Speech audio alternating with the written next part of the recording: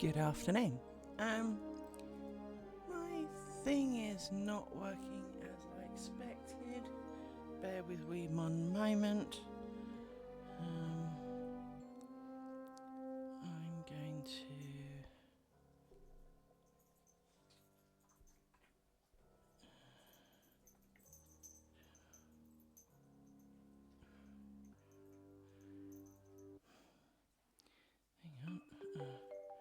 Hang on.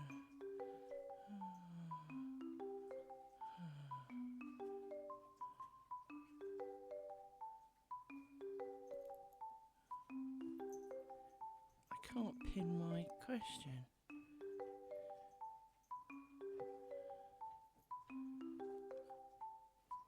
Why is pin not working?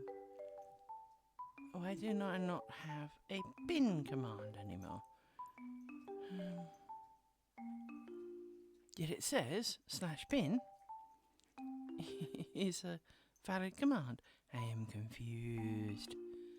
I do not understand. Because OBS isn't doing it either.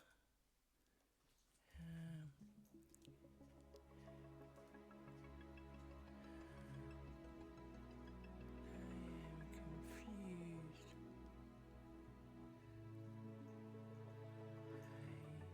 Not understanding. This is, I guess, like everything.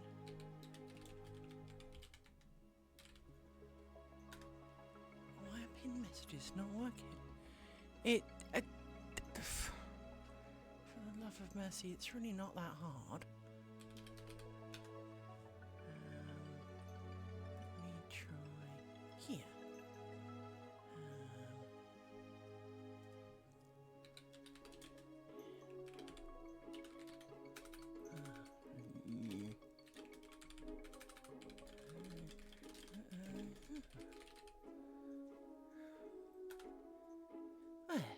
Works if I do it on the desktop, but I have to do it on the desktop.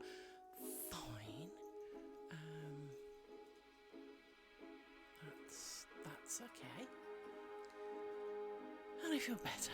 So, as we left it yesterday, we are in a position where we had done 3/4 of a test square, and that we were planning to try an alternative ending technique. And, well, I finished the last quarter this morning because, well, you've seen me do 3/4 of it. The next quarter is really no different. And I didn't want to waste too much of today's time doing something you've already seen me do, especially in terms of an experiment. So, obviously, from that point of view, it has moved on slightly, and we are now ready to attempt the new finishing technique. I also am proud to say that, thank you for headbutting the table dog, that the DVDs I ordered and spent a lot of time arguing with the post office about have finally arrived. And Mr. Postie, slightly surprised when I opened the door before he even got there, because I'd seen him coming. He handed me my parcel and went, "That's a lot of tax." And I went, "You don't even want to know." And then he kind of looked at me with the, "I do," and it was the, "This is how to twist bobbins and make lace courses." And he looked at me with that kind of, "Only you." But it was like, "But it's £70 worth of tax." "Yeah, I know." But and I said to him, what annoys me about these DVDs more is that many of the course trainers are British, but this is only available in America. I mean, what the heck, right? Can't we sell in our own country? I mean, surely this is a thing. I have ordered 3 more, by the way, not from America though. These are somebody else's rejects, so that's a bit better. But there is one more I want to add to my collection, but I am not paying £120 for a couple of hours worth of DVD. Hey, twists and bobbins videos. I have standards, and 120 quid is beyond them. I mean, don't get me wrong, the others are kind of £40 each, which is high, in my humble opinion. I mean, especially as, don't get me wrong, it is specialist knowledge, and I appreciate that someone has taken the time to film it, work it, revise it, edit it, do all of those great and funky things. But it's not like a go and sit down in a classroom course where you can't undo it, you can't unsee it, you can't I mean, you can make corrections, but they can't unhear what they heard, right? And in this day and age, £40 for literally a couple of hours of tutorial that is digital does seem a bit much. Now, these come on DVDs. I'm waiting for Amazon to deliver my DVD player so I can watch them.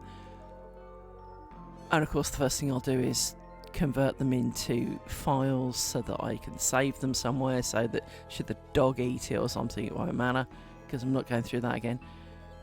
But it is for the sake of what arguably could have been an online, effectively YouTube video,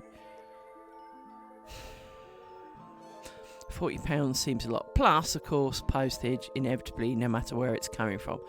But £120, I want the dude in my house for £120. Okay, I want to go to the dude in a hall to share with a few other people for £120. I don't expect one-on-one training for 120 quid, but then for a couple of hours, actually, probably. You know, I've certainly given and done training courses on various things for a heck of a lot less. Now, am I selling myself short on those occasions? Maybe I'm not. But £120, dudes, that's frighteningly excessive, in my opinion. So, let me undo my pin pot and move a couple of bits off the table. Like my pile of sticks. Amy, none of this is news to you. You should be aware of that. And my thing is not as sensitive as it was. Get your face out. Oh, I see why. Hang on.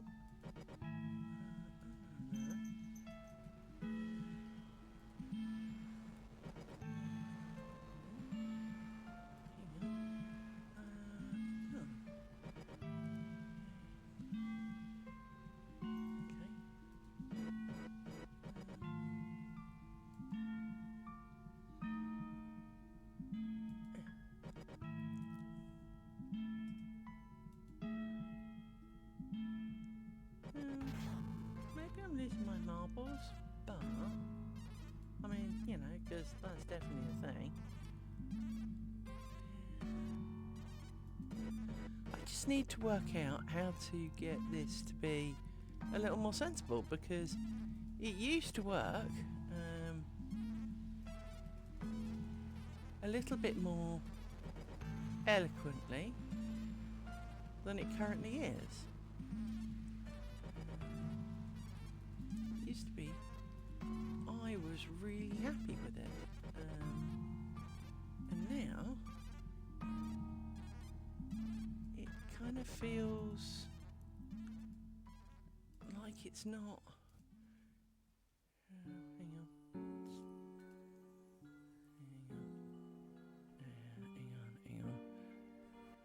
on. It's not picking me up quite as much as it used to, and the mouth movements are, well, I can be talking away and the mouth won't be moving, so it does feel a little bit odd. But to be honest, there are worse things in life. Let's get on with this, the show. So, peeling back the layers of glory. Before I peel back my layers of glory, let me share with you my DVDs. So,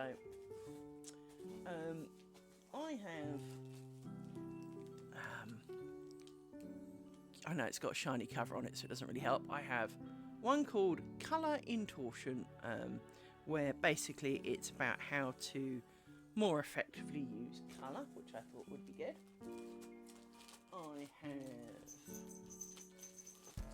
I thought they would all be good, otherwise I wouldn't have bought them. Introductory skills with Bucks Point Lace. Bucks Point Lace tends to be a bit more flowery and a bit more decorative. That's the word for it. In that they have a great fascination with that stuff with picos, which are little kind of loopy bits on the edges and sometimes even in the middle. And well, yeah, screw loopy bits, to be honest. Then we get into a bit more of the potential net cut number 2. So Idra narrow tape techniques. You can't really see, but there's a turtle in the bottom right hand corner. And that's the one where you make a tape and you loop around a bit and add a few joiny bits. Which is successfully similar to the next one, which is the Russian tape lace. And as you can see on the front there, you have a very similar loopy bits that you wander around and do joiny bits. So kind of not entirely sure the difference between what those are, but maybe it will tell me. So I'm trying to find the best order to show you the next ones. Then there is this, let's call it Schneeberger. I've never heard of this before, but again, it seems to be a kind of loops with joiny bits. So potential net curtain, because obviously that'll be easier. This is the one I am most excited for. Actually, let's not do that one first. Then there is 2 more that I got because, well, they were there, and I have an interest in them. One is Flanders. A friend of mine kindly showed me some of her video, and I felt best to purchase it.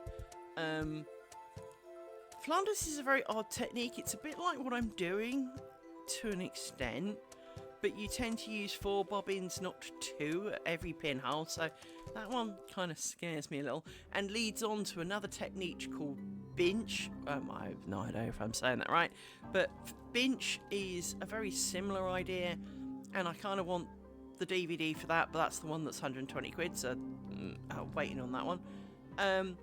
And then Chantilly lace, which of course everyone's heard of Chantilly lace, which is the very, very sought after French stuff. And well, there's a bit of a diagram on the back, but it is very similar to what I do now, again in a lot of ways, but different, as always. And finally, the one I have been most excited about, and I bet you it's 99% start and not finishes, but starts and finishes. And hopefully this covers some more finishing techniques and not just tie it in and not make a plait out of all the tails and tie it in a knot, because to be honest, that is the least kind of crap I'm interested in. I want more starts and finishes to look the same. So for example, let me take it out of the bag so you can possibly see it a bit better, although it'll still have a slightly shiny cover on the DVD. But, yeah, it's not a lot better. Oh, Rory! You got off to look at it. Anyway, get back up. If you look at this bookmark, if you look at the front, there's this nice kind of pointy top with a little gap between it and a kind of inside layer. And that runs, although slightly hidden by a flower, I wonder why, because that's probably the crappy bit. But I want to know more how to achieve this, and joining in the round, so hence the square circle-y things. So I thought that would be a very good one for me, because, well, that's the bit I suck at the most, and obviously it applies to, well, hopefully to most of them. But I do fear that it's going to be 99% starts and not a lot of finishes. I don't suppose it's got a list of chapters or something. Doesn't look like it, not blatantly, obviously, anyway. Because it would be just my luck that it has, like, 2.5 hours of how to do different starts that make perfect sense and I didn't really need a lot of help with, and 20 minutes on, well, you can do this or this at the end. Oh, well, I knew those, and I didn't like them, so... but those are the ones I've got. I've got a couple more coming, so I've got an intermediary level Bedfordshire lace one, and a couple more ones about colours in different lace styles, so how to make best use of them in the various lace styles, because of course while you can't necessarily mix lace styles per se, it's right, the pins are coming out the front of this one because this needs to tuck underneath, and I guess one's holding it underneath and not holding it as well underneath as perhaps it might. So anyway, ta-da! I finished the square. Well, finished the main working of the square. Where we're at now is, I need to turn this round. So where we're at, well, it's more this direction to be honest. Let's do that. Let's move the camera in a bit because for some reason that looks a little bit, no, I want to go in. There you go. I don't need you to see my crap pile down the side. So I finished the lace part. I've removed a lot of the pins. There look to be a couple of funky sections back there, but again, we're not looking at this from a sending it to the Queen perspective. We are looking at this very much from the, when we do the technique that people have muttered about, do we like it? And I need this magic contraption, because I'm trying to keep my two pin pots very separate. I have written on them which pin's which, so this one has 0.4, as you might be able to make out there, and this pin box has 0.5 on it, because these are the slightly bigger, less shitty pins. Although, I did come across a shitty pin. I went to stick it in the cushion, and it was like trying to shove it through concrete, and it was like, looked at it, it looked like a pin, poke. It was just shit. I don't actually know. I don't really know. Because look, I mean, it doesn't go in. But it's got a kind of point on the end, but I think it's a blunt point. I think it's just not as ouchable as it could have been. And clearly, it really makes a big difference. So, that was not a plan. Now, I don't know which end to start. Do I work from the inside out or the outside in? Because, of course, technically, I don't suppose it overly matters. Part of me says from the outside in because it's the end nearest me and I can take more pins out as I go and make more room. But if I work from the outside in, if I work from the inside out, I can take the pins out and there'll be more room. But either way, I see the pins getting on my nerves. So what I need to do is I need to push most of these pins down. I need to push these down so that they are as out of the way as they can be while providing stability.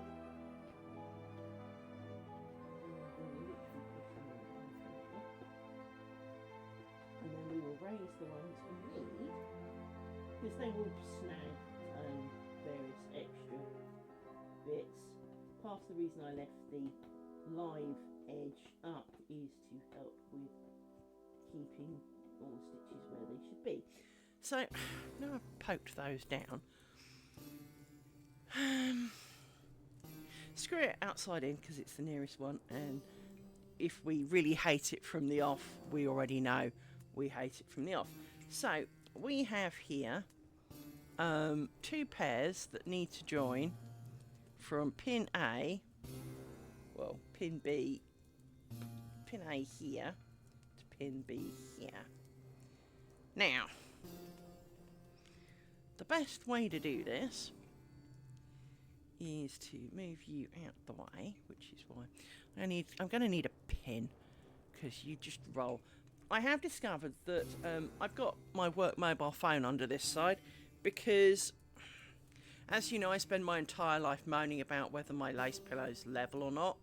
Well, currently it's tiltable this direction, and it's not level. I don't know why not, but it's not level, and it was getting on my tits. So I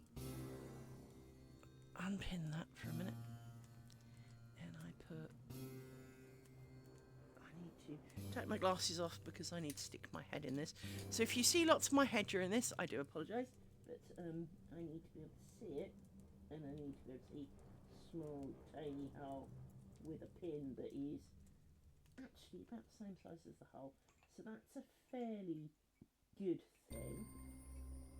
And I need to pull you and pass bobbins through you. Probably should make the bobbins longer at this point, but let's worry about that in 2 minutes when we get to that point. And then we pull you through.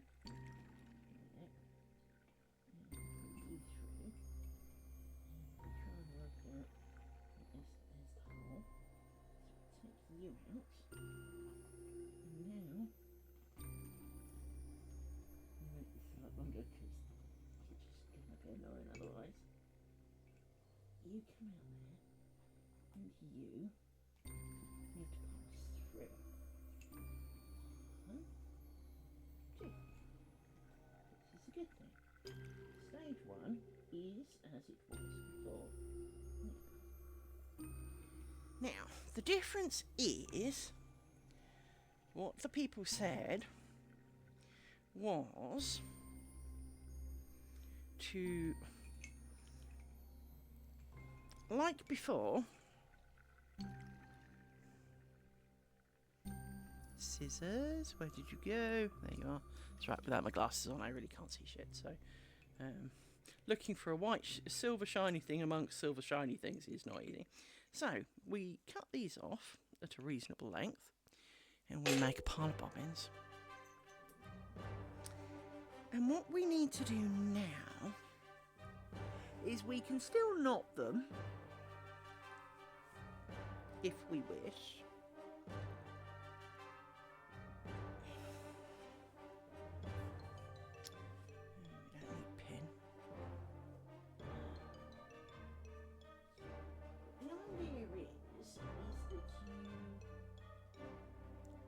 Disseminate the extra thread now through previous pinholes.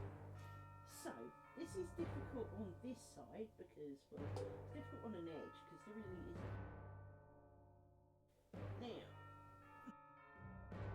we untwist them because they're all twisted as because we need to be able to separate them and see them. I feel like a scientist doing an experiment with, measuring, 0.01 millijoules of something. So you go in there, and we can pass thread A through it. We can pull a hole with a bloody thing. It's threads, and they're annoying. And you pull.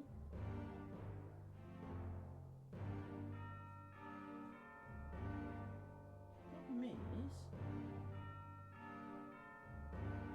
seems to come through the hole. If it did, it feels more like an undid stitch.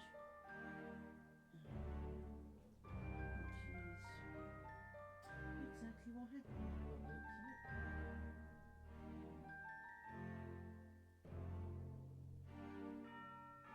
I definitely think a level of knot is required. Because if it's going to undo itself, that's not a thing. Let's do a knot. Now this is the only one that's got 4 threads, so let's do a knot.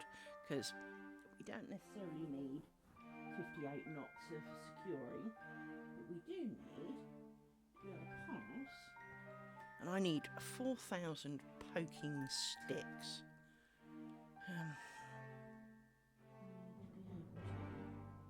Through there and find a thread and come back. And then we pull you out and you come through. Like that. So you now go through there. Go down. And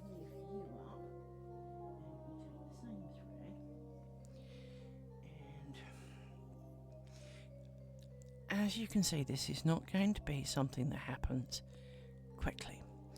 This process already is incredibly slow because, and I mean it genuinely, it would be a heck of a lot faster if you could take it off and do it. But you need the pinholes and to hold it in shape and to do all of the pin bits.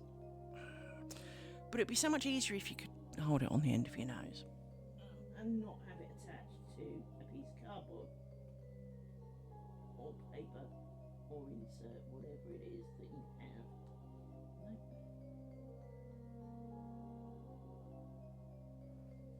So you go through there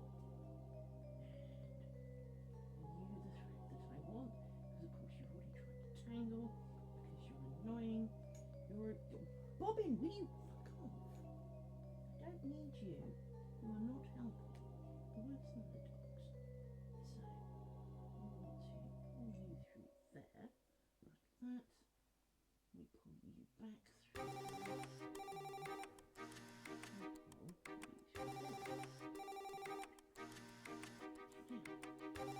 Everything go really baggy, and I don't understand because obviously we've tied it in a knot, so it's not moving. Bear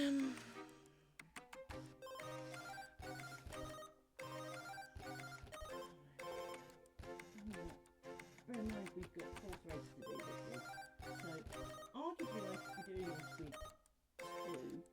I have just realised that.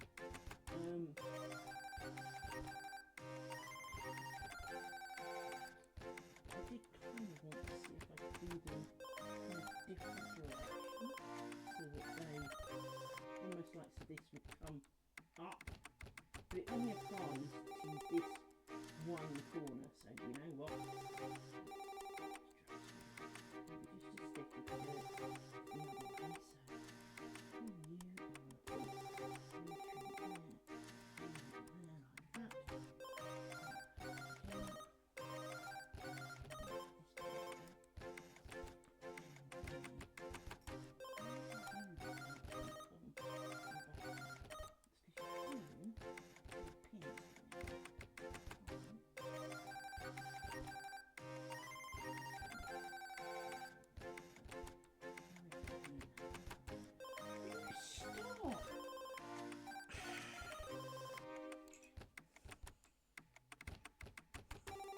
Both of you, just go away. This is complicated enough without bobbins rolling into the middle. See, this thread here, that's this one, so I guess that's why that's a bit poopy. So, I don't need you in it. This is where I really don't have the patience for this shit. And it would, in my mind, so much of this would just be easier with a needle and poking it through the holes later. I am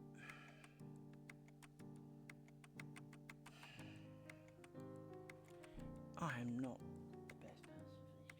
Right. Because of course I poke this through, and the other thread wants to join in. I need to pick you up.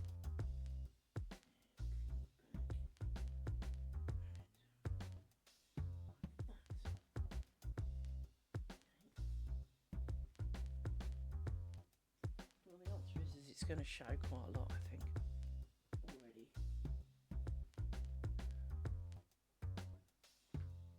I think it's going to, well, at least on the outside corner it is. I suppose an outside corner could be worse. It is. Depends how much, I guess. It's really so hard to grab 2 threads, especially when they're kind of lying together. Green, it's not like you can't see. Pull that through there. And yank. So, all of that has gone baggy, which I don't understand. I don't understand why that would now be baggy when it was tight before.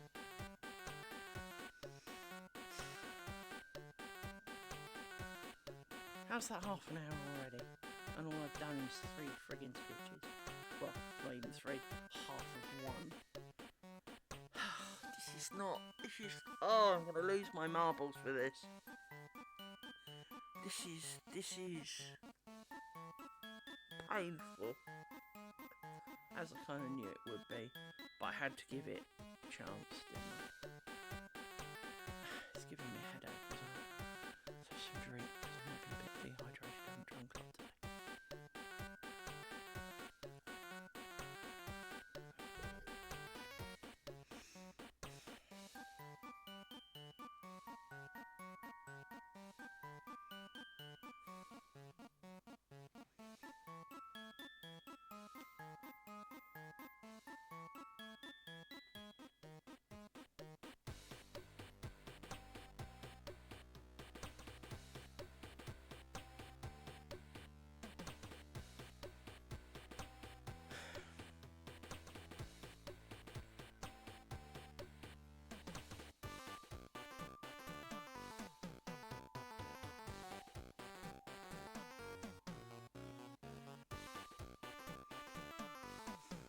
Just adding a couple of pins.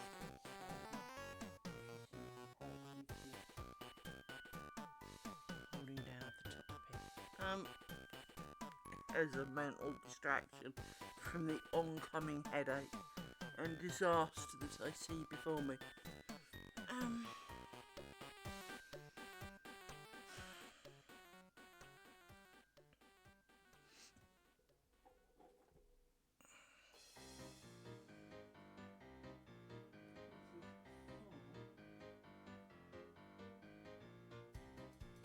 From ideal.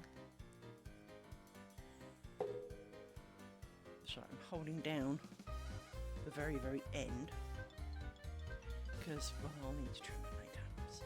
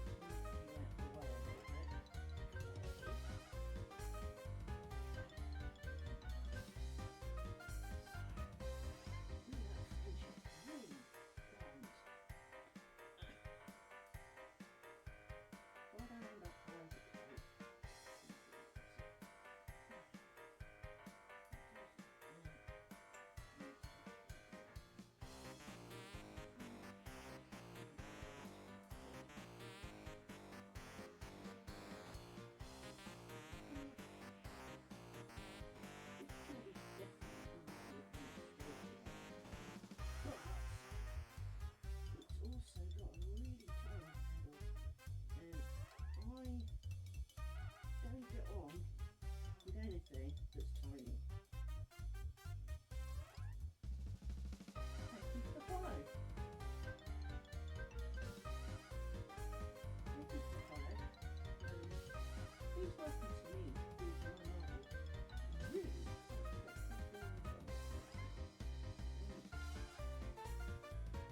And I do apologise. I do on an occasion. It's never tough to my head. Probably not my best view, although I'm a work view.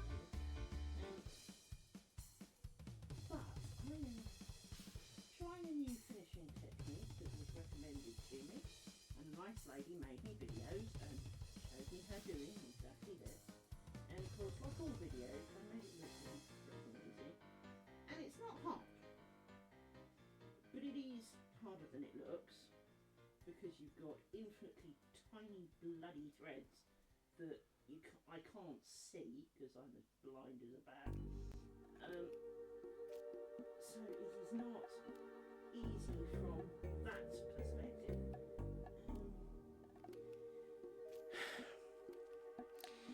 And well, this fray check stuff, as I said, I think I'm going to be as high as I can. Of fray check, where the last of the, I don't care if it ends up stuck to the paper at this point, it would not apply to the main one because I laminate it and you can easily pull it off laminate. It might pull a bit of the paper off. Bite me, this is an experimental square. Oh, I didn't update my thing.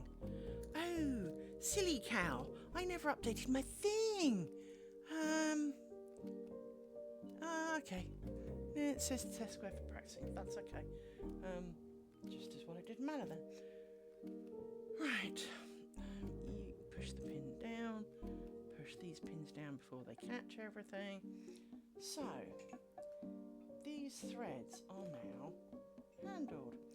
These bobbins need to go away and fornicate gently. And its parents were smelled of elderberries. Let's trim these off now. Trim.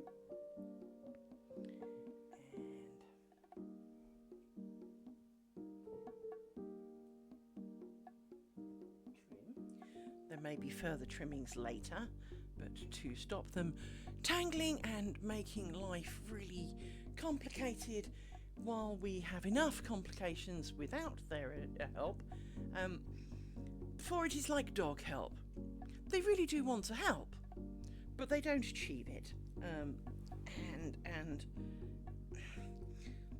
this is the part of lace making that I utterly suck at. I make no pretense that I am good at finishing lace. And this technique is apparently so much better than what I did before. Which was, I followed what most of the books and all the videos said, which was tie a reef knot, cut the ends. You can cut the ends really close, they say. Really? Have you seen what happens? I had a discussion yesterday because a friend called Naughty Celt, who comes watches the stream, is a rope knotting guru, frankly. They would deny all of that, of course, but they are a rope knotting guru. I've seen the things they make. They're a guru, right? It's a bit like watching this. People go, oh, you're so good at it. I can point out my mistakes if it helps, right? But I was explaining how various crafting knots, because they give them, let's call them crafting knot names, if you look at a video or a tutorial on how to do the knot and it does not sit right in your head for whatever reason, because we all know that someone can say to you, here's how you do this, and your brain just goes, sure, great, love it, yep, get that, and you're set for life. Or it can go, no. Well, what bit don't you understand? Any of it. Oh. Well, so you do this? No. You know, kind of moment your brain just sits there going, no. A lot, and you're just kind of going, oh, I'm wasting my life, aren't I? Yes, you are. Yes, you are wasting your life. And I have a problem with knots. I did knot badges as a brownie and a guide, but I have a problem with knots. I can make them look right, but they don't work like they're supposed to. It's a unique gift. I'm specials, right? And reef knots, square knot, supposed to be quite flat. No, mine aren't. Mine aren't flat. Mine aren't square. Mine are awful. There's a weaver's knot, which is the one that Naughty Celt was trying to help me with. And the weaver's knot, you're supposed to be able to take 2 bits of thread, kind of like this, go, right? And end up with a knot that will never come undone in a month of Sundays. And that you can trim the ends so that it literally, almost to the atom, flush with the knot. Well, I do the tink, and then you pull, and it just pulls apart. And it's like, well, no way. That's even before I've trimmed it. Thank God help me after I've trimmed it, because then, of course, should it seem to have worked, I trim it, and then it goes, nah, and falls apart. So, I have issues with knots, and I have issues very much with my eyesight. And I'm refusing to pay £1,000 for a pair of spectacles to see better with, but I kind of need to. So I'm trying to do this. I do this without my glasses on because it is a distance for which I do not need my glasses to see, and that my glasses are, because I'm incredibly short-sighted, my glasses are more of a hindrance than an assistance. But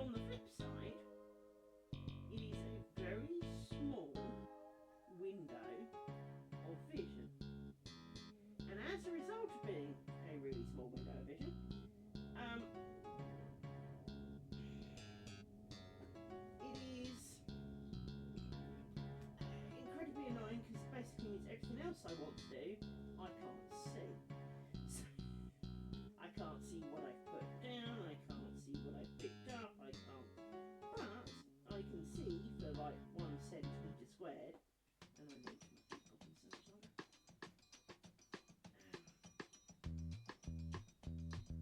I need better without the glasses.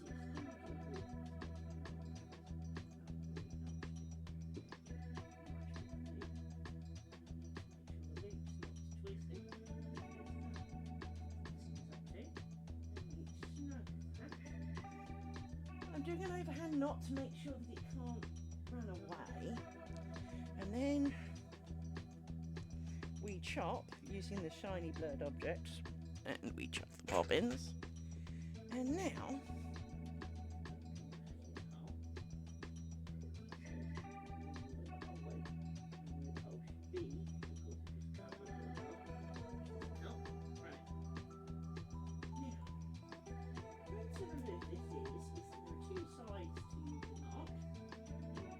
one side and you work it down the pinholes from whence it came.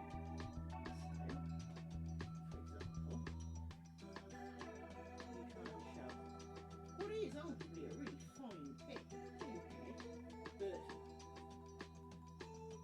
not that fine when you try and shove it through a really small pinhole.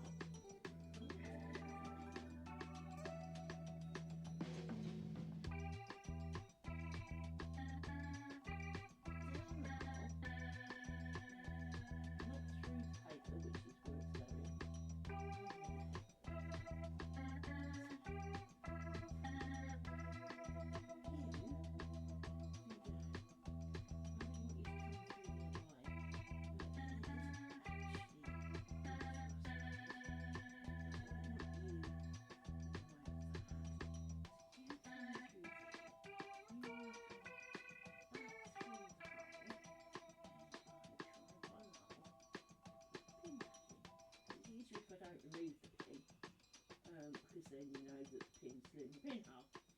However, it is harder to get the laser season down through the pinhole when the pin's in the hole, because it's filling the pinhole.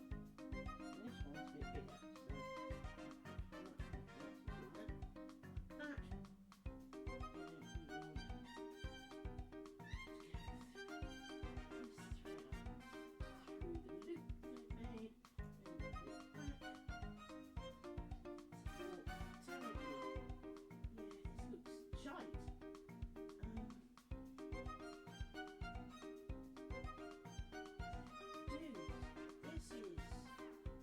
turning it into a dog's dinner. I can kind of see a way to make it work, but it's not working, if you see what I mean. So following this in the manner to which I am, this is not working because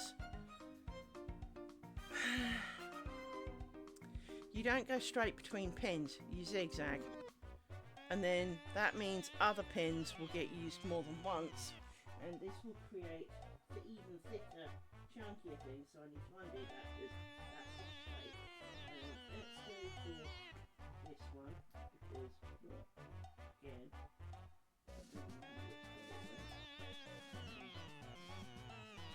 see the pinhole. There is no pinhole.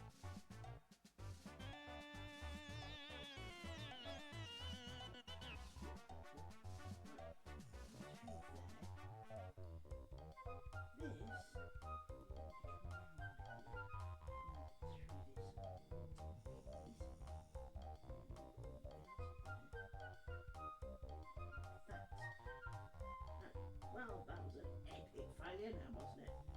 Not sure what happened with that one. So, try again. You need to come through this hole. Come on. That logically can't happen. It did, so I'm not sure how. So you need to come in that direction.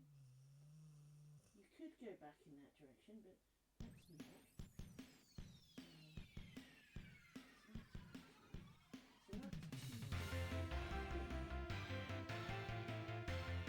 This is going to end up awfully chunky and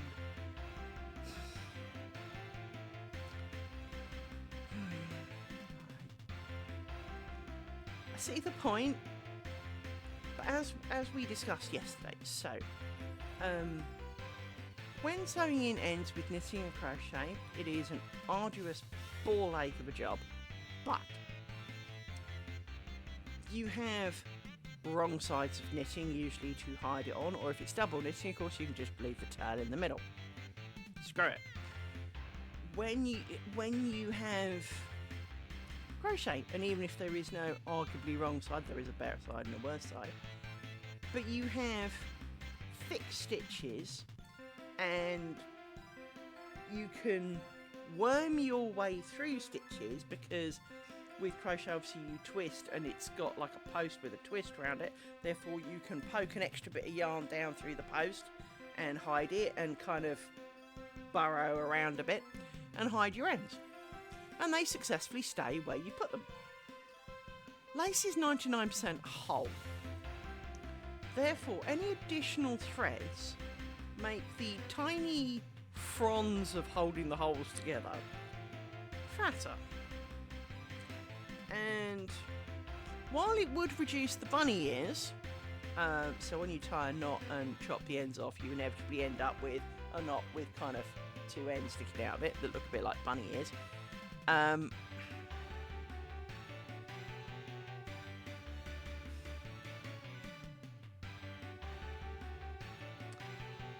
This is not.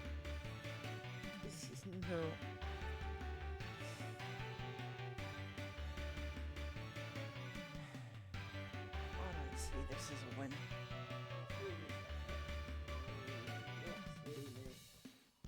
As a winning streak. It's my fray check done. Because I need to hold these ends in place, because otherwise they're going to run away. God, this stuff stinks. I never knew this stuff stinks this bad. How in the name of mercy does this stuff stink this bad? God. I mean, even super glue don't smell that bad.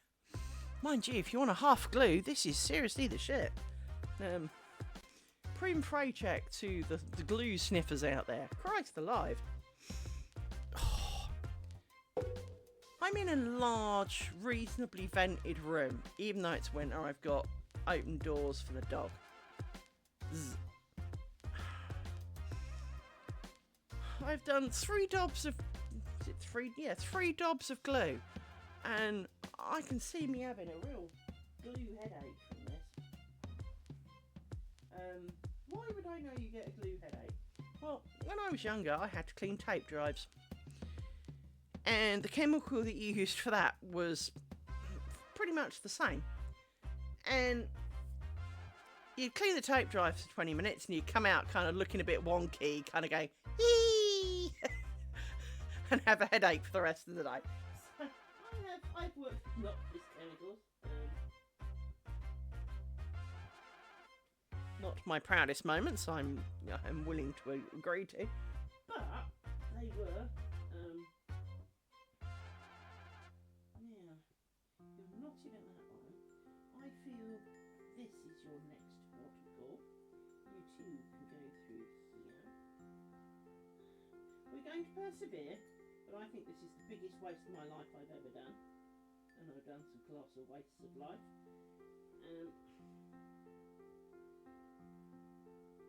This is not one of my winning moments, I think.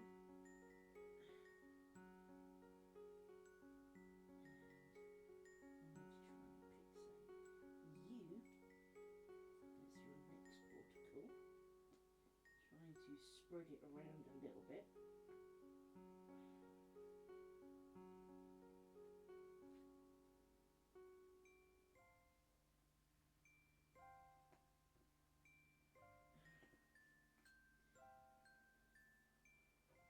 So, you now get the double fray check. Breathe first. Spot. That was a bit of a bigger spot, but never mind. Doesn't really matter. As I said, I expect it to end up connected to the paper anyway. And then we trim. Like that. Wow! I've done 6 whole bobbins! Woohoo! And it's only been... No, I can't read any of those times. I can't see shit. Hang on. It has only been 50 minutes! Wow. Stonking through this, huh?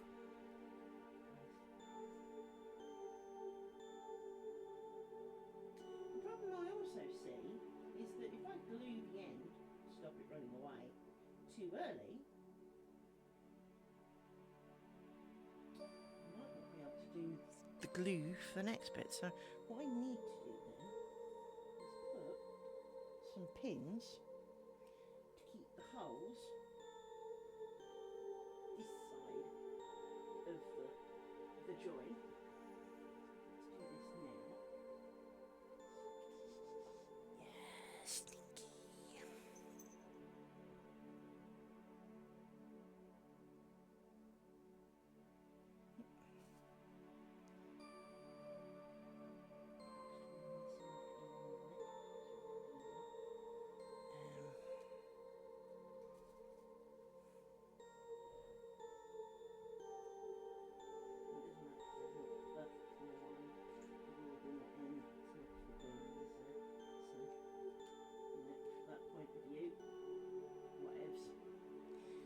Let's just put this row of pins in.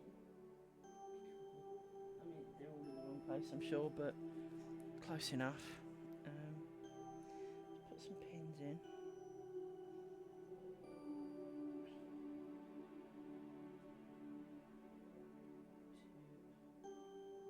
To have something to attach to.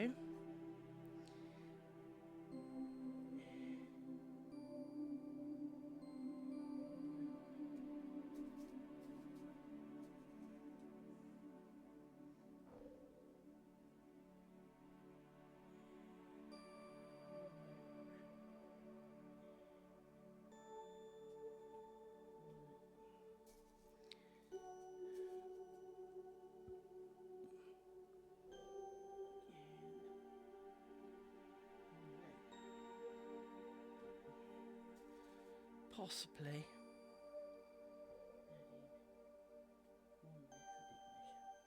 Right.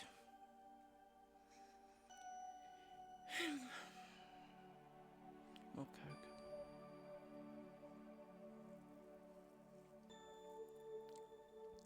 So,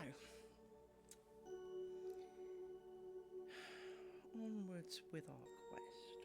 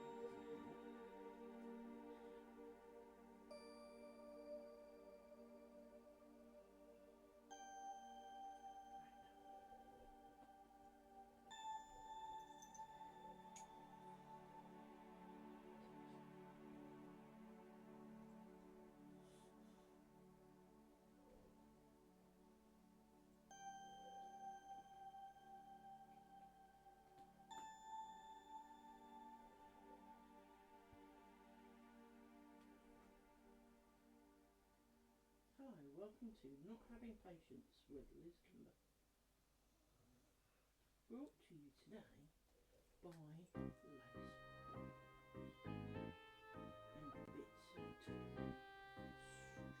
stupid string that wrap-on pins that you really thought were fairly flush and out the way.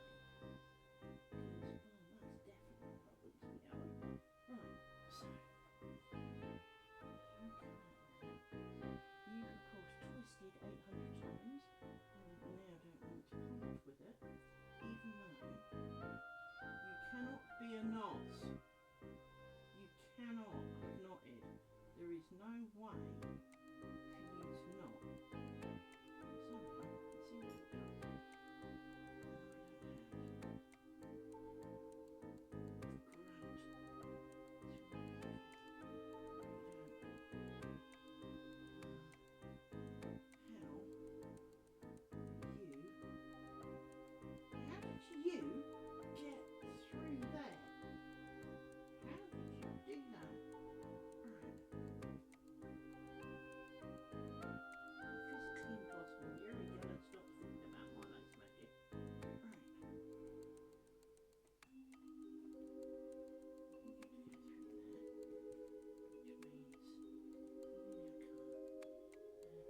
stop mating around the pin. I see you thinking about. So, that's that there. You get back in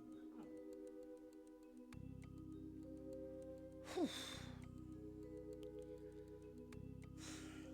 My biggest problem is I really need it to be on the end of my nose. I even read with stuff on the end of my nose. I always have. Partly because I've always been really short-sighted.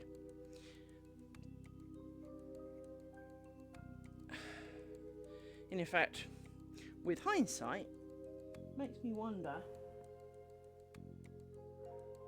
how I did my education at school for the first 7 years, because they only noticed kind of age 8 or 9 that I was as blind as a bat. And it's kind of like, well, if you only just noticed, have you ever considered that's why I wasn't doing well at school? Because I couldn't actually see any of it. So, we have this one wind through this side, and we can go through this thread here. We can find the hole. No, not through you.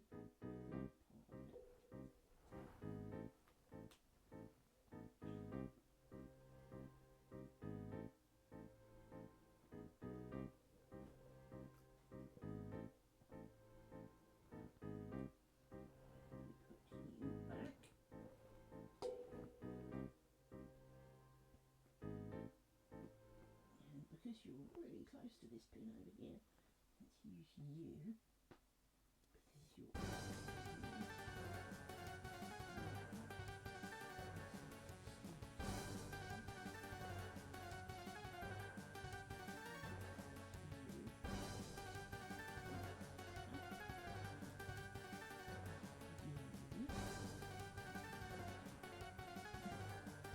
that side of it, the going through the loops is not so bad.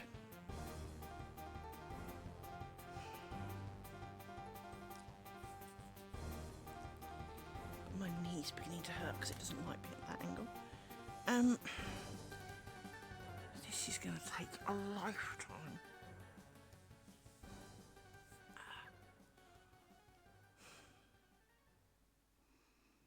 The reason we did this square is because it represents each of the 3 key elements within the final piece.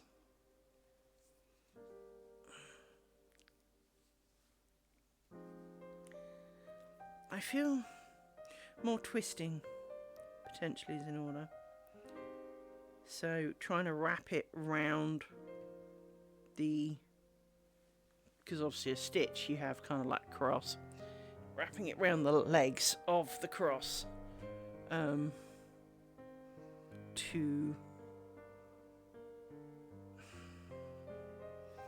mask its presence a little more, maybe in order.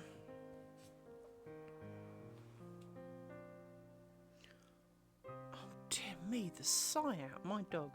Right, dog, you're not the one doing this. I don't know what problem you think you're having, but dude, I can assure you now, you are not having the day I'm having.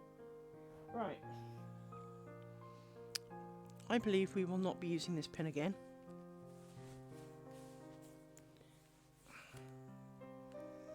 Time for some stink.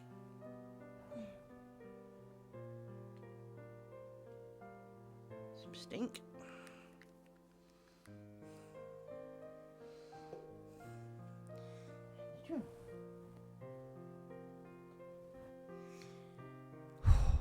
Seven whole bobbins. Out of 30, by the way.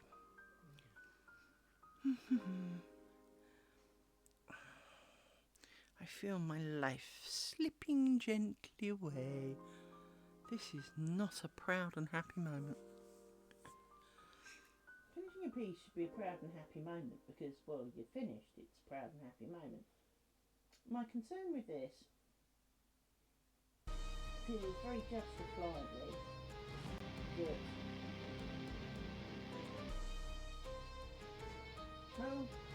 just that it is just... It's hard work and I don't feel the effort, the improvement that it offers is worthy of the effort that it requires.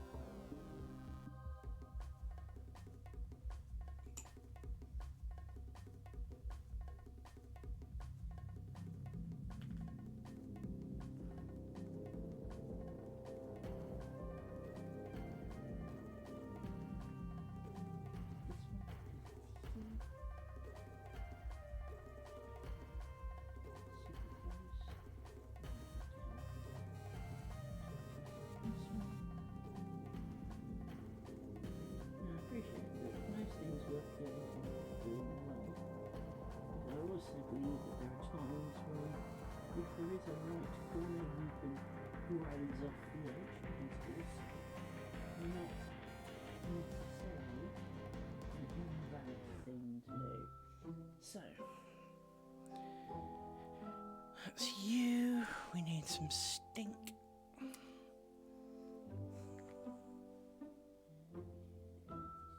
You're a very big pile of stink. You need your air bubble to come out, don't you? There you go. What have we got to wipe it with?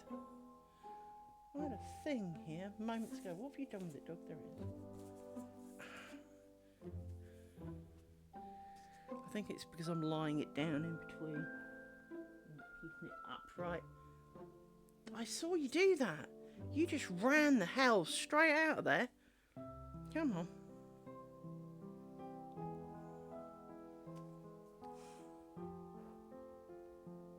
See, I don't know if you saw that. I didn't even squeeze that.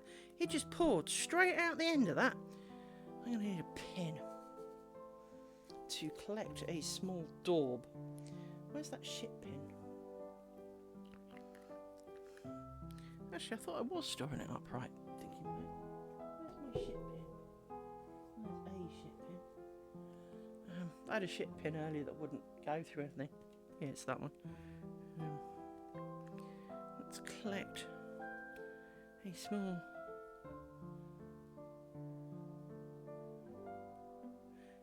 double of thread that we can pass on using the pin of doom. Put you back on. I think it's because I keep handling it and it's warmed up a bit. I'm never going to see that pin without my glasses. There we go. And then we put this back in the hole. Oh, it's got a pin in it. So, now you've got a pin in it.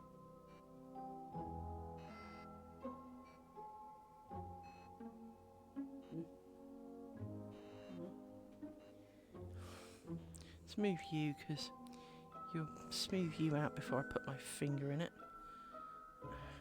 That feels waxy. Doesn't feel very gluey at all, actually. I expected it to be a bit more super gluey and it would like try and glue my fingers together. But it's more watery. Doesn't say shake it.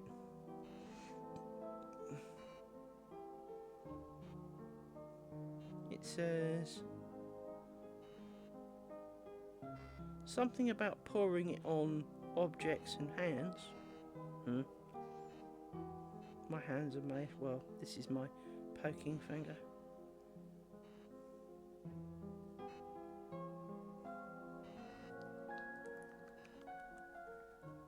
It's quite thick in there. I don't know why this bit's so runny. Right, anyway.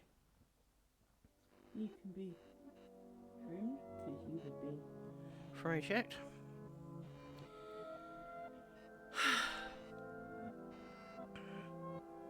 8 bobbins down. And it is looking horrible.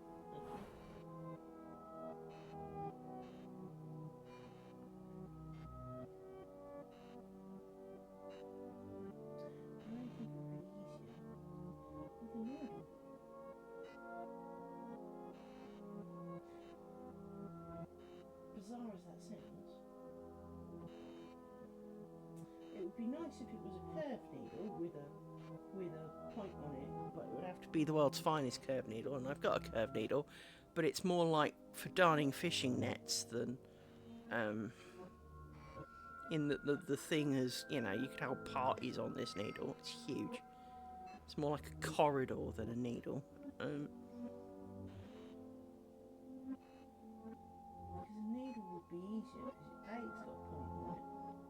B, you could kind of wind it round a few things, poke it through a couple of little holes, and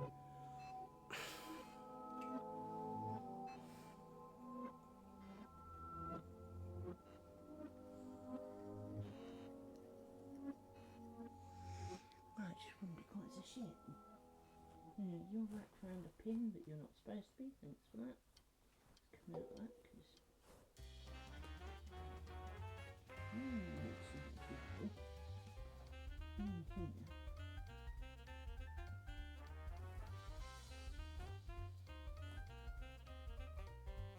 because when you're making this, you tend to put needles in at an angle. One thing that is really noticeable is that the night you guys do any of this, you realise just how angled in the wrong direction everything now feels. I need to put a bobbin through.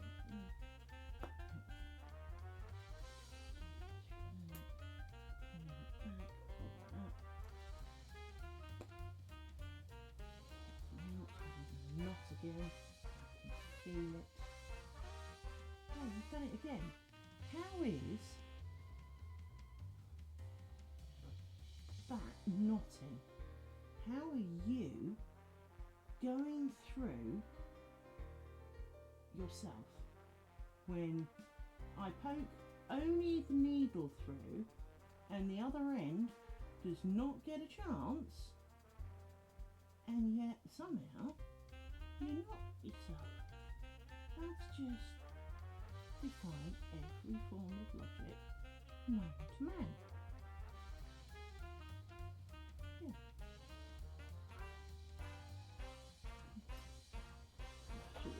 Where's the other bobbin go? You need to come through here. This is the easy bit, in my humble opinion.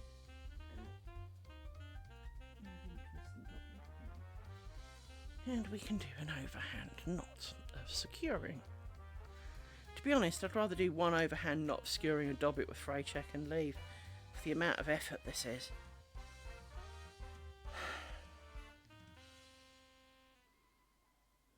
I've got pins sticking out of my jumper.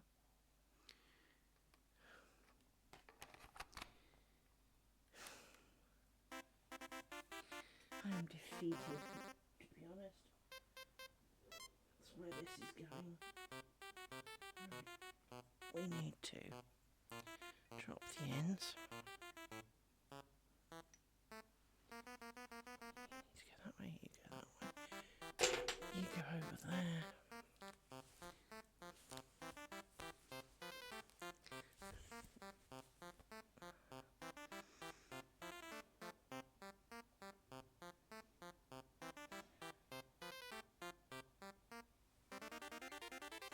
Where's my needle doodad?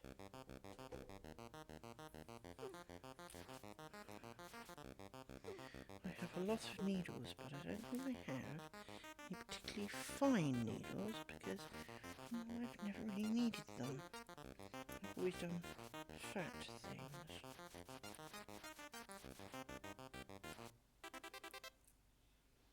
Yes, they're all kind of, well, huge. Even the thin ones in here, respectively, are huge. These are wool darning needles for the most part.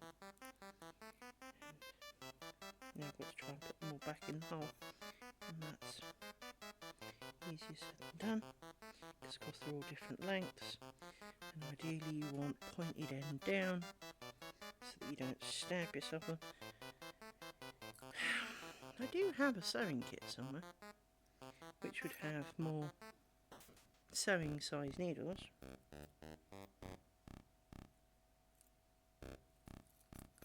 But that is not here.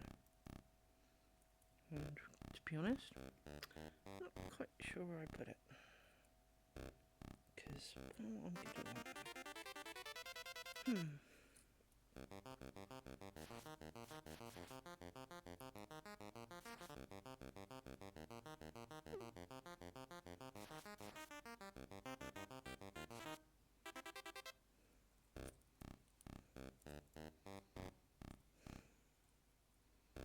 The only other option is my embroidery needle.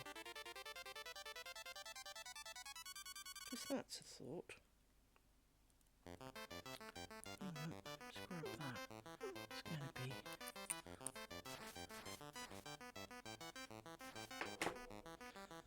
glasses.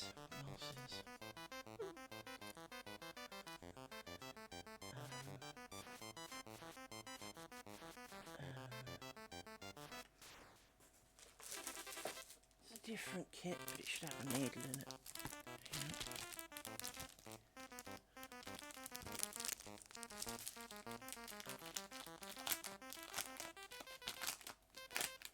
Although this will be almost certainly knowing my luck, a huge needle. No, it is in comparison to the one I was thinking of, but maybe it's small enough. I mean, it's not big, but it is big. Sharp needle, it says. It's interesting. Most cross-stitch needles aren't sharp.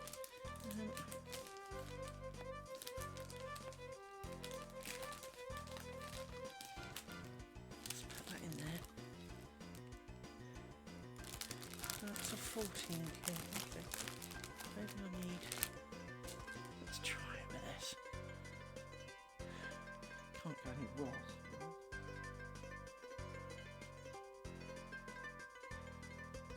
So.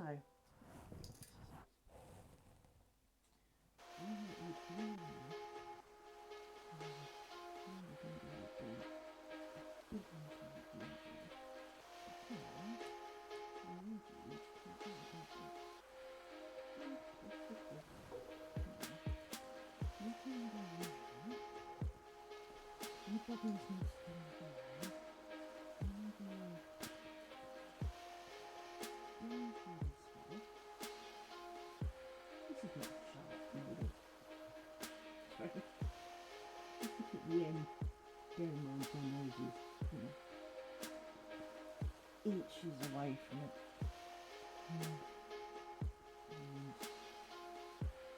Something doesn't look that sharp.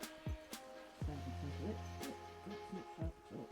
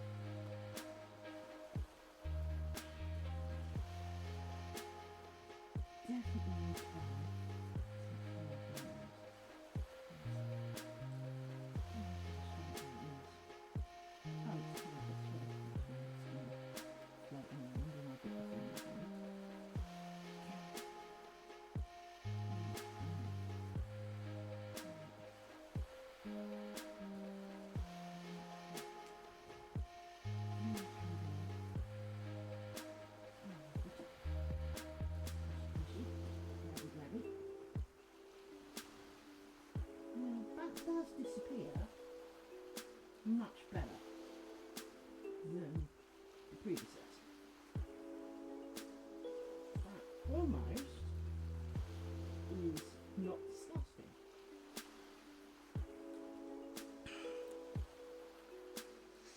Where's my pin of deliverance?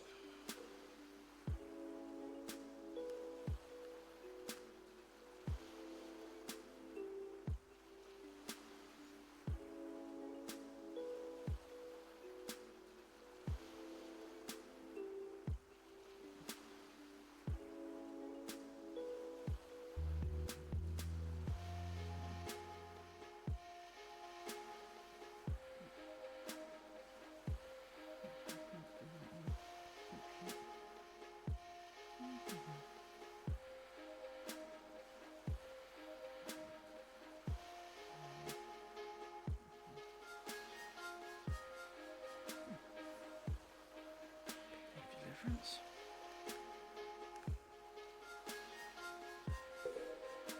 This glue's not very gluey, it is more like melted slime. Not making sure, it's not making that crispy. It's still very gluey.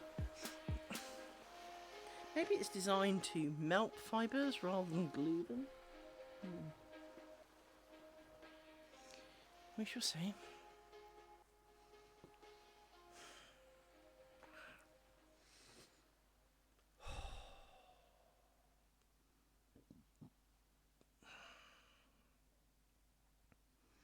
Yeah.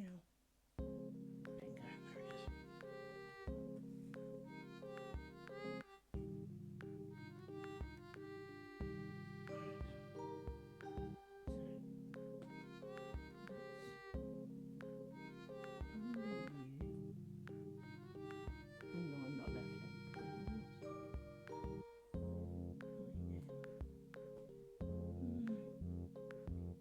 Marginally ambidextrous, because I've just seen an end come out there, and you just hooked for a pin, it's irritating. There you go. And we're at a different pin. Thank you for that. Clinging onto pins will not save your life, thread. Really won't. Then I need to come down and out through this one, and on top of everybody else. Keep backing up, plop, and then you can go to the next one, really.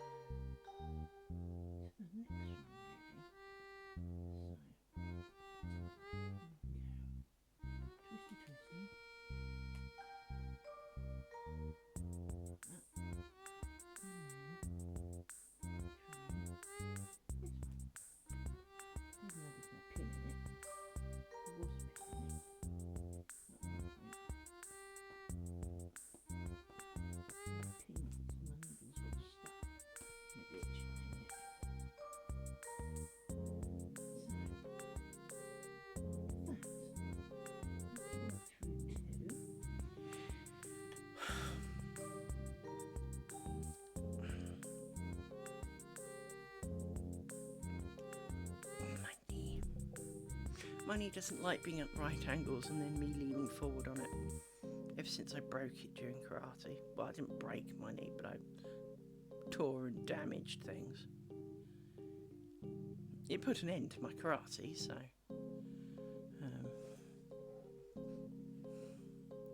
but it's not something I'd hugely suffer from, because of course, when driving, your right leg is extended as part of the accelerator.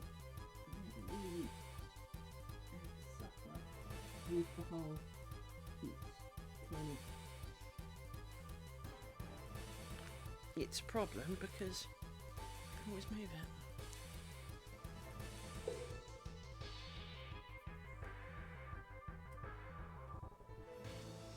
I'm not sure if I've used in jackfruit.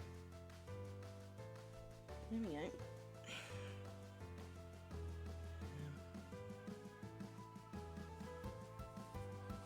Bra's getting on my nerves though. I seem to be suffering every time I lean forward.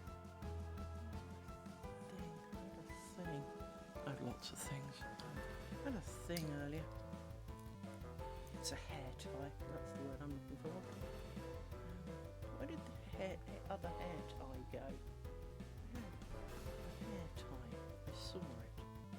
It was a thing. There it is.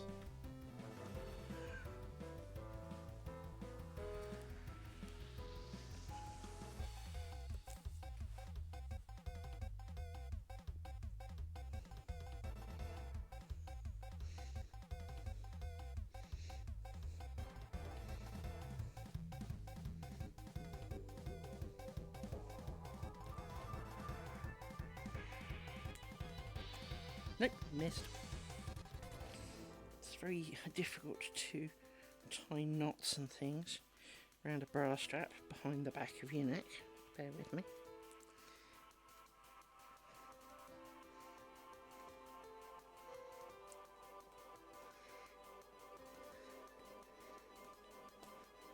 Oh, sod off that wasn't through the middle of that. Third time's the charm. I've done this before. So it's not that I don't know what I'm doing, I'm just clearly somehow screwing it up. There we go, that's better. Now, just need to do a bit more to secure it. There.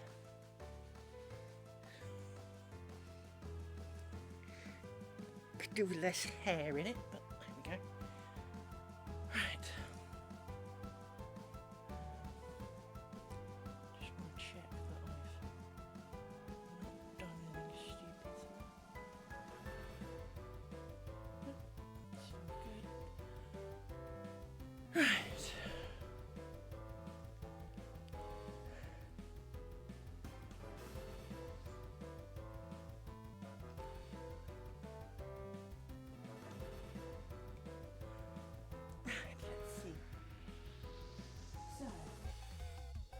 Done 2 of those, and we now have the next 2 to go. As I say, this is, I'm not convinced this is the answer to life, the universe and everything, and will not save the day, I don't think. But we will complete, we will judge correctly when we get to our destination. Because maybe we will like it just a little bit better than the original. I'm not convinced because, well, frankly, just not convinced. But we shall be giving it a choice and a chance to do the things that it should be doing.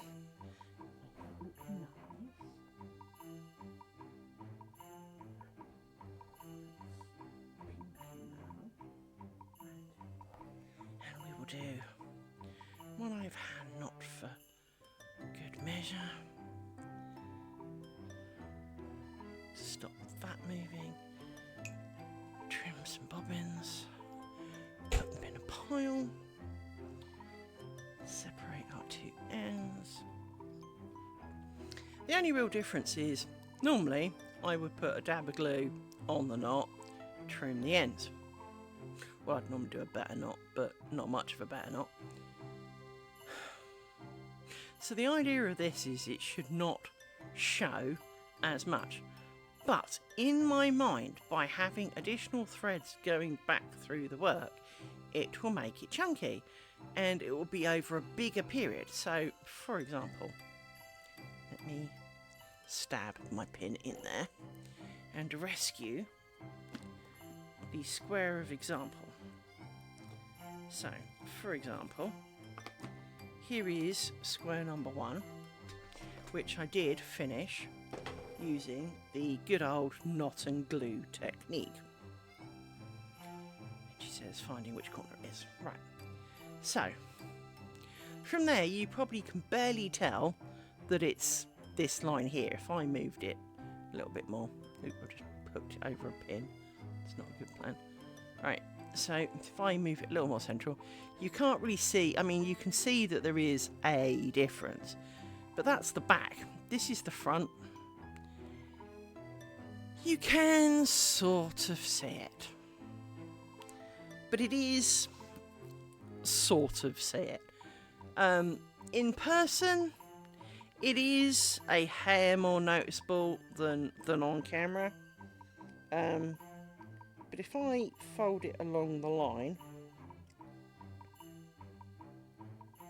which sounds easier said than done, if I do this, you can possibly, I mean, let's face it, if I zoom in, you can see the bunny ears, right? This is the bunny ears. You can see them all sticking up along the edge, right? And I don't necessarily have a problem with the bunny ears, because, well, they'll be on the back, only I'm seeing the front, nobody's seeing the back, so does it really matter? Oh look, ads, we've been doing 90 minutes, wow. So from that point of view, this is a little bit of a futile task on the grounds that, as I'm the only one seeing it, and doing this method is considerably slower, but we've only got a handful of squares to finish, so we only have 18 finishes in total. We've done one. We've done 3/4 of the next square, so we're nearly on number 2. But of course, like all craft people, we want it to be the best that it can be without losing our sanity. Because obviously, sometimes you can do a really good thing, but if you have to do it on that level of detail to that many things, that many times, no, right? And you have to draw a line. Add some 2 minutes, okay. So I am trying this technique because it's supposedly better. Now, I'm not saying it's worse, because I don't think it... But I think it'll be more noticeable from a distance.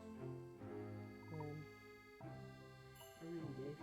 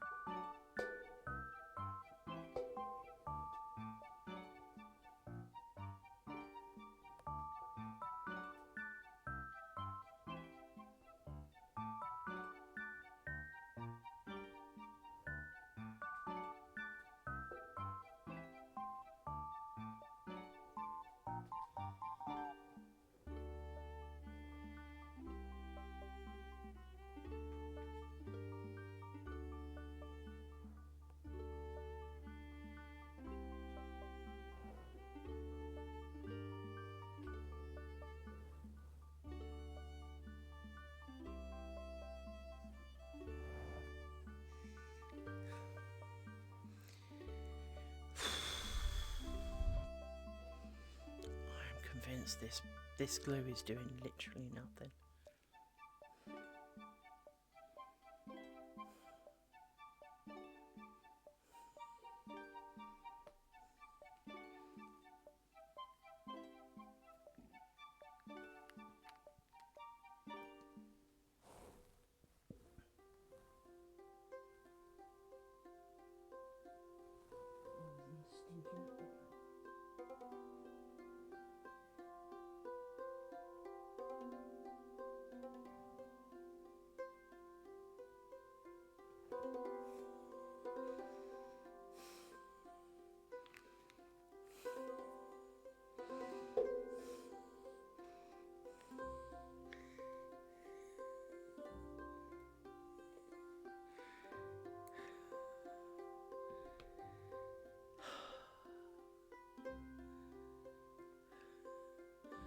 Let's put this back to a bit more reason. You need to be a bit more over there, really. There you go.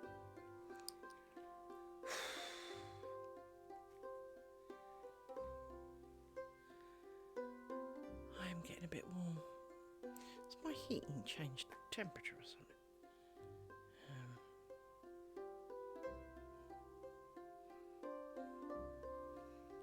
Feels like it's not set to what I thought it was.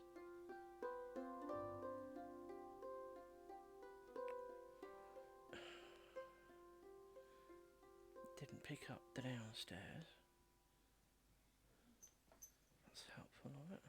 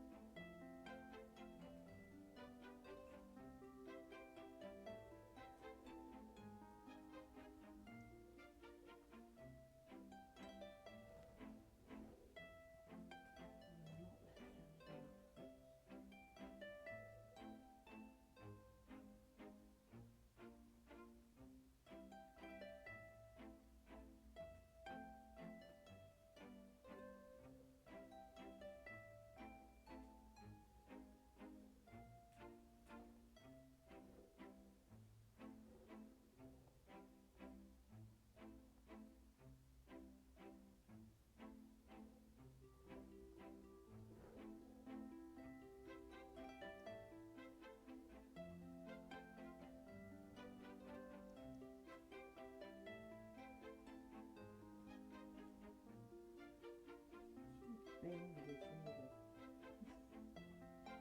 A little bit of it. And of course I always hold it the wrong way up, so I'm not sure the bending is the right thing. But you need to be able to pick it up.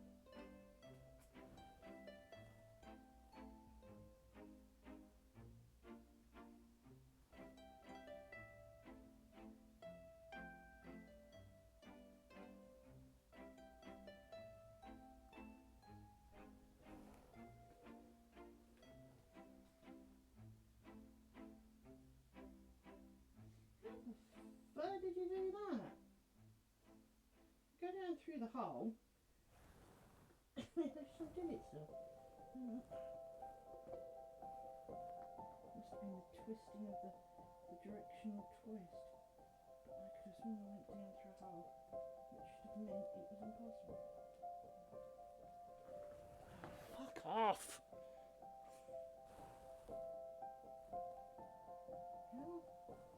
How are you in the way? Go away. Everything is in the way. This is painful. And as I said, it would be just so much easier if it wasn't attached to the... In my mind, it'd be so much easier to have a load of threads. You pick the pair, you put one on a needle, go through, you know, loop it round, put, you know, make a knot round the hole that should be on this side. You know, you put it round, you tighten a knot with the other one, so you've got your two-way connection, and then poke it through a couple of other holes. In my mind, it'd be so much easier not on the pillow, because you can approach it from both sides.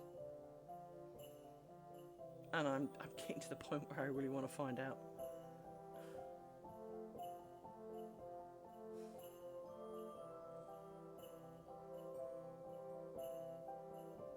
But of course, what you need is for this side not to come undone, which is why it's on the pillow.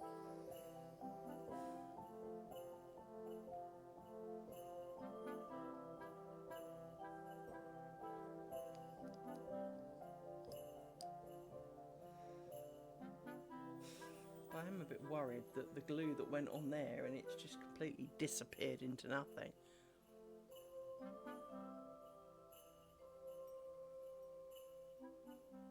Doesn't feel like it's, you know, preventing fraying of anything.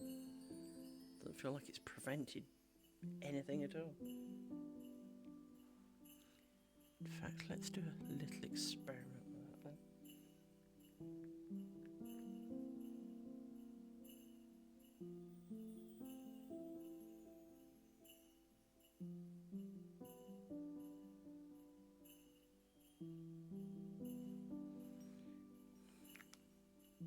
Took one of my cast off threads and I have put a blob on the end.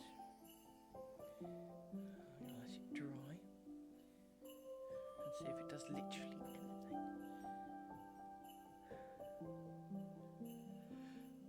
Otherwise I'm going to dig out my super glue.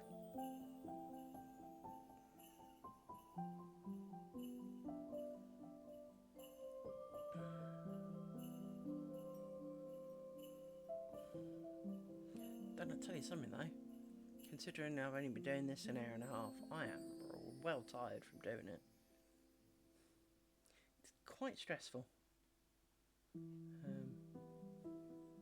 know quite how I've got extra pins, because I seem to have extra pins. Not quite sure how I did that. Take you out of the way because you're not helping. Really not sure how I have extra pins.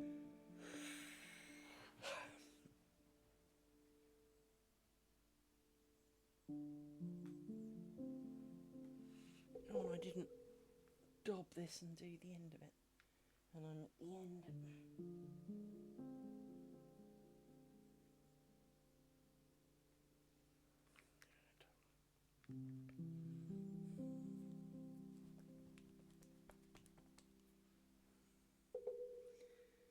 And scissors.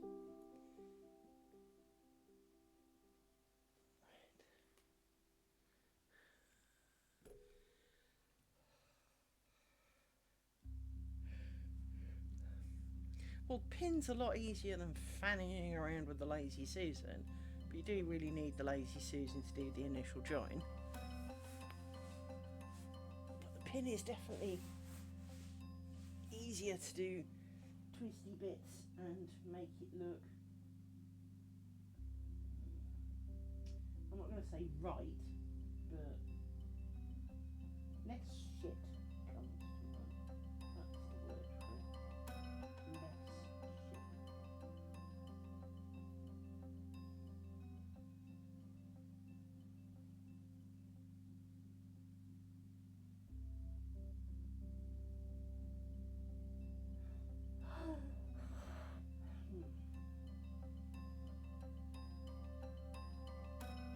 One of the things I've never understood is you press your pins down and then all you do is see pins that are sticking up.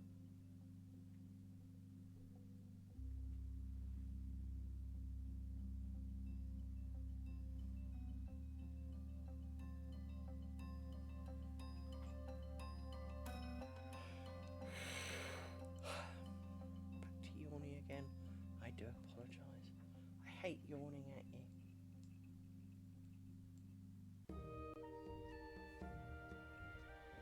But at the same time, it's all I seem to do.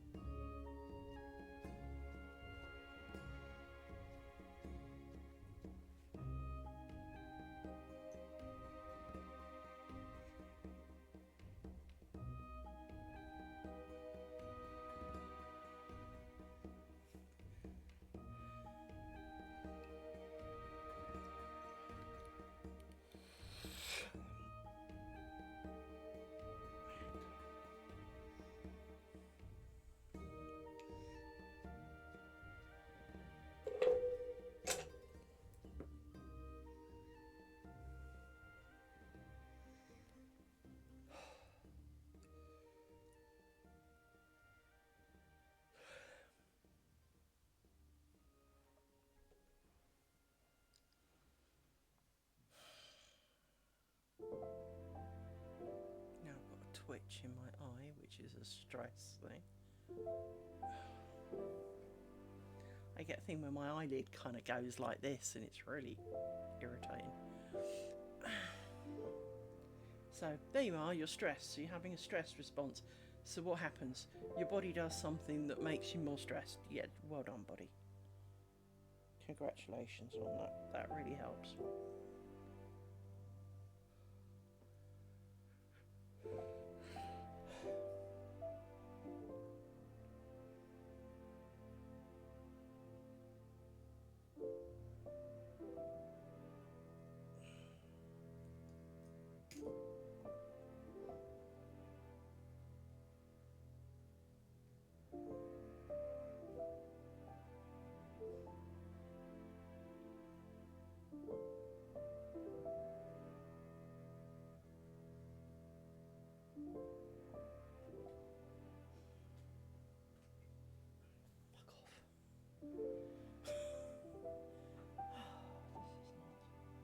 This is not a plan.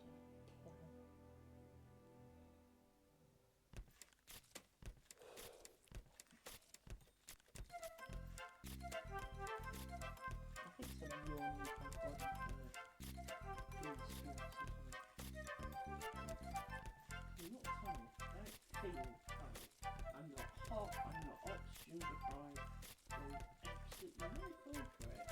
Except the moment I come on stream, I'll start yawning. I really do completely unusual. It's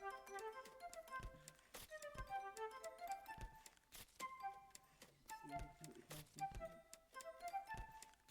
I'm not aware that yawning is a normal stretch response. But then who said I was normal?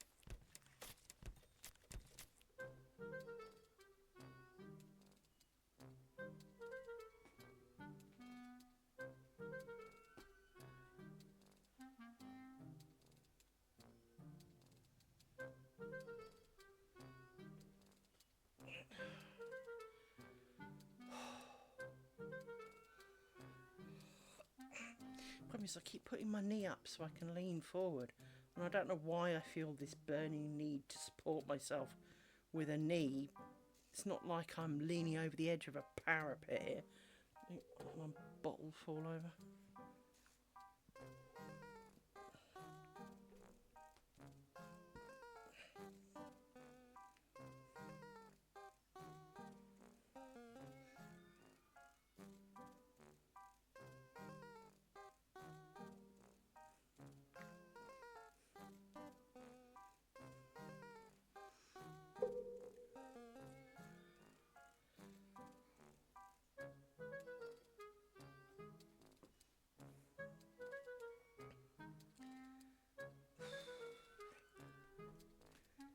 Even this doesn't want to poke in, will it?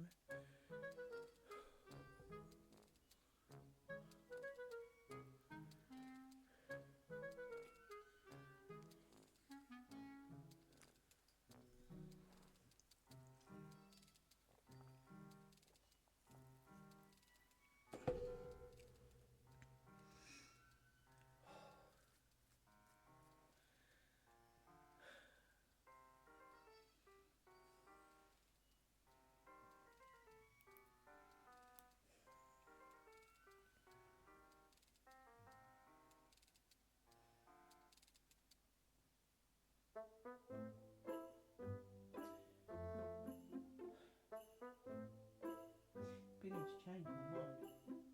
I'm not saying it looks good.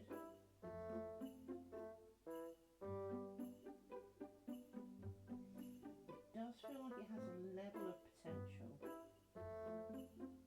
but perhaps not with this project. Glue.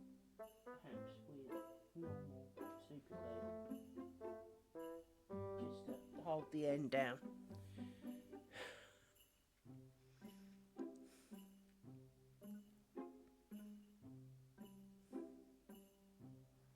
It only takes an atom of the glue just to hold the end down and stop it flapping and catching and undoing itself a bit.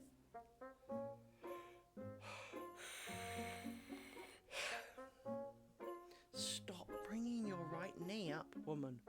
I need something that electro-shocks me every time I do it, because my knee hates it. But the moment I lean into my work, the first thing I do is move my knee. Now I can lean over without moving my knee, but it feels like I'm sliding. Oh, goodness me. Got a yawn. As I say, every time I start streaming, I seem to start yawning, and I feel really, really bad about it. I really do, because it's rude. But I can't not yawn, because have you ever tried not yawning?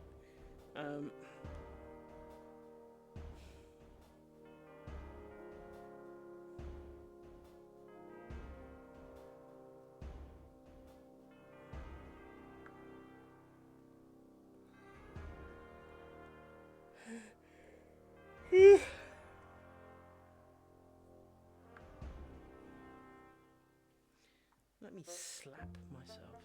This sometimes helps. Hang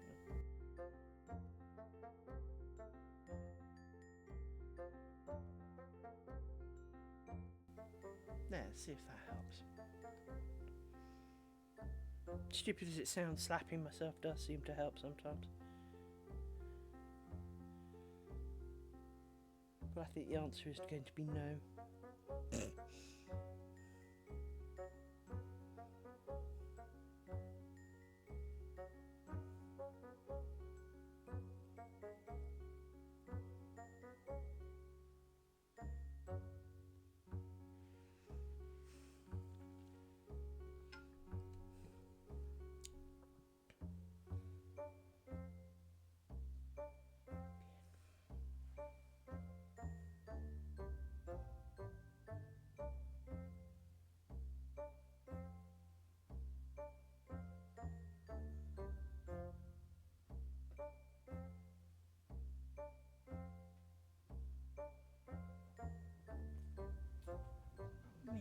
It's like there's a dent in the middle of this square, which is why I keep putting my foot down so that my boobs stop me leaning too far in. But then my knee hates it. Oh, well, body, why is this such a problem?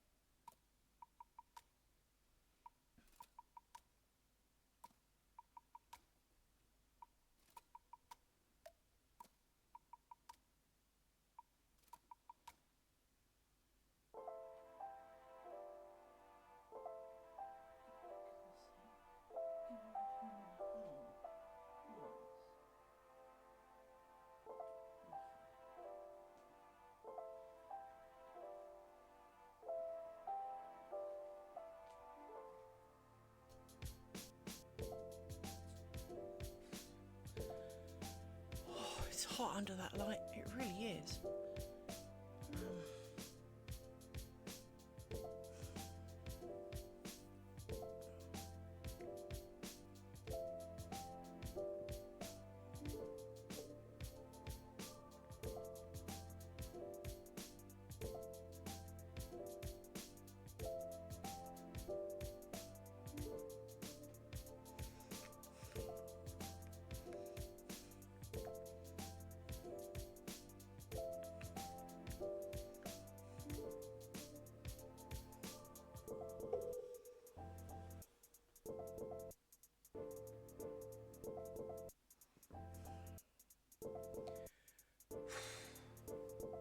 How many we actually have?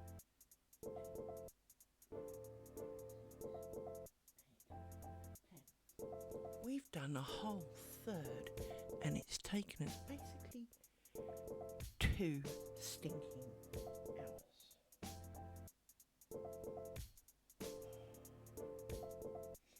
Hence, feeling that this may not be worth it. Unfortunately, Looking at it, I do kind of like it. Initially, I think the first one I did was a complete. the first pair I did were not my best. Just because I think they're a pair, which doesn't help.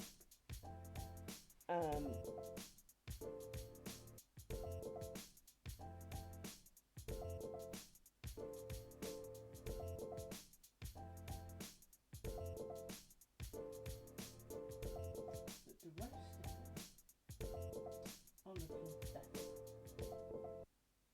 than their previous option.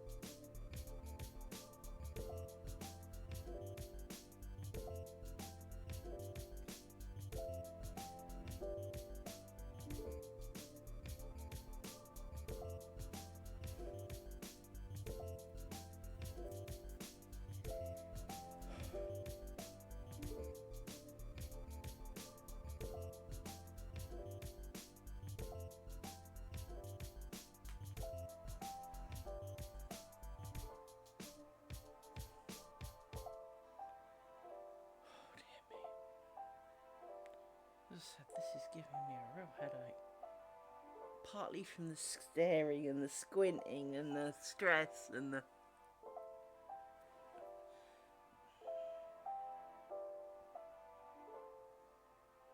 But, I mean, it's not, we're not going to win any. kind of Nobel Prizes with this stuff. But for example, let me hyper zoom in for you. And unfortunately this is as far as it goes. But if you look here, this is pretty tidy. I mean, getting it to twist a little bit while you do it is difficult.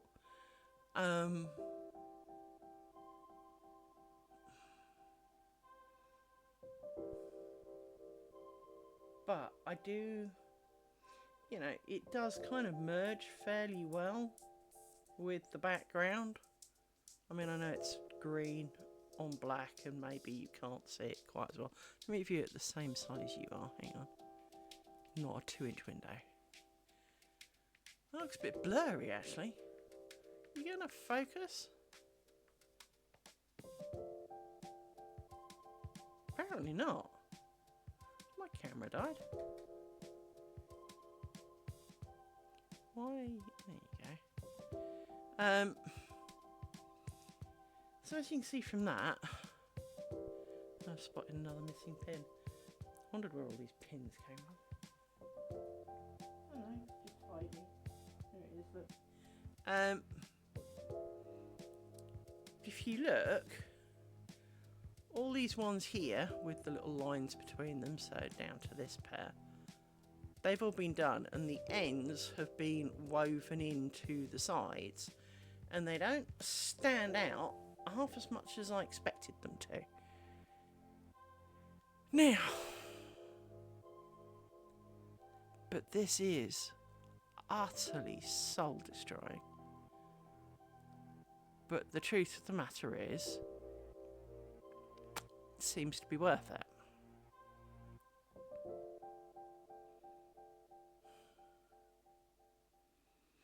Is it worth me continuing all the way through to prove the point, or shall I more quickly join the rest and kind of not bother doing the thing? Because to be honest, the groundwork was where I expected to see it the most. Maybe in that and the rose grounds in the middle. Just because they're 90% hull. Doing something with the cloth stitch, you've got a lot more other threads that you can kind of merge with. And as I said, I really think it'd be a lot easier if it was off the cloth. So my question becomes, is it do the loopy thing, this thing, do the loopy thing and make all the joins across and do an overhand knot to kind of give it a bit of hold, and do the rest with a normal needle like I've been doing a bit, because clearly the needle bit with a bit of twisting makes it disappear. Because if you look back on the earlier ones where I'm trying to do it, well, first of all, there's an end, look, it's escaped, but if you look from kind of here on where I've twisted it in, it definitely seems to disappear a bit more. And, you know, poking through holes and stuff is a lot easier when you've got bi-directional work rather than trying to plough through a hole but at such a shallow angle that you don't... Well, I have gone through the paper on a few of them already, so not really a big deal because I won't be doing it again, or I can always reprint it. But trying to bounce off and avoid going under other things, and it's painful, and it really does slow it down. Whereas if you had it in your hand, you know, you can easily wrap around a little barb because, well, you can drape it over your finger and, you know, pull the cloth out the way rather than trying to bounce across the top of it. Kind of dam buster style. I'm kind of sick of the sight of this square though. Looks a little bit more green on camera, but I assure you in person it's proper pus green. There is just no other word for it. It is horrendously pus green.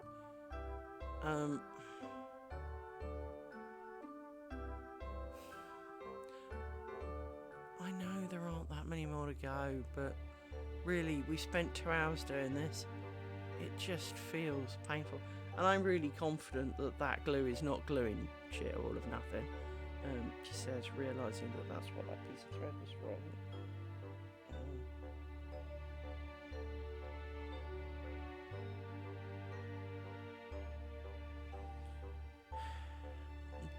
You're not convinced it's doing much.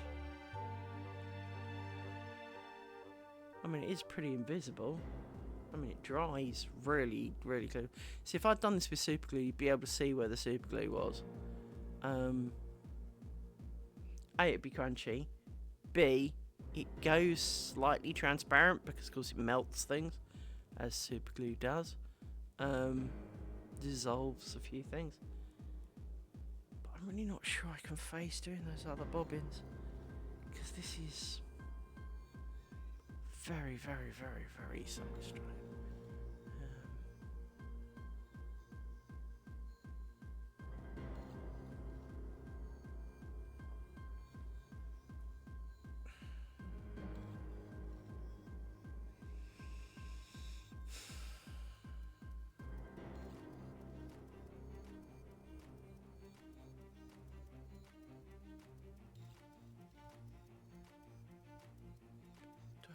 spend another 2 hours doing this? I would have to say the answer is not in a hurry. I am defeated, I feel. I almost want to end the stream and kind of put this aside and, you know, have a nap, watch a film, some dinner, and come back for triangle number 8.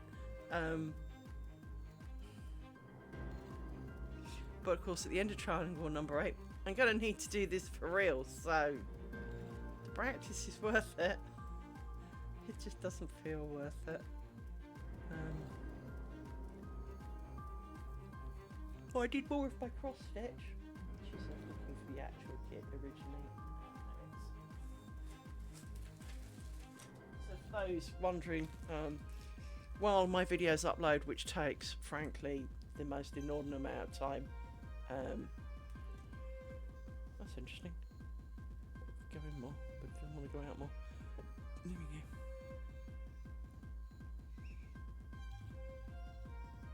There we go. I did more of my cross stitch, so we have done a bit more of that bottom right hand corner. Did that last night while watching a lovely lady. She does that tiny level of cross stitch but full cover, so every square gets filled in. Mine's got what are called voids where you don't fill them in. To be honest, I kind of want to fill them in.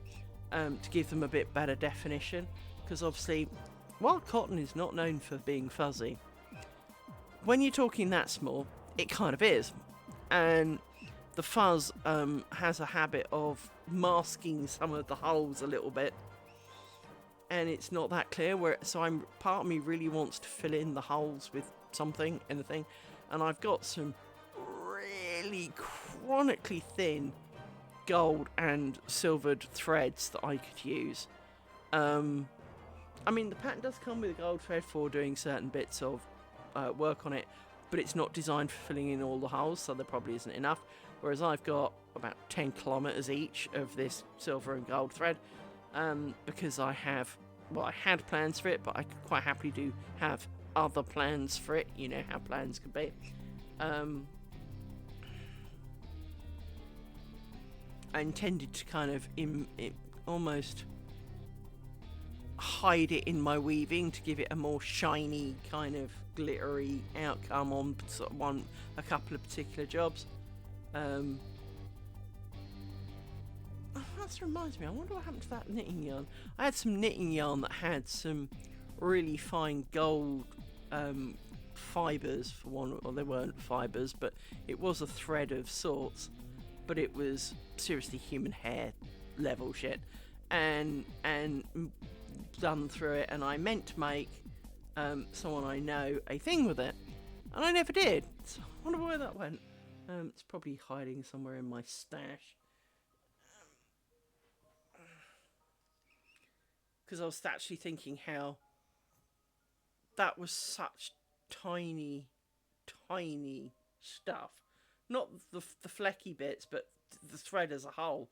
It was barely, it was like my 8/4 cotton, to be honest. So, from that point of view, it could be a net curtain. Although I think it was wool, and you don't really want wool net curtains, but I'm really not sure I have the strength of will to do more of this. Really not.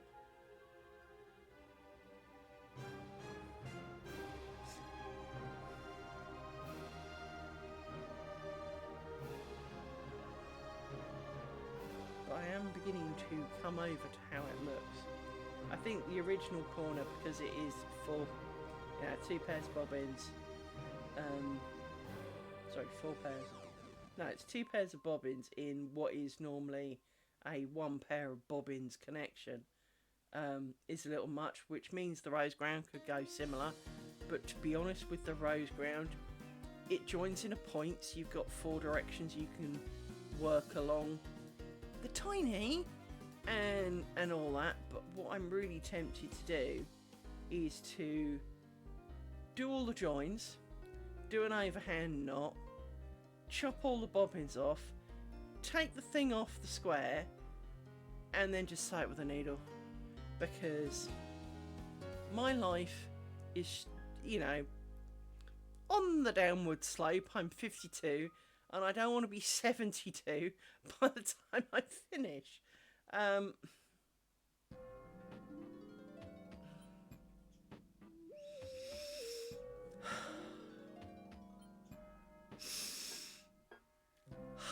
And no, I'm not huffing glue. I'm just trying to invigorate myself a little into the squinting, staring, and mauling over stupid pillow, trying to sort my life out.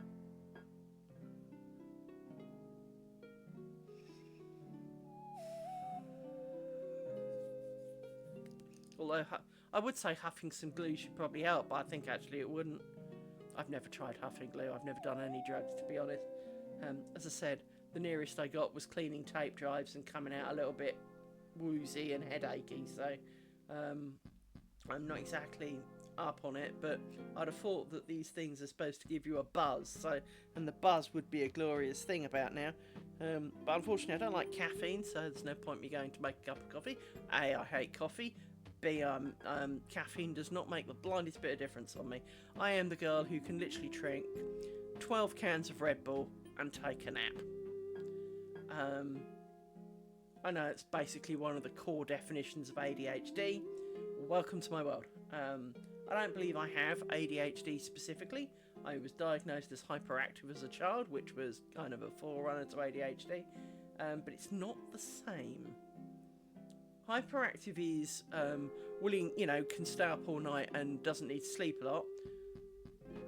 I have kind of flipped out of that. I'm an opportunist sleeper now, in that if Monsters and Memories announced, hey, we're pulling the servers up, we're going to let you have them for 48 hours, I would sleep next to nothing in the following 48 hours. Because there's something I want to do. Someone's liking some photos. Someone's going a little bit mad liking photos. Anyway, thank you for liking my photos, but ping, ping, ping, ping, ping. Kind of getting a bit mad. Shut up. And of course, my boss used to turn his phone over to shut it up. Doesn't make a blind bit of difference. See? Ping. Ping. Ping. Oh, for the love of God, love. I don't know who you are, but I need to put my phone on silent before I want to chat my phone in the wall. Hang on. I guess social media people who are popular and because clearly that's not me.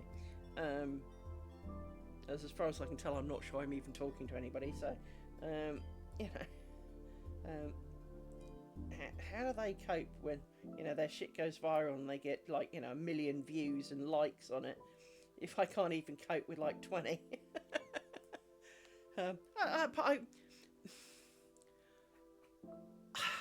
I follow a particular streamer and he is very, very popular. I'm not going to pretend that he's not. And I have no expectations of... Well, I don't understand why anyone watches this. I mean, I know I'm sharing it, but I wouldn't expect people to join me at the beginning and sit here for like 6 hours like I did yesterday. I would expect someone to come along and kind of go, oh, you've done a good chunk, well done, and leave, because it's not really a spectator sport. This certainly isn't a spectator sport. But this guy has like 15,000 viewers almost constantly, right?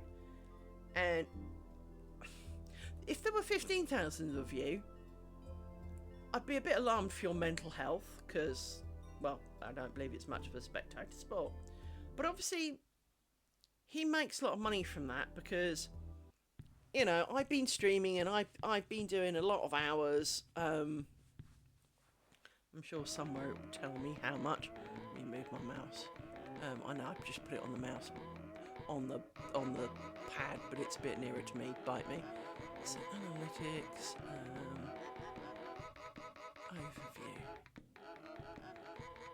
So, are you right?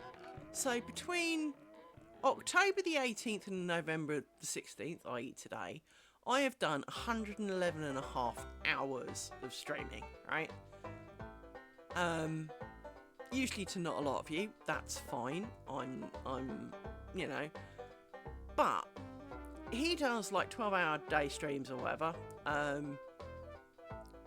And for this time, I have potentially raised $12.33, right?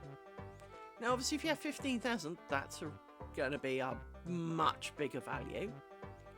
I am not in it for the money, which is just as well at $12.33, because it takes till 50 before they'll even send it to you. Plus, they tax it, so by the time I get it, it's about half that.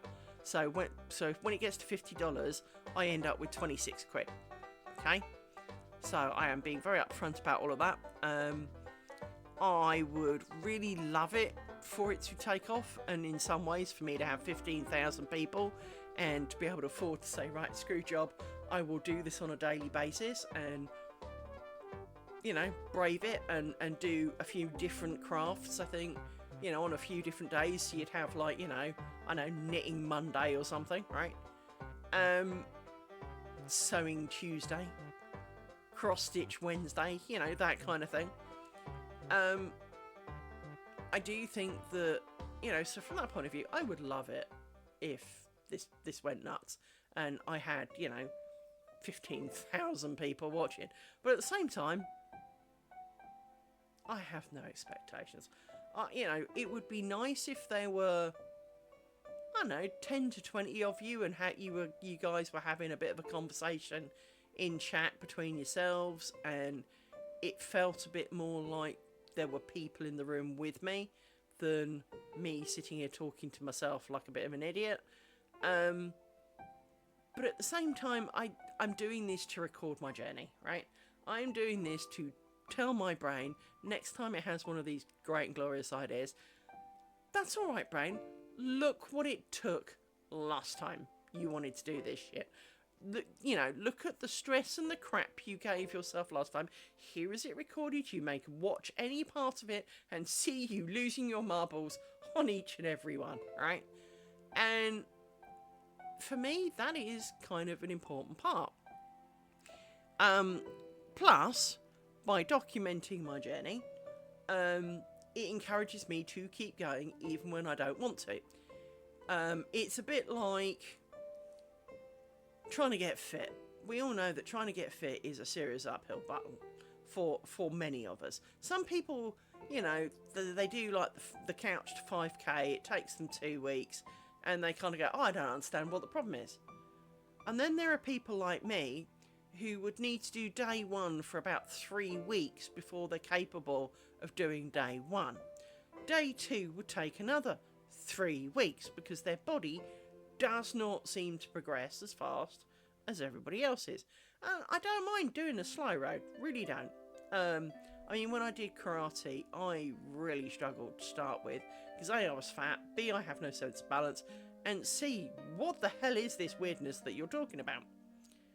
Now I've got a black belt, and I can't really do it because my knee's broken.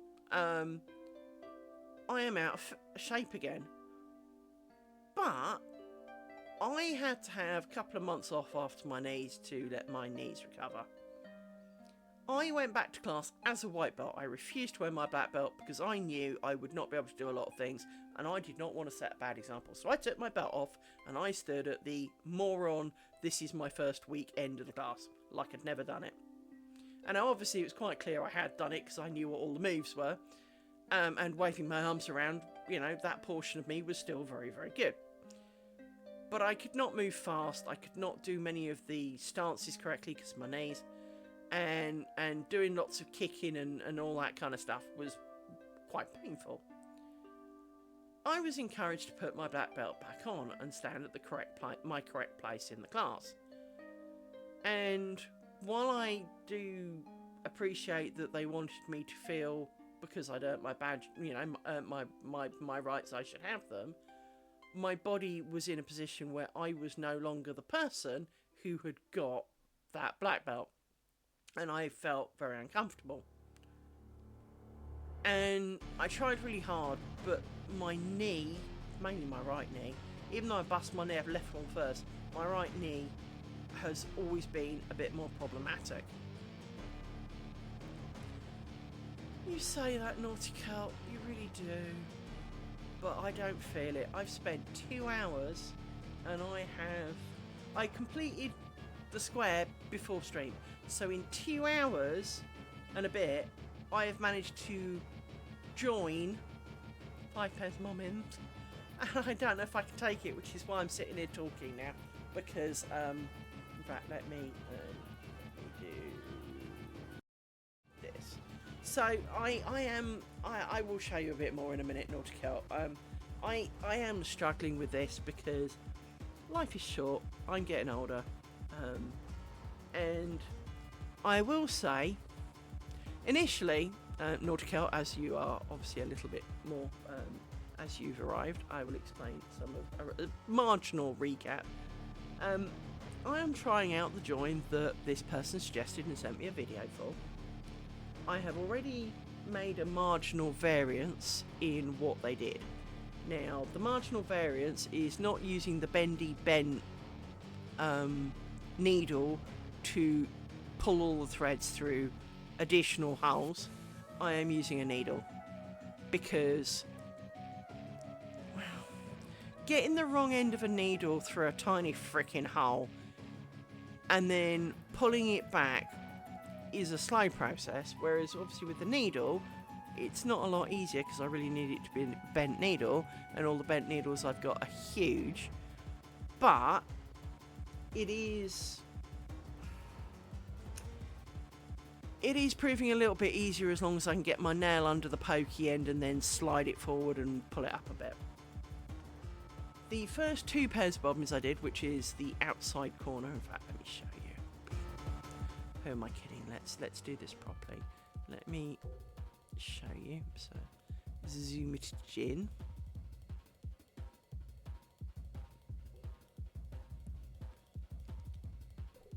Right, that's as zoomed as it gets. Sorry. So this first pair of bobbins on this corner, I know it's kind of underneath the text. Hang on. Let me slightly right. I know I should have, but anyway, this first pair look a little bit shit, frankly. And I didn't start the needle till about the 3rd pair, so I've only done a couple with the needle. But it is faster with the needle, although clearly this has taken a considerable amount of time. But I am using some fray check. This stuff, I mean, as I've said a couple of times already, glue sniffers, if you need something that smells like it should get you utterly out of it, that glue is it. It's stinky. I mean, I've worked around super glue for many years, Gorilla Glue. I'm a bit of a glue, I'm not a glue addict as in I sniff it, but I have tubs of glue everywhere, right? I use glue all over the place. I have wood glue for wood purposes, I have all-purpose glue for other purposes, I have PVA glue to act, frankly, as a fray check for my weaving, but what I do is, let me zoom out again, with my weaving, I get to, say, the end of my weaving, and you do a little bit of extra, you do a row of a contrasting colour, and then another row of contrasting colour, and then a little extra bit, so that you can cut along the coloured lines. And I run, it's underneath the pile of shit right now, I run a pile of PVA glue along it, and then smush it into the weaving, so that basically it acts as a fray check, because the PVA glue will wash out when you wash it. But what it does mean is when you slice along the coloured line, you don't start getting the fraying of your work. So then you can hem it without it falling apart. Then you wash it, and it's all good, because of course, well, now it's rolled up on itself and hemmed and secure. It's fine. It doesn't come undone. And this is my favourite thing to do, because you finish the object, you leave a slug trail of glue, and you go off and have a cup of tea, have your dinner, lunch, whatever. And by the time you come back, it's dry. Now it goes crusty, but of course crusty, it's not crusty, it's not like super glue crusty, but it is firm, but you can easily sew through it because it is plastically manipulable, because it does bend. It's not super glue, it does bend, whereas super glue cracks, right? So PVA glue is just a great and glorious thing. Plus, of course, if you buy the right one, it dries clear. If you buy the wrong one, it dries white. If you buy the really wrong one, it dries nicotine yellow. Ask me how I know. I bought a thing called Frey Stop, which was a cousin of the Frey Check. And in the bottle, basically, it was white PVA glue looking. The moment you squirted it out the nozzle, it came out nicotine yellow. It was close, a cross between the green here and the colour of my bobbins. Well, on a white thread, that stands out a lot. It looks like someone kind of, wiped their butt on it. This is not what you needed. And I was really disappointed with that because, well, for obvious reasons. And in fact, she says, thinking about it, in my little box of things here, the original square is the one with it on.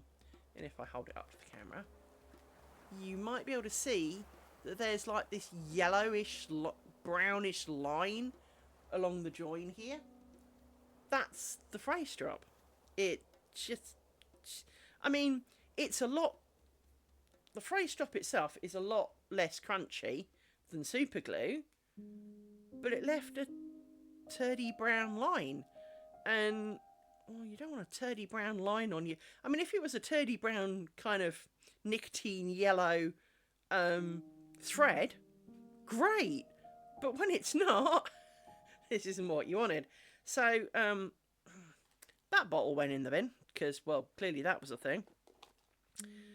This one has super glue, because, well, super glue is at least clear.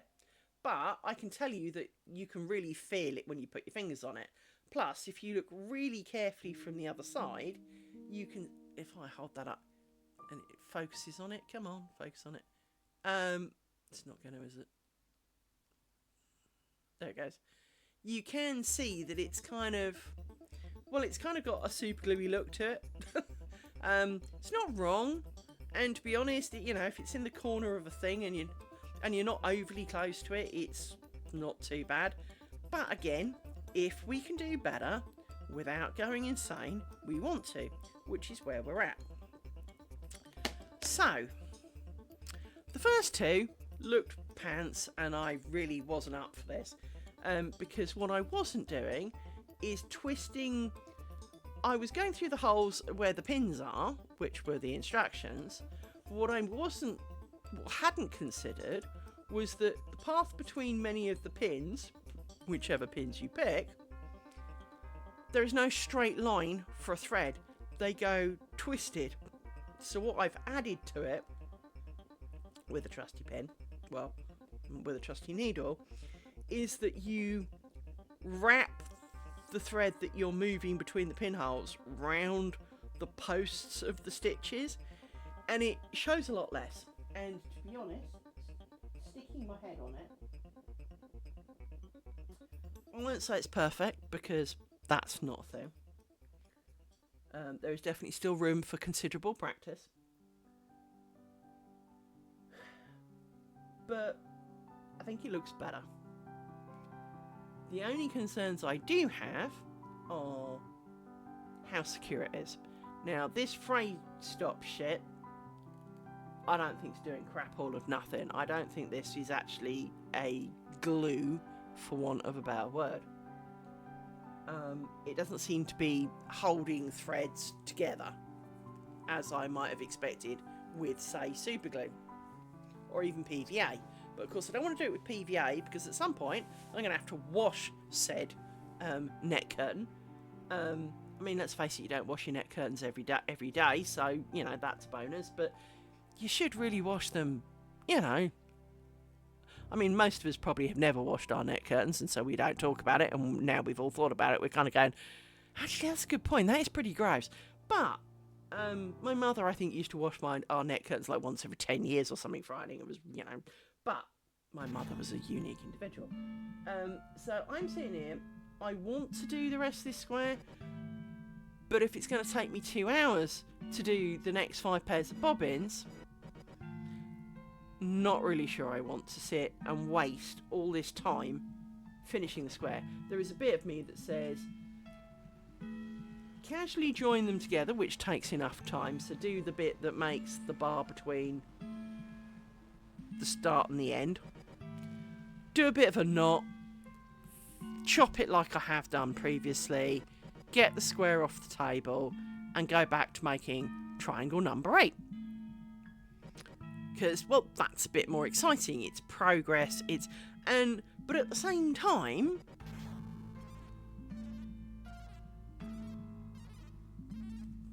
no, this was. Of course, you've gone to an ad now, haven't you? Hang on, let me type in chat. This will help. Hang on. No, this was to practice the new finishing idea.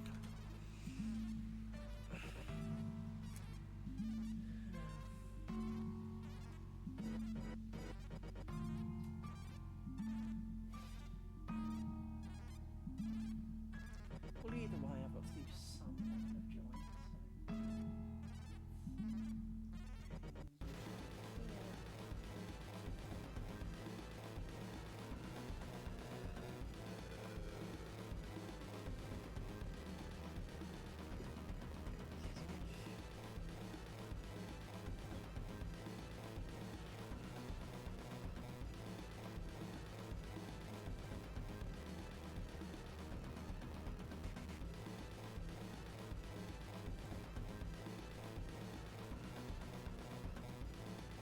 Darling, right now I would trade you for that silence. I would so trade you for that silence. I am ridiculously short-sighted to the point I can't see past the nose. And I have to take my glasses off to do this because I need new glasses and it seems like a £8,000 roll I would need for new pair of glasses. Because, well, because I need extra dense glass, because otherwise they are, you know, they're the kind of glasses that can sit in that space, and that's not gonna, I mean, you know, how I look particularly is not a big deal to me, but opticians will not let you have normal density glass, because they'll be so thick. Isn't that me? Body beautiful here. After all, there's a reason why I have an avatar, not me on screen. And that is because, well, the avatar is a more aesthetically pleasant version of myself. I'm not chopped liver, but I do have defects and room for improvement. So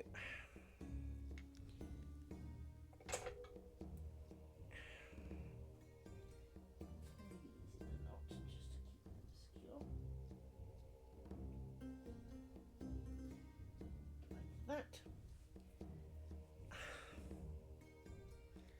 I am really tempted to just do this, tie them in a knot, chop the ends, and then worry about burying ends later. But I need the practice.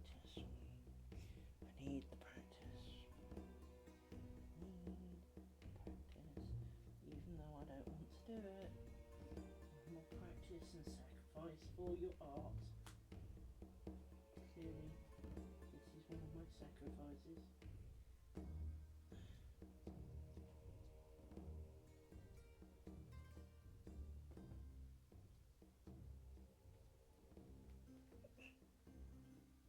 Do we twisty through the pinhole.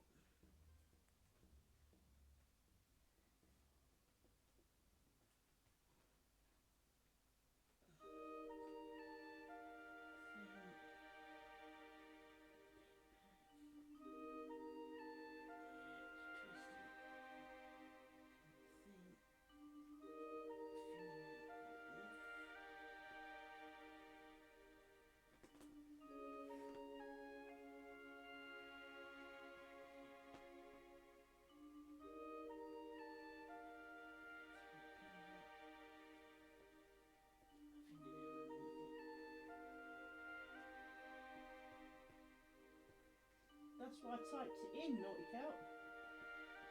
I typed it you in the answer. I put it in chat. So that you would get the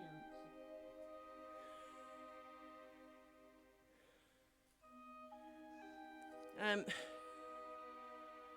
This square is purely for the practicing of a new finishing technique, where instead of just pulling the bobbins through, making a loop, and getting the other bobbins so that you join them to the original starting pin, tying a knot and previously gluing, because I didn't want the knot to come undone and I'm paranoid, a lovely lady said to me, "Oh, well, you're tying great big knots." Yes. "And gluing them." Yes. "Have you considered this?" And she personally made me some videos. They're very little videos, because once you've seen one bit, you've kind of seen it all. But she showed me how she does her ends, which is you do the joining from end to start the same.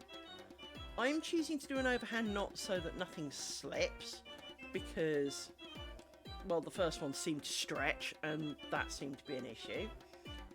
But it is literally one overhand knot, and that then divides the two ends going in opposite directions, which is great, because you then continue them in their directions and you twist around. Say, for example, this is, let me zoom in again, hang on, because frankly you'll never see this otherwise.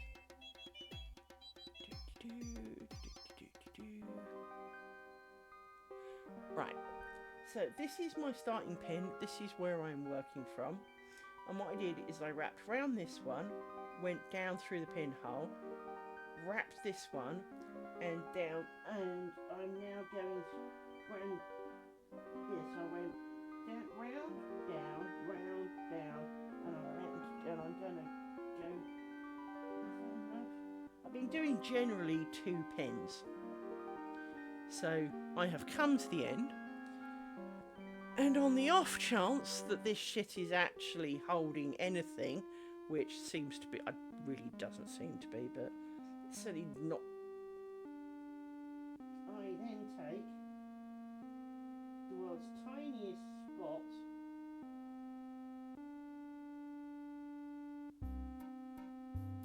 of glue to encourage the end not to move. A tiny bit more than that, not much more than that. It's all bubble, not glue.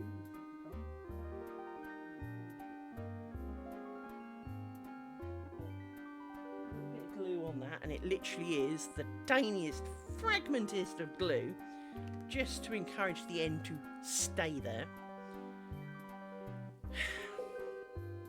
And the reason I know this glue shit, I get my pen and I dropped a drop on here.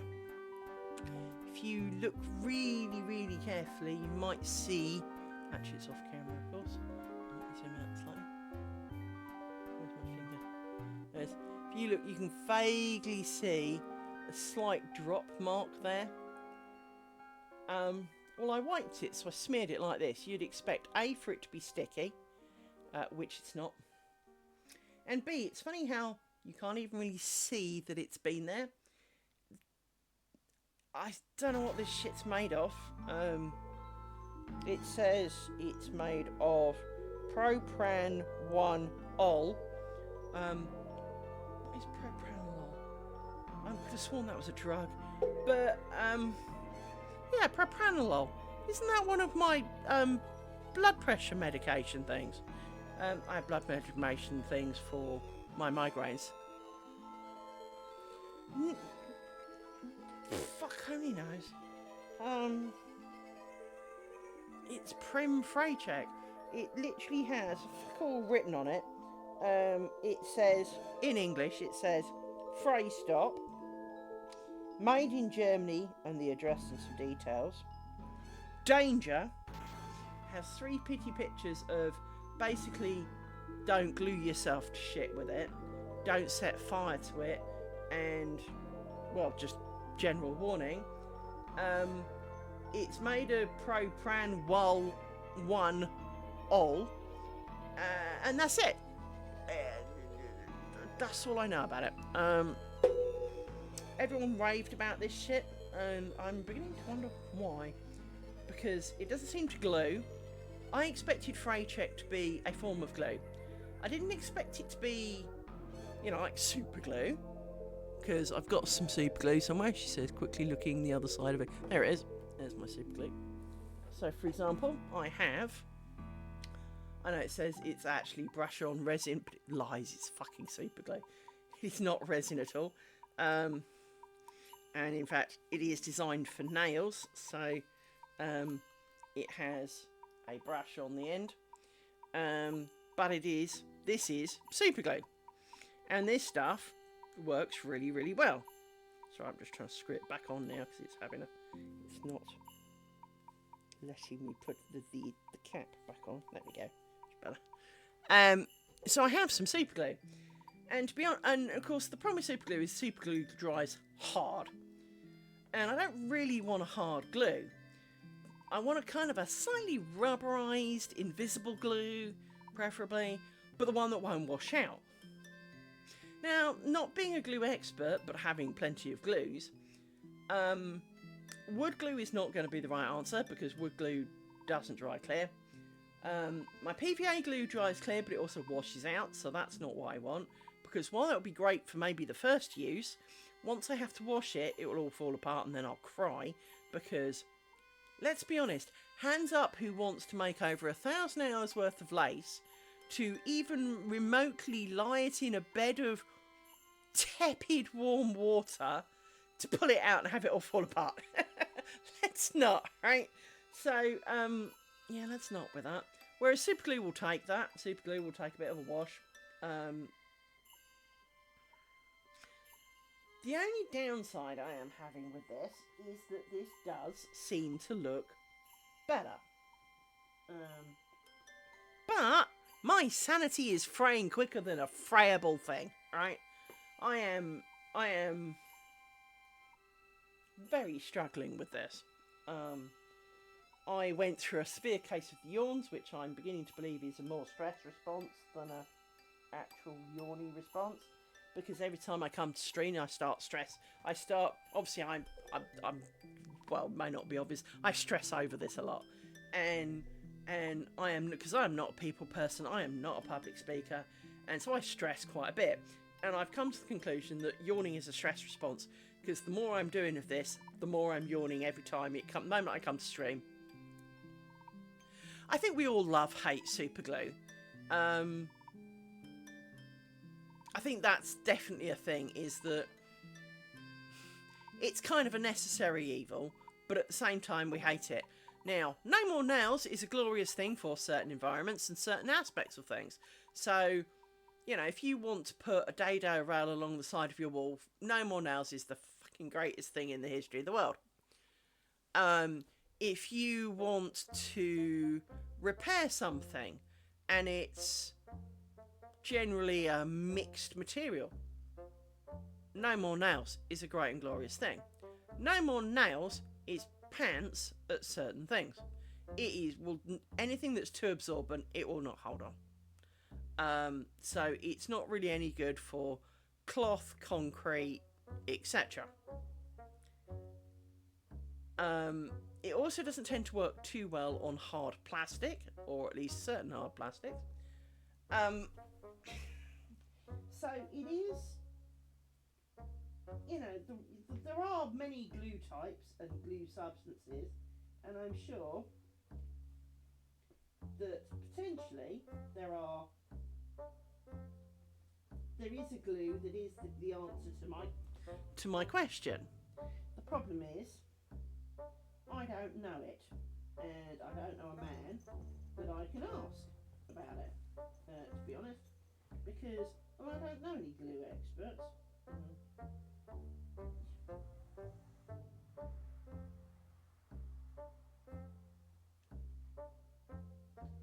And a straight pin, when trying to go at an incredibly shallow angle with tiny ultimate little hole, and that's not the hole I wanted.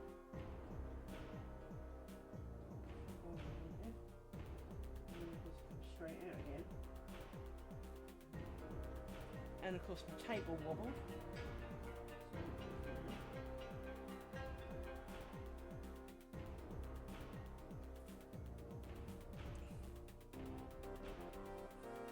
Well, thank you for telling me. It is on a boom, and I can't really adjust it to while I'm moving.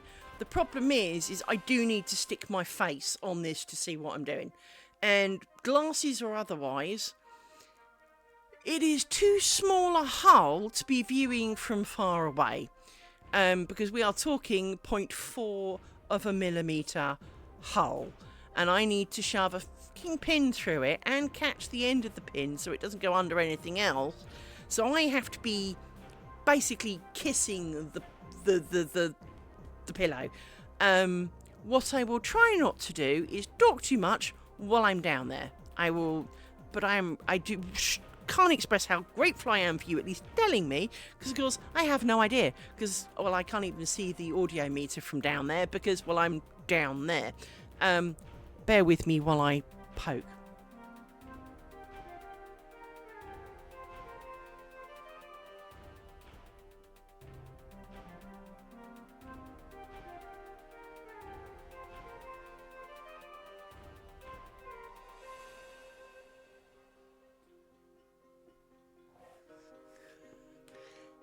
There we go. Right. So, now we need... This pin has been deemed pin of deliverance because it's blunt. It was lurking in my pin pot, and it's blunt as...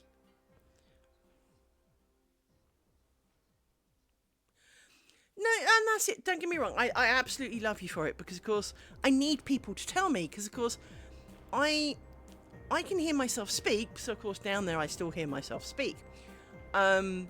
I can't hear...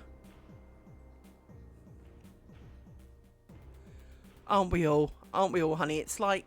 it's like me trying to speak on here. I am not as bumbling an idiot as I must sound on stream. And I said the other day, occasionally I listen back on my stream and no, I don't have a voice for this. I am not... I'm never going to be... No one's going to be ringing me and going, Liz, we've heard your streams. We need you to do audiobooks. Nobody. Not even the desperate would let me do that. So, hang on.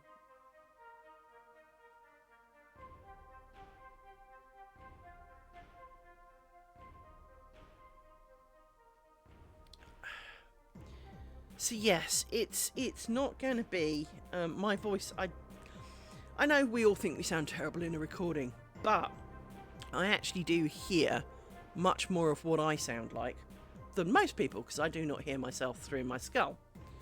As a result, I am much more aware of what I sound like, but it's still distorted on the grounds that your sound goes forward and your ears are behind. And so the wavelengths that I hear are not 100% accurate, should we call it. And so a recording to me still sounds a little weird, but it's more the despair of hearing my own voice than actually it sounds horrendously different. It just reminds me how bad my voice is when, because I'm not thinking it as I'm saying it, so I'm not expecting the words because I'm saying them, hearing myself and I kind of go, oh, no, oh no, no, that's a bad thing, shut up, never speak again.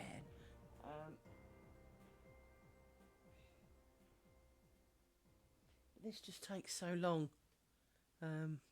Doing the whole thing with this takes even longer, which is why it's been nearly 3 hours and that's all I've done with it.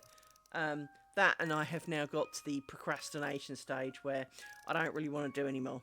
In fact, I strongly don't want to do anymore, but I also need to practice it because, well, if I go back to doing triangle, if I start triangle number 8, of course, well, getting to the end of triangle number 8 draws clear sooner, and I am feeling more confident that this needs to be the way I finish triangle number 8. So I need to do it, don't want to do it. It's a bit like paying taxes, you know. I have to, don't want to avoid it at all costs, trying to make it as least painful as possible, although that's proving harder than it sounds. So I was wondering why I gained a pin. That's because it lives in there. So I am really struggling with this. I know that, for example, the day when the dogs knocked the pins over and I picked up the second pot of pins and knew immediately that they were not right. By the way, that is these pins. These are the 0.5 pins, not the 0.4 pins. So from that point of view, these are the non-bendable pins, and they are proving much better for it, bar the one that is blunt that I found. There's probably a few more blunts. Oh, apparently there's 8 stops till my DVD player gets here. Excellent. My DVDs arrived, so my many DVDs of potential learning have arrived, including my starting and finishing techniques. But I'm also kind of laying bets that I will play the starting and finishing techniques and there'll be 20 starts and like 2 finishes, and it will not be as helpful as I hoped. But this one that the lovely lady has shown me does produce a bunny earless, potentially less visible. I did say potentially, because until it's really off and you look at it, you know, in the cold light of day, anything when pinned down looks better until it's free to roam and twist and do whatever nasty things it decides to do. My bigger fear is it will come undone, because, well, just because. I am choosing to do the overhand knot to try and hold it together at the pin.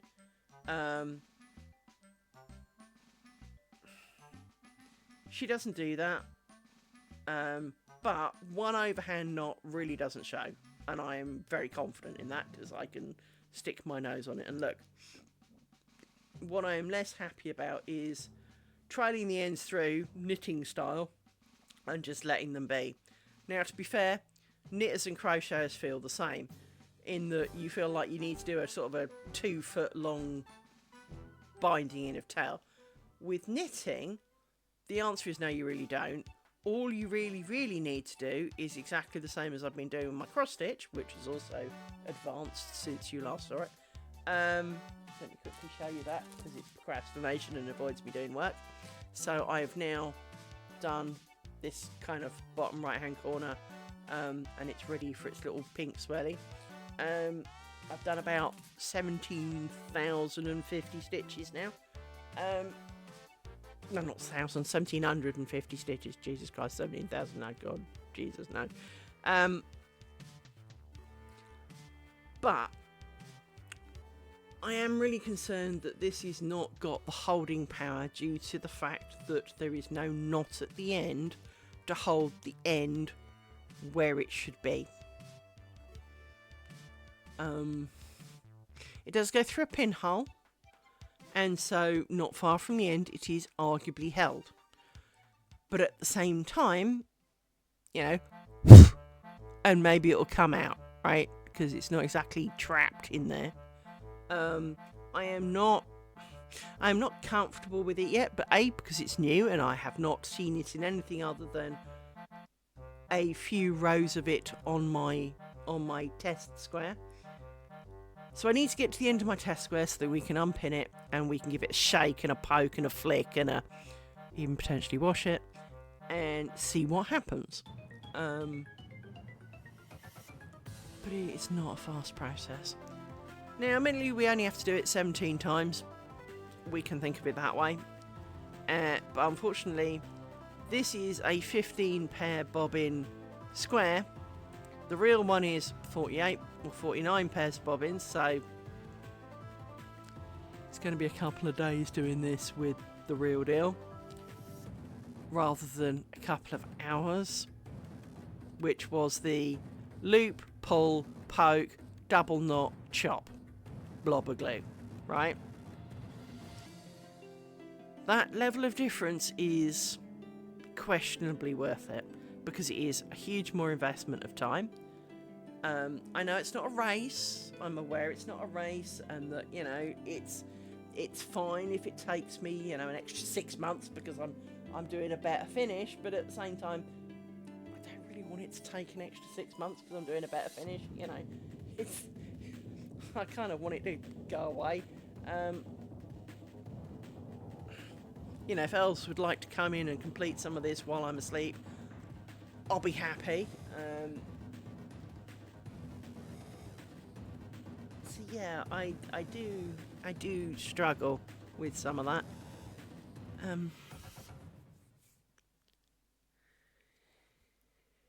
Going in for another pair. Hang on.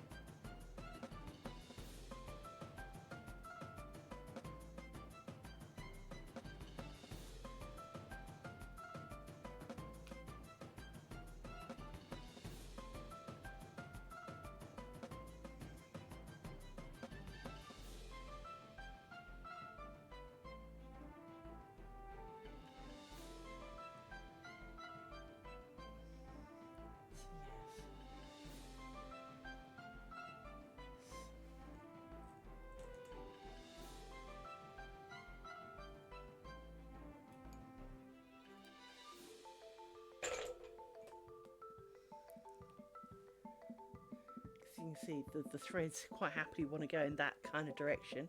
So that's what you do. You take them, wrapping them round and poking them through holes. You do so. I don't want to do it too far because I guess Mr. Amazon's around. Hang on. Yep, Mr. Amazon Man is here.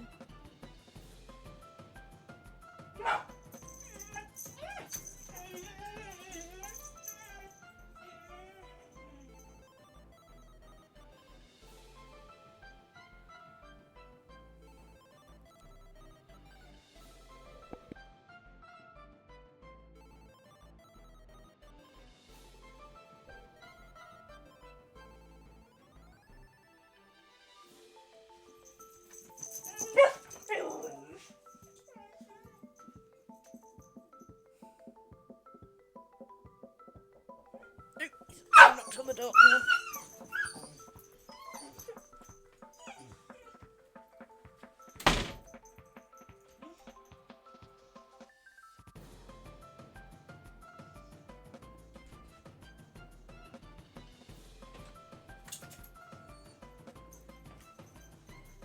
My pins, my needle took a dive, did it? Okay. That was one of the needles from my pot. There we go.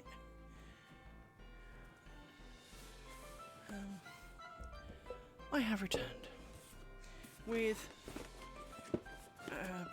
Amazon parcel, although it feels kind of small considering. So, my 2 vitamin pills. Oh, there's my DVD drive. Okay. And there is the needle keeper. Sweet. I bought a needle keeper. What is a needle keeper, you ask yourself? Well, it's exactly what it sounds like. It is, allegedly, magnetic. And what you do is you attach it to things, and then the needle doesn't run away. It stays on the needle keeper, so you don't lose them. And I got that for my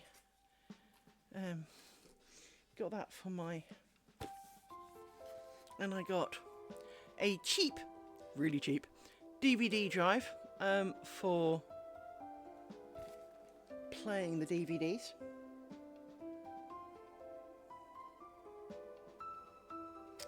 Interesting.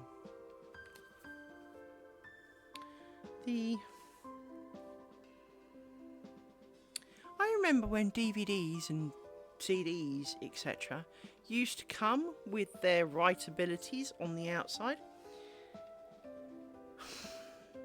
According to the Amazon description, of course it was Amazon,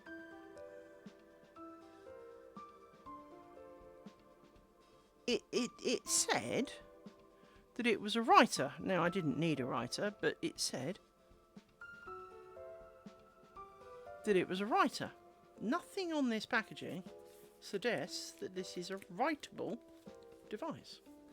Now, just as well it doesn't really matter, but the principle of, do I feel slightly, kind of conned by not getting what I thought? Yes, potentially I do.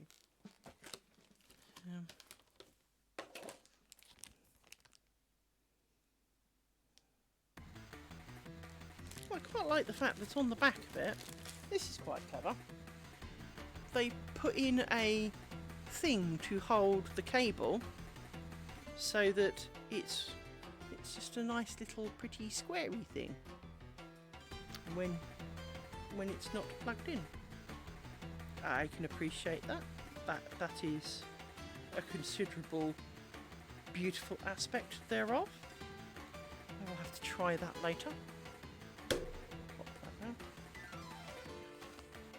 And due to the level of year, we have vitamin D3 and vitamin B12 for the fact that there's no friggin' sunshine.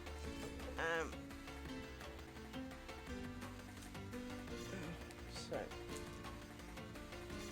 that's a thing.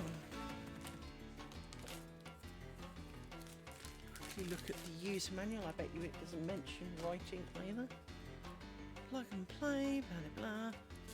It's supportable by thing. Questions. Well, exactly. It's really easy to miss daylight on a day like today.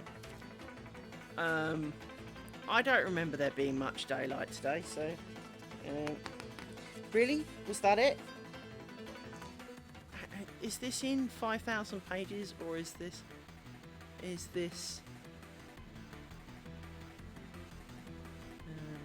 No, it's in 6,000 different languages, and you get 2 pages. At no point does it say it's a writable CD/DVD player, so that's all. Oh, burning file is lost. Display of the record process. Oh, technically it does then, but at no point does it anywhere on any of the documentation other than there could be an error while writing to it say that it's a writable one. I assume it's just they've assumed it's a given now, I guess. Right, anyway.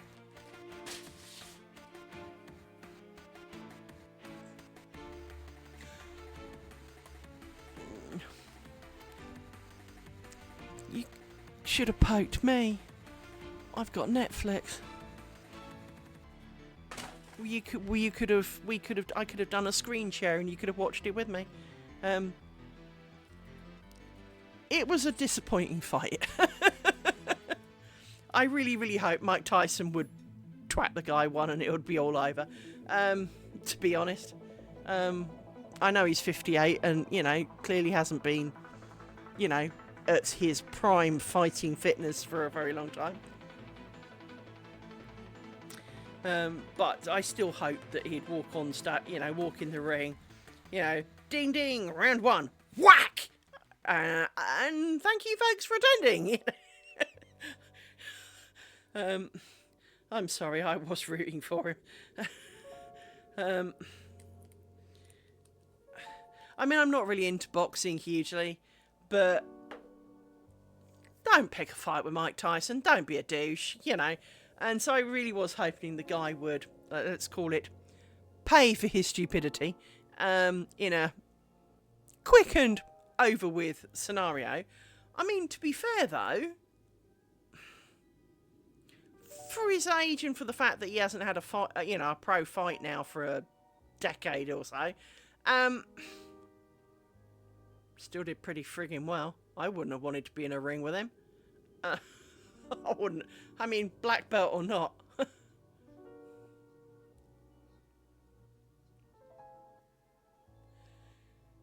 Pretty much. It really was the, are you looking at my bird? Kind of level of... It was... Yeah. I mean, the only thing I will say is, co-worker was explaining that someone he knew, obviously back in the day, paid £6,000. Yep, just swallow that one a little bit, because it was quite a few years ago. £6,000 to fly to Vegas to watch a Mike Tyson fight, and the Tyson gets in the ring, ding ding, whack, done. Can you imagine paying $6,000 for that? I mean, yeah. Yeah. No.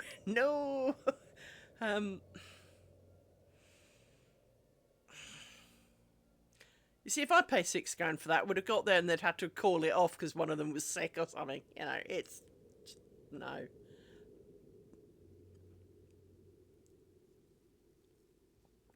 Far better to watch it on TV. Probably got a better view anyway, so.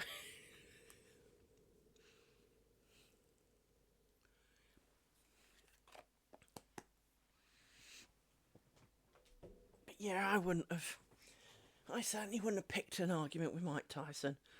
Yeah, it's just not, you know, as I said, my life's short. I don't need to make it shorter, especially not by picking fights with Tyson.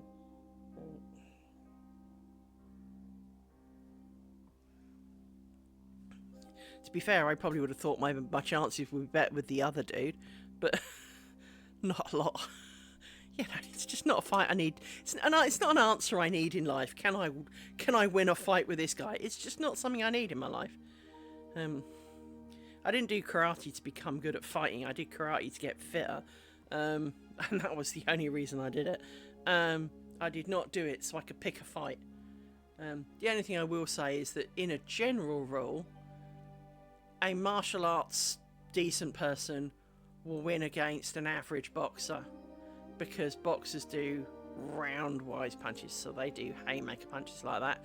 Karate people just go straight, so you partly block their punch while you're punching them in the face as they've opened them up to.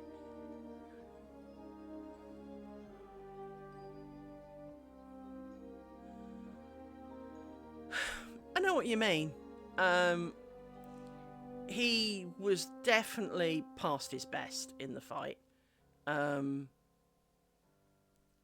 admittedly, I do remember the guy who used to run the central region here in the UK for the karate group that I did.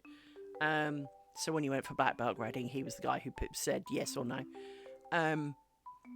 He rather amusingly said one time, because he was a much older gentleman, that when you're 20, bouncing backwards and forwards on your feet like boxers do It's great. When you're an old fart, you just look stupid. And it's true. If Mike Tyson's had been bouncing around pretending he was 20, first of all, he'd have had no energy left at all, and he was struggling a little bit with that anyway. But bouncing around doesn't gain you anything. It just looks showy, right?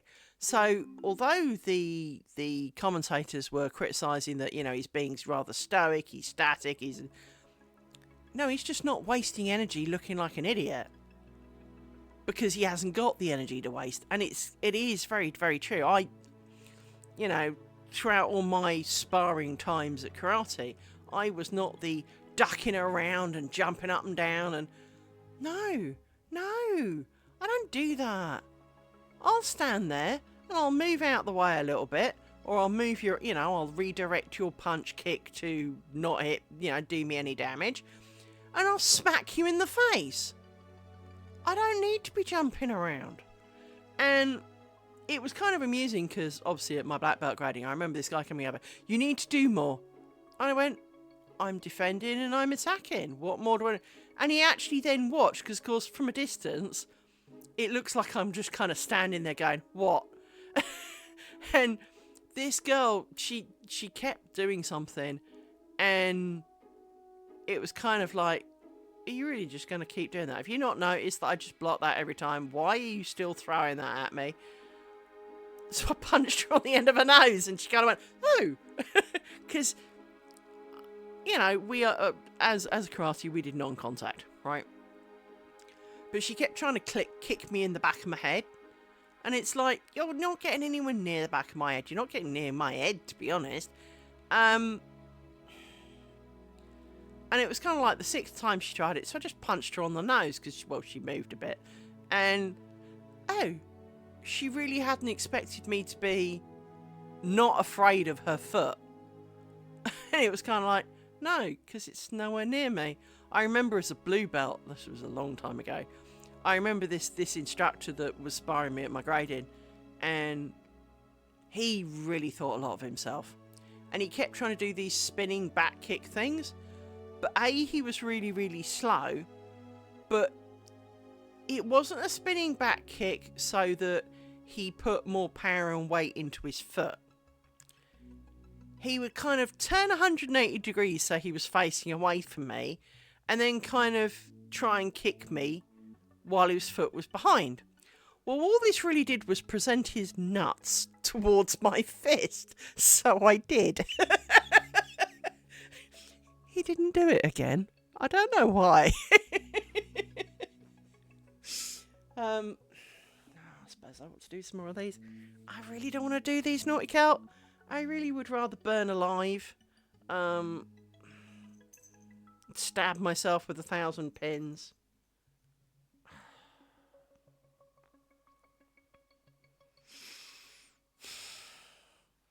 One, two, three, 4, 5, 6. Come on, I'm halfway there. Let's get this shit done. Apologies for muffling.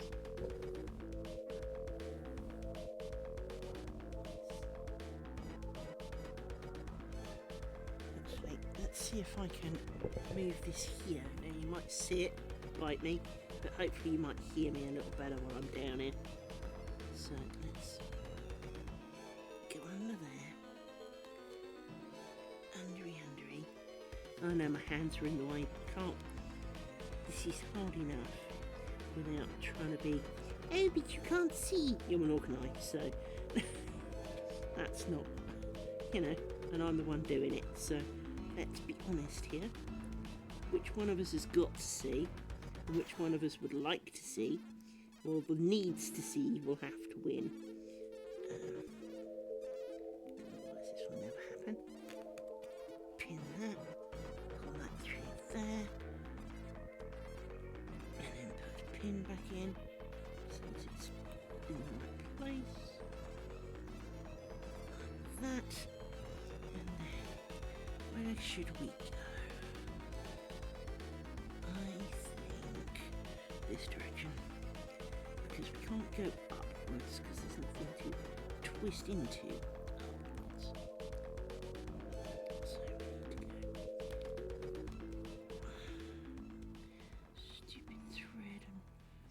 bobbins and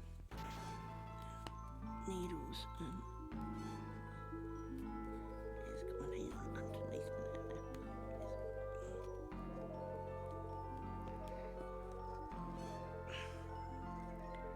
Like that, and then through the hole.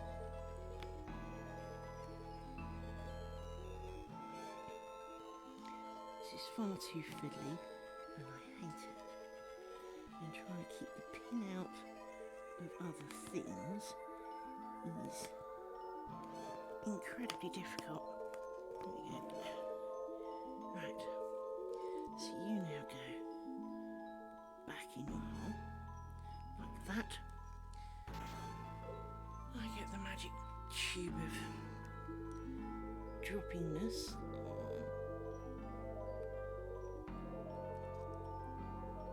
There.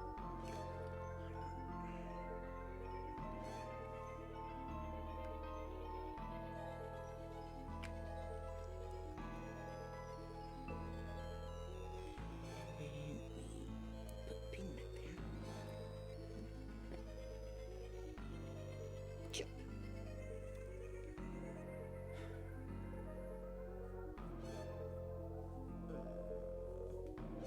Then we get to do the other one.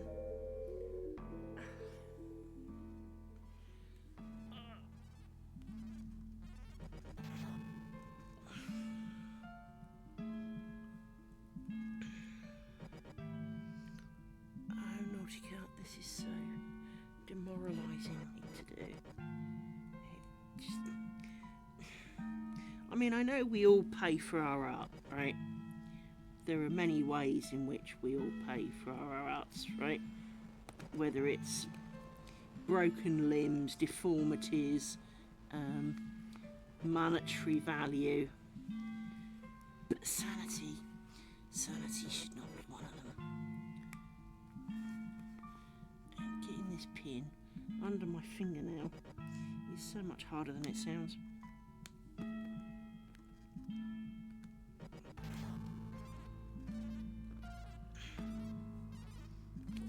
This thing can go down through there and pin it like. Problem is there seems to be a dent here in the middle, which makes it really hard to get the pin little thing out. Pin back. Oh, twisty thing.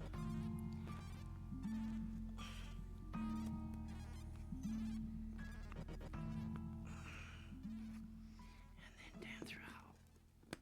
This one.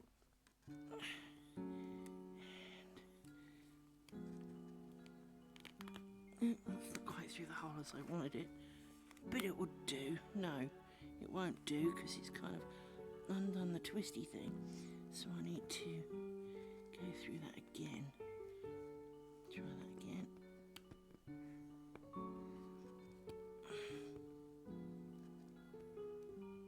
Yes. Right. There we go, that's a bit better. That then goes through there. That goes back in the hole. Can't really breathe while I'm doing that either.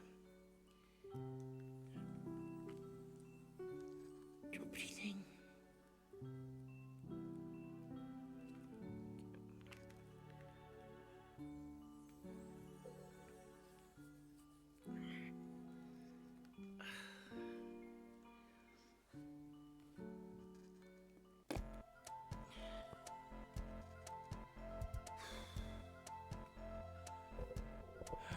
Dear me.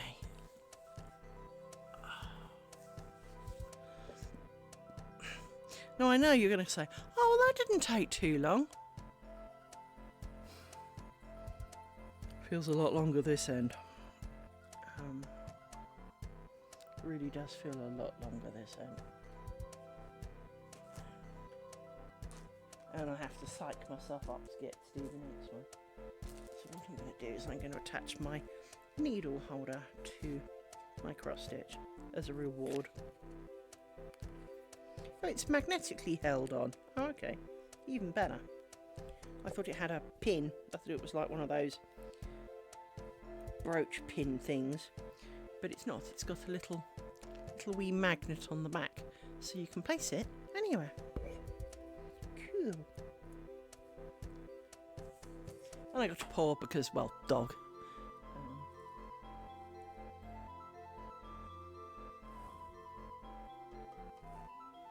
I need to look at this a bit closer. Hang on.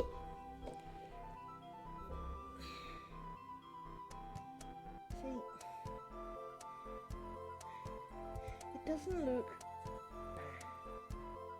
It does look better than the other one. I just can't.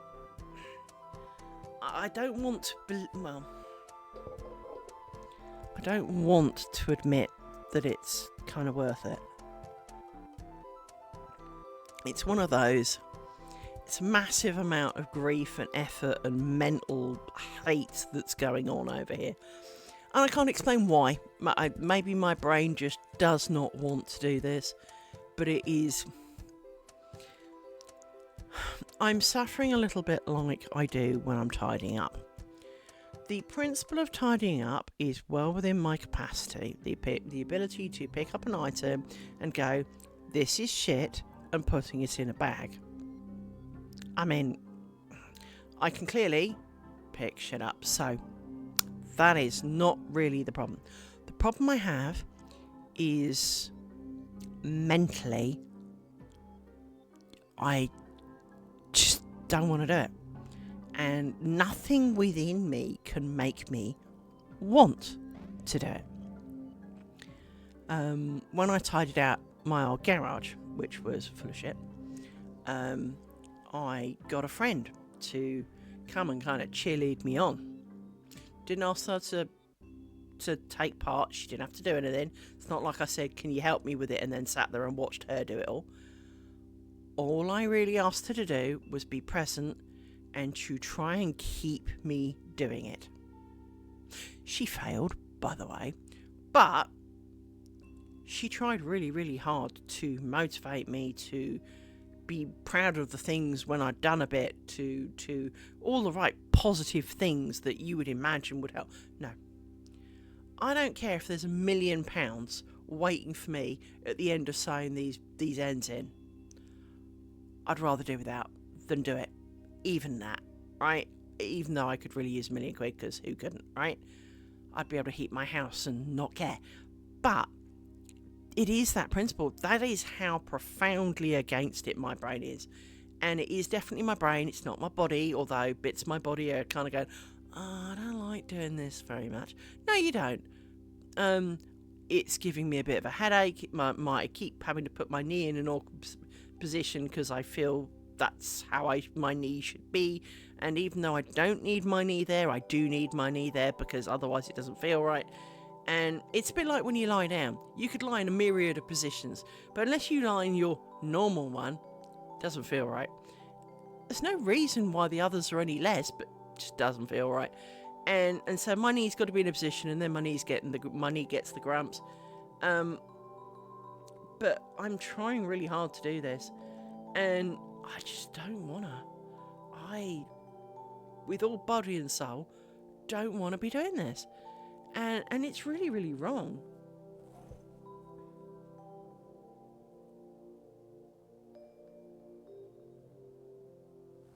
It does. Yeah. Absolutely. I'd rather do that. I'd rather, right here, right now, find a candle, light it, and ceremoniously burn this thing than finish it. Elon Musk, I don't want you to empty your bank account into mine because I can't do this. I don't deserve it. It's the Elon Musk will donate you all of his wealth if you will finish this. Oh, well, I'll stay poor then, shall I? It really is that bad, and I can't explain it. You really would think that something would motivate me. Even just doing more of the triangle and being happy because, we're back to doing the right thing. No. I would rather gouge my eyeballs out with pins than do this. And it shouldn't be this way. It really shouldn't. It's really not hard. I mean, it's annoying, it's fiddly, but it is worth it. Well, it seems to be anyway. As I said, we will truly only know when I finish, and we can poke at it more properly. So I have to finish it, and I need the practice before we do it on the real one, because obviously I need to, I don't know, let's say make decisions. You know, is this better than that? Is this the right direction? Does this look good enough? Because, as I said, dopping the super glue is a hell of a lot faster, and doesn't take very long, and it's still painstaking, because, well, I seem to recall it took 2 hours or whatever to finish off square number 1, and that was the super glue kind of poke, pull, make a loop, pop a bobbin through it, double knot, drop a super glue so it don't come undone, huzzah, right? Let alone the, oh, I've got to wind this round here and go through that hole and wind that round there and then go through that hole and then dub a bit of glue because you're paranoid and it doesn't seem to be glue and and then trim it and then realise you've got the other thread to do now. And it's like, no. It's just...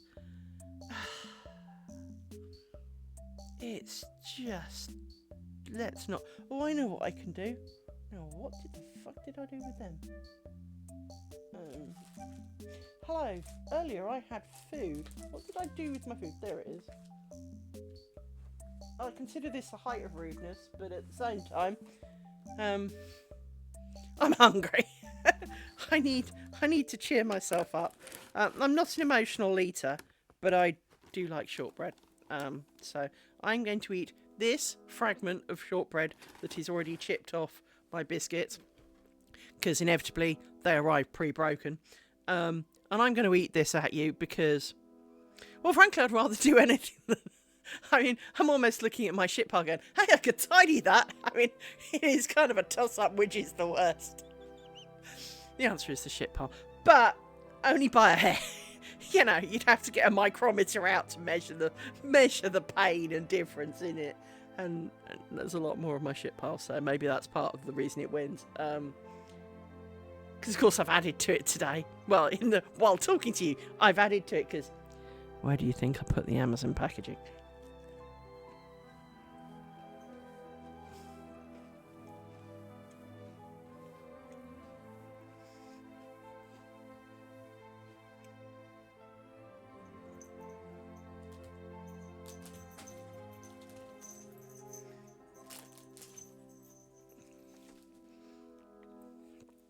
I don't know why you're excited, dogs.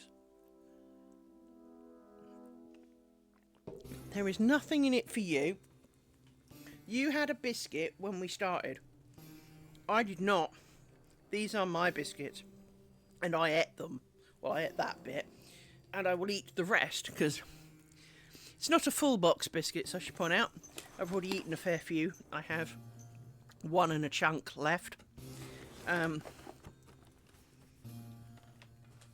Oddly, I am very much one of those people of...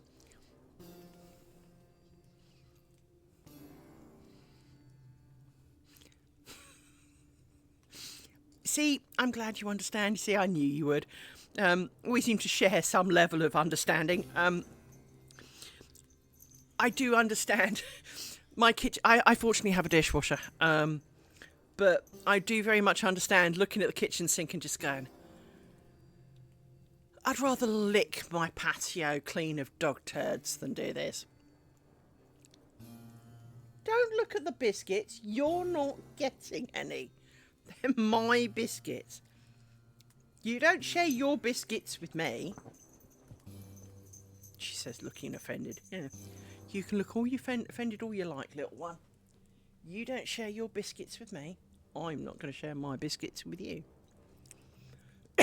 I had this conversation with them yesterday while I was eating. Because they always sit there going, you've got food. Yes, I do. You need to give me some. Why? Because we're good. Well, when I feed you, you don't give me some of yours.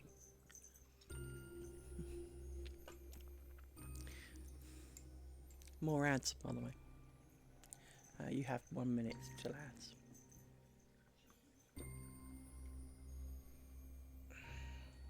Can't believe the ads come round again already. Jesus Christ, that hour went really quick. I was about to chop the bobbins off then, but that's not the right thing to do. So let's twisty. Glasses off. Pokey stick of dough. Let's move this in here a little bit. Alright. Now this one's going to be a bitch to do because this is in the middle of the gloss stitch and there's nowhere to go. So I'm not quite sure what I'm going to do with this one.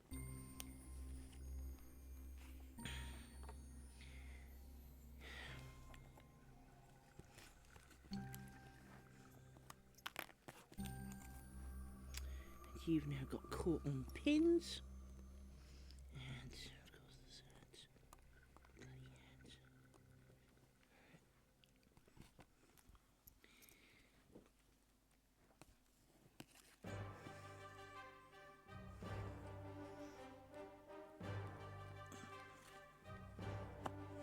Not again. You've done it again. How do you do that? Well, actually, I know how you do that, but can you stop doing that? Get out of it, Rory! Now is not the time. Yes, I know, sulk. This is enough of a problem without a dog in the middle. You can't help, little man. I know you care, and all of those doggety things. But this is proving to be a fucking great knot. And considering at no point can it not, I don't understand. Seriously, look at the state of this.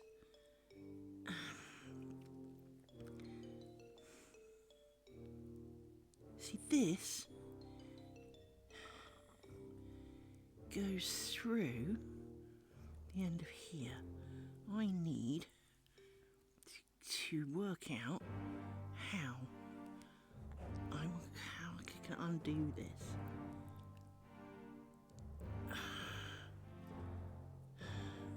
I need 9 more hands to sort this out. Okay, put you through there, like that.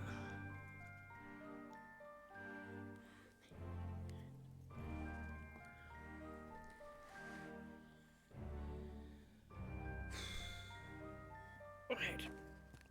Now.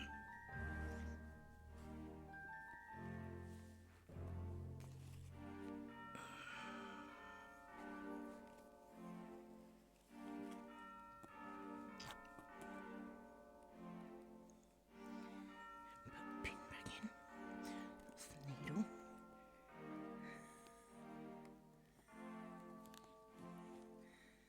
And tie a knot for good measure. And so much me wants to just dob it with super glue. Never so much in my life. I just want to dob something with super glue.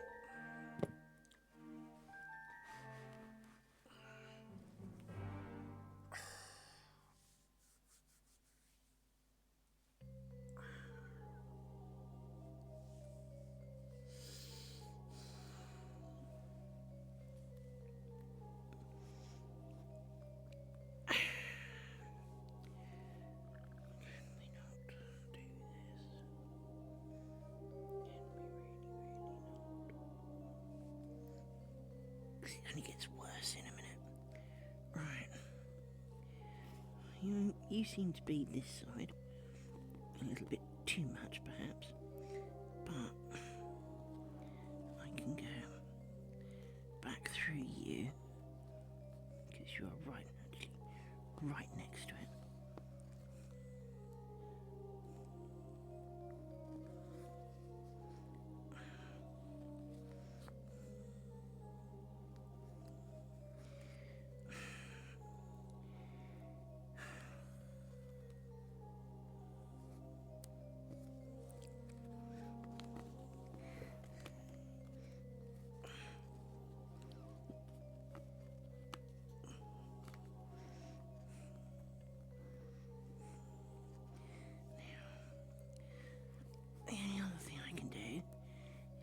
weave it in. But you know what?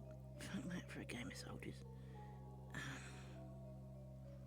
I am not willing to do that. I don't know quite what to do with this one. I think you are the best, but then that's not really an option either.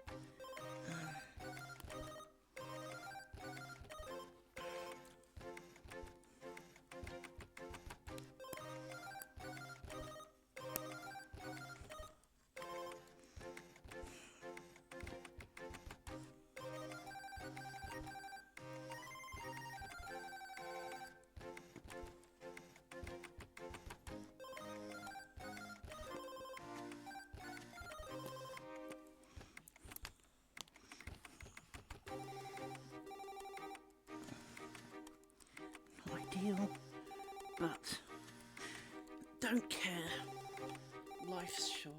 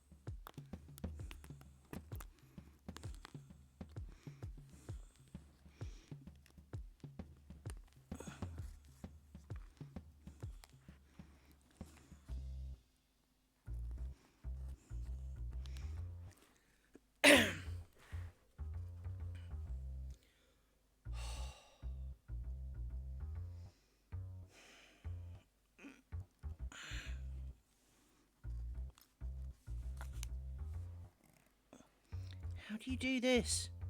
How do you not? How do you turn into such great and glorious knot without me actually putting anything through you? Take you out.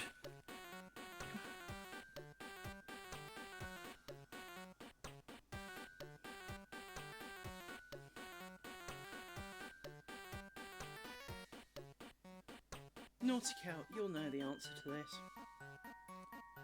Let me find... This is the wrong thread to be demonstrating it with. But, you know if you make a knot... Actually, let me check your back from ads.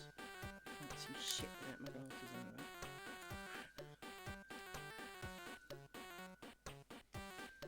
You will know this one, right? So, if you've got a loop like this, and you fold it over itself, and it now makes a loop, but obviously that's now a knot, right?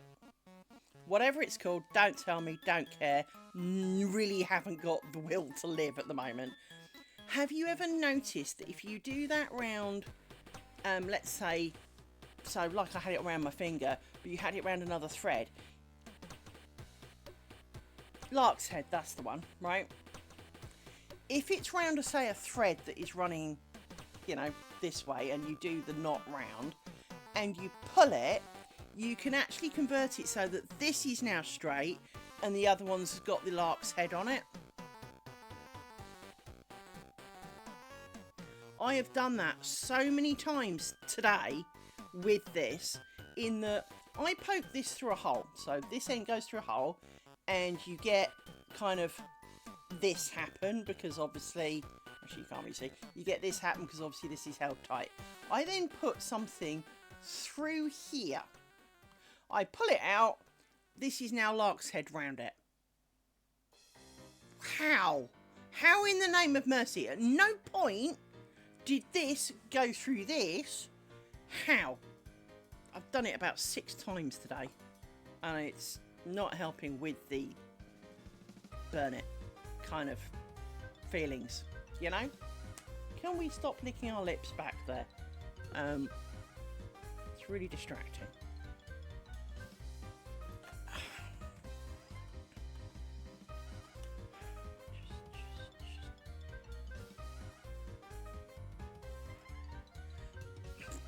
I'd have to do it with bigger thread, to be honest, and looking around, I haven't got anything I can use. I know what I could possibly use. Hang on. I have one charging cable, and now all I need is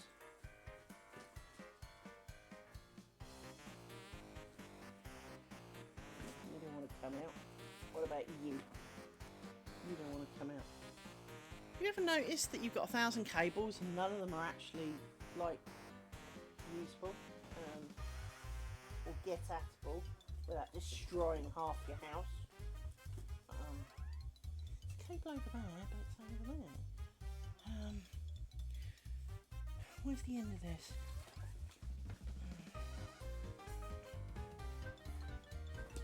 Because this should be fairly long. So, I'll see if I can demonstrate it. And of course now I need to zoom out. Hang on. Zoom out a bit more, right? Because I'm trying to have this in mainly blocking the view more than anything else. So if I do this and make the lark's head, right?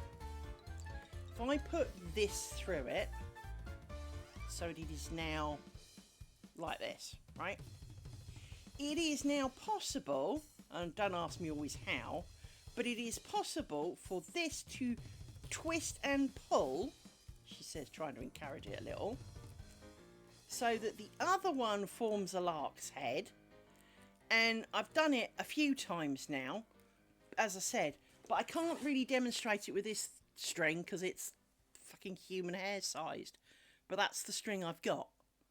And because, well, I could use some of my offshoots of green, but they're not much bigger. I'd need to do it with... It's almost something you have to be in person to actually see it, because... And why is this so...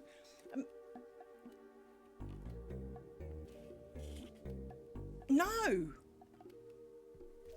Literally, seriously, I poke this through a hole, and so this comes out the other side. I poke an item through here so that when I pull this back it is dragged through. When I try to take this out, which should just be, and pull this out, it doesn't. It's lark's headed itself round the other piece. And it's fucking getting on my nerves. And I have not got any nerves left, as you may tell from my somewhat irate manner. I am not in the best position to be, and because I've got nothing, I mean, I did it a ton of times with weaving as well. You could lark's head it round one way, and then you could like pull it, and it would flip the lark's head.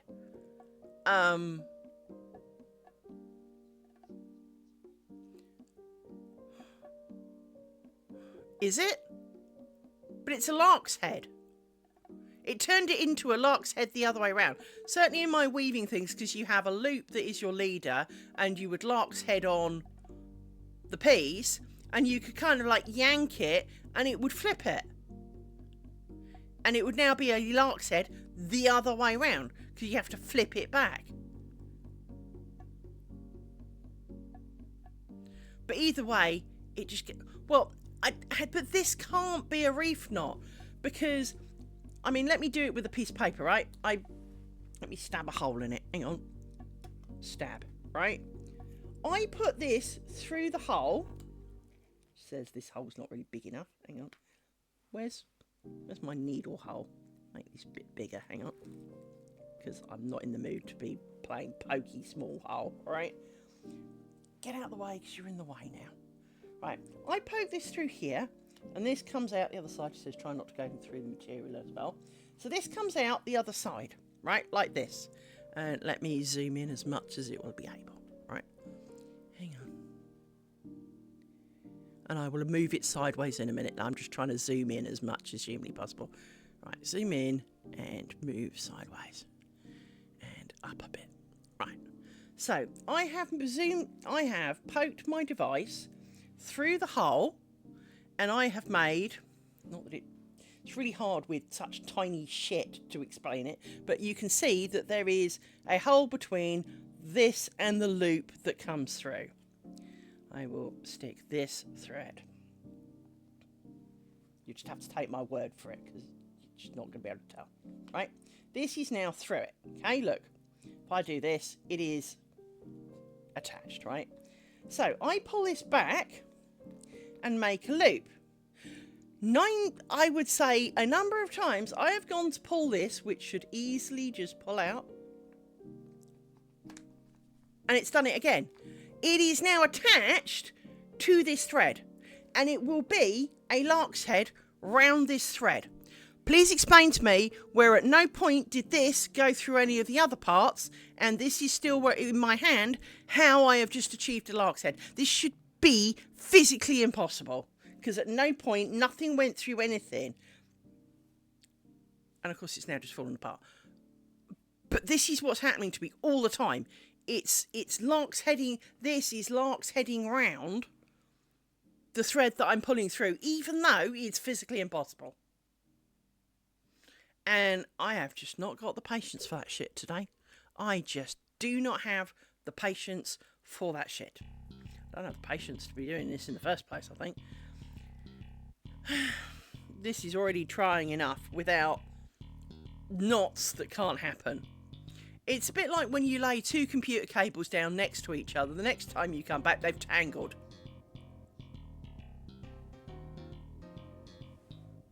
I have many cast-off pieces of cord. Look, there they are. These are my cords to hand, yes?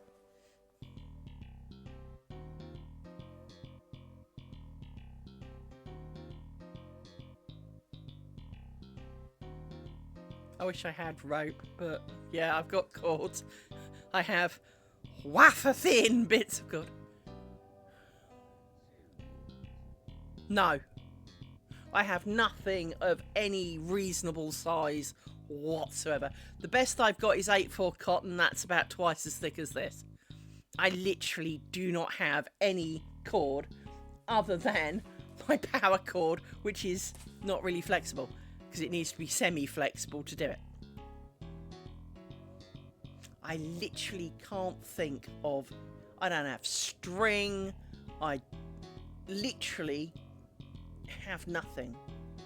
The biggest shit I've got is weaving thread at 8/4 cotton.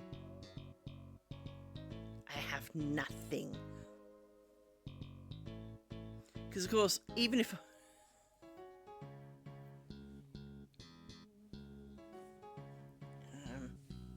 it's very hard to make a reef knot when you've only got one end though. Hang on.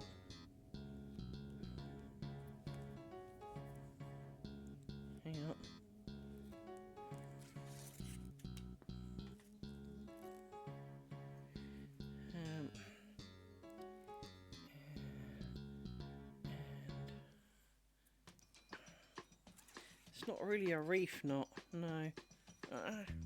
I guess that's close. There you go.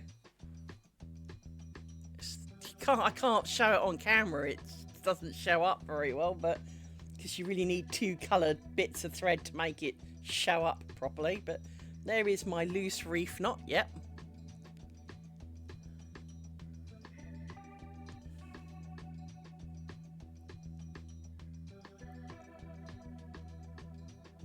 But that's not what I want. It's not what's happening.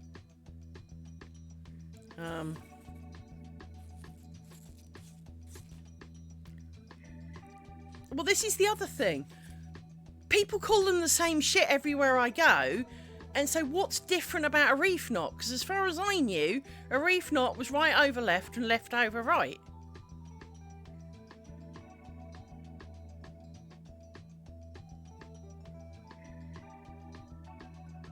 Which otherwise known as a square knot or a granny knot. This is the problem when everything's got 1,000 fucking different names. Because half the time, oh, well, I use that name for this. Yeah, but no one else does. Yeah.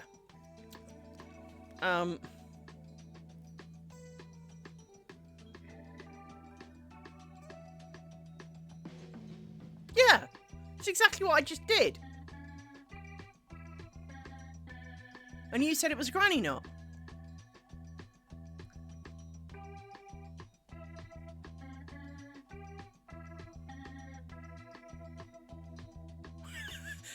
Now you can see why I get confused, right? I did exactly that. Hang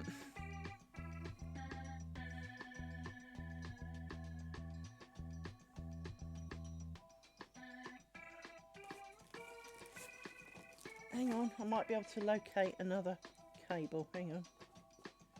Where's the other end of this? Hang on. Move my DVDs because they're a new edition and in the way. Right. Where's the other end of this? That's the other end of this. Okay, I have a second cord. Okay, hang on. Got to detach it from my laptop and my headset. And I best not break it because I kind of need it. Right, I now have 2 different strings, right? One is attached at one end, but bite me, it will have to do. So, let me do my knot again. Now I have 2 ends.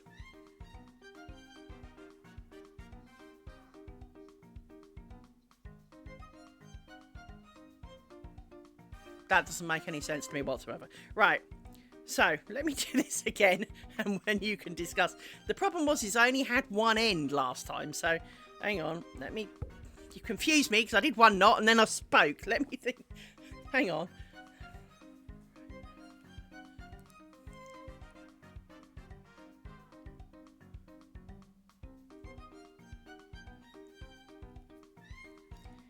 Yep, that's exactly as the last one was.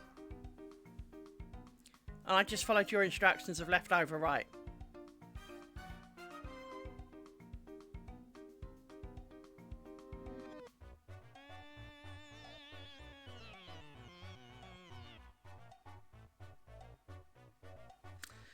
But that's not what's happening at all. What's happening, she says, trying to do it with this. So, I need to do a thingy knot. So I do a lark's head.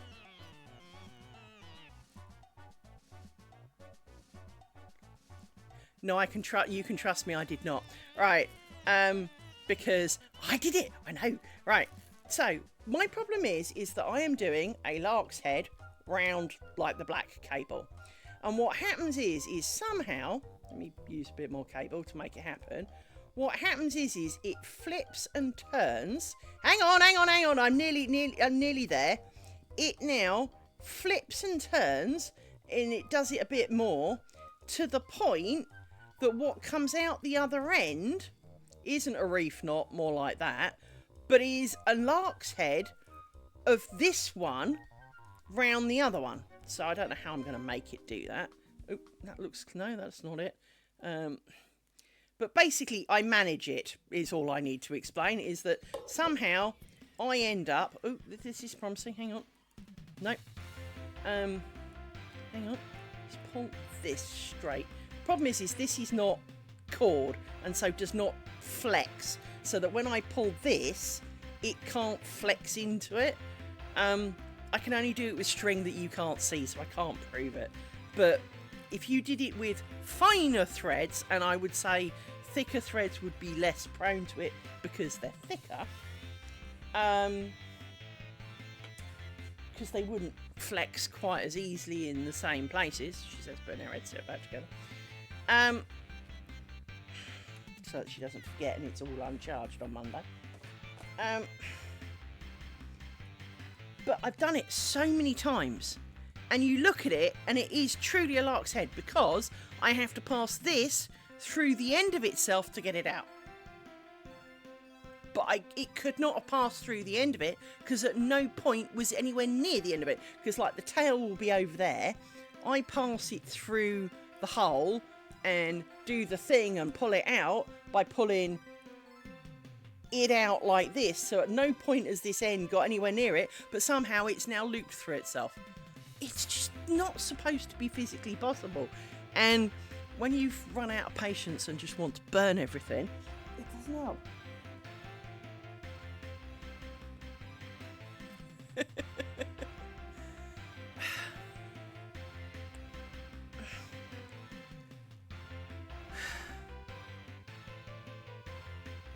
The problem is I can't show you in a scale that counts.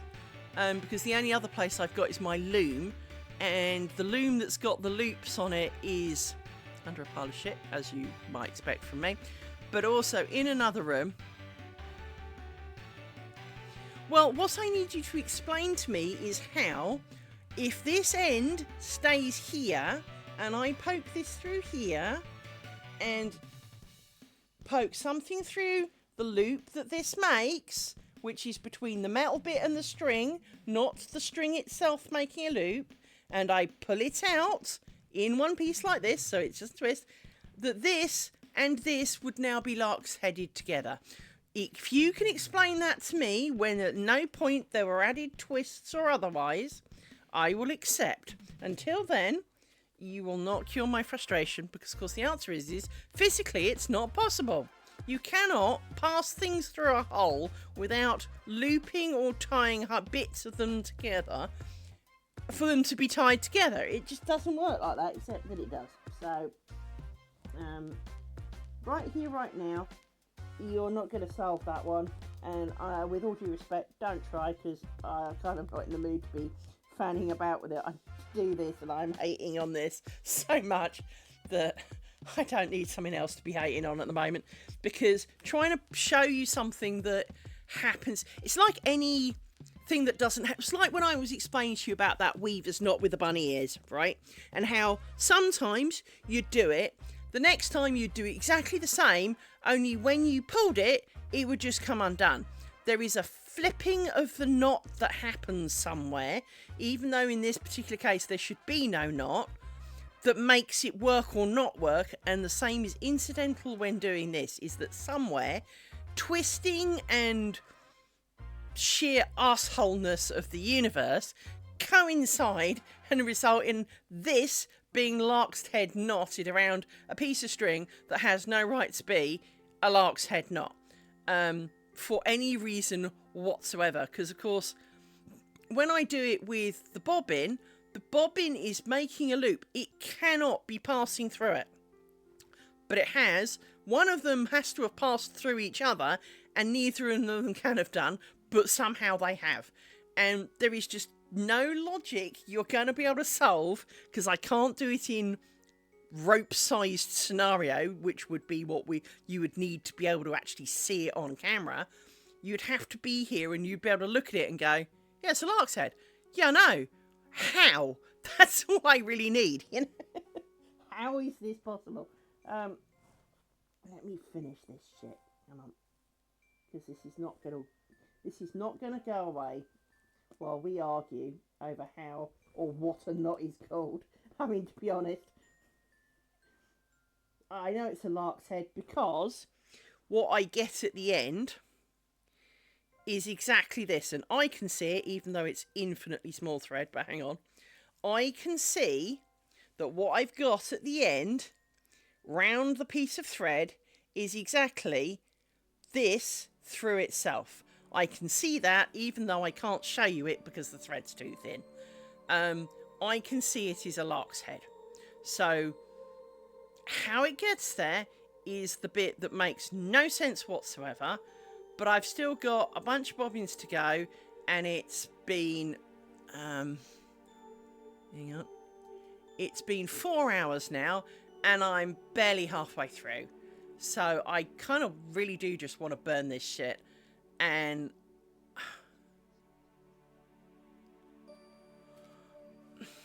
well, there is, because it's a loop of thread. There is an eye, but it is a solid loop. It has no loose ends. Okay? And all it's doing is crinkling and tangling now.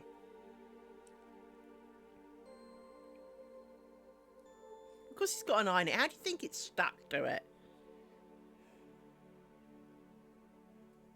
Now all I've got is a big fucking great knot at the end of my string. Look, big fucking great, a gnarly knot.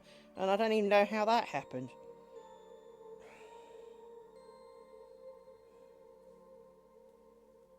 There it goes.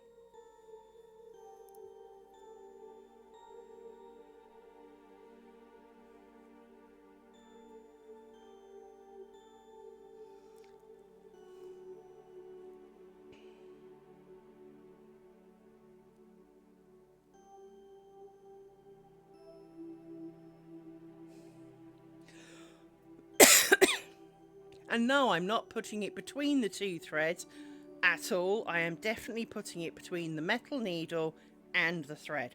Because, well, I'm not that stupid. And I check as I do it. It goes between the needle and the thread. And this has got a big friggin' knot in it. So I just need to re-knot this higher up. Hang on. Because I deliberately knot it so that it's not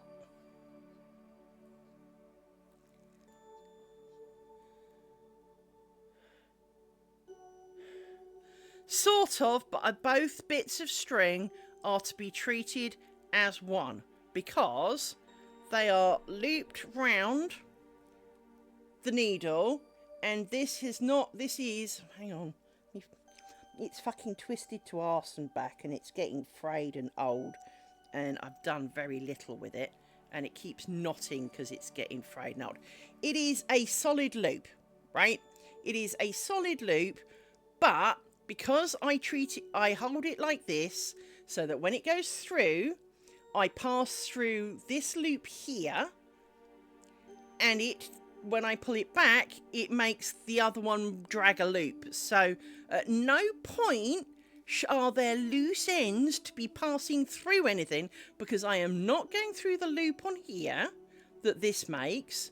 You know, because, for example, if I'm really lucky, it might make a slight loop, but it's normally kind of twisted fuck, so it doesn't. So I go through the hole that is made by poking this through the card and this coming out like that. So it makes the tiniest hole. I pull this up a little bit like this, poke a bobbins through it, pull the bobbins through, yank it so that the loop from the bobbin comes through, and then as I pull this backwards out of the bobbin, this sometimes has lark's headed itself round the other thread. There is no way in logic that that should happen, but it does.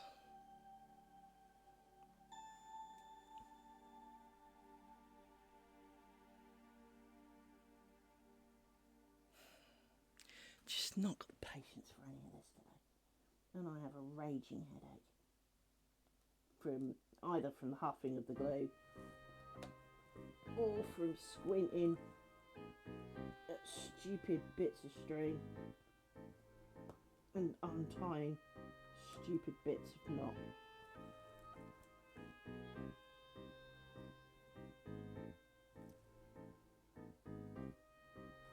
And I'm not left-handed enough for that shit.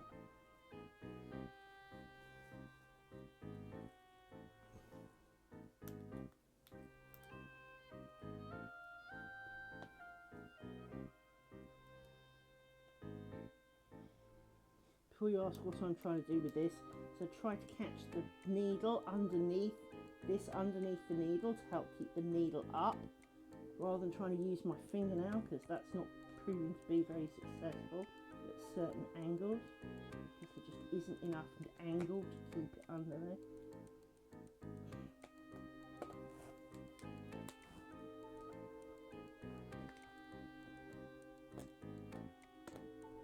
it's really hard to push the needle when there are a load of pins, and of course it grabs all the threads as well.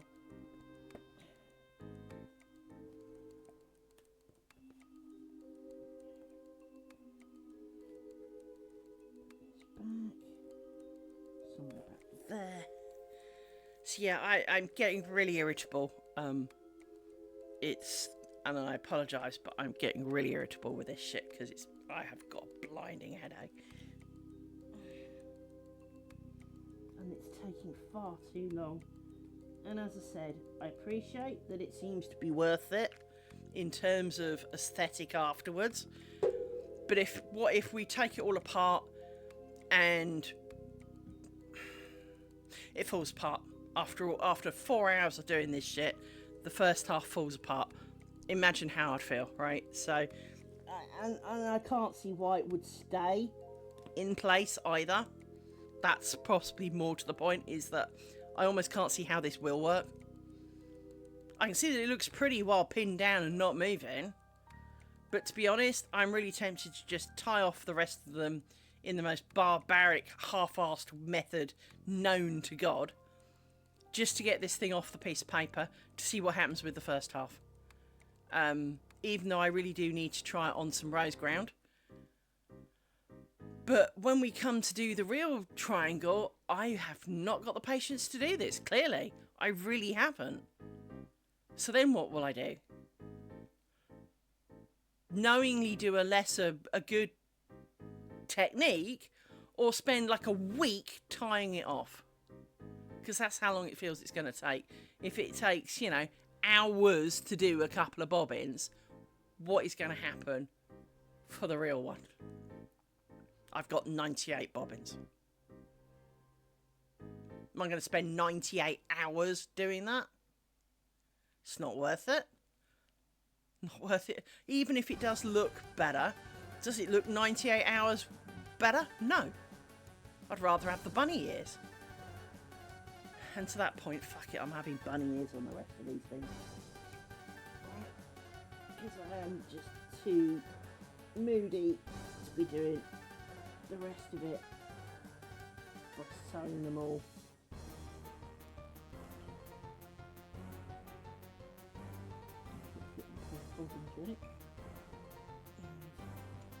Let's undo that for a minute, because these bobbins seem to be twisted.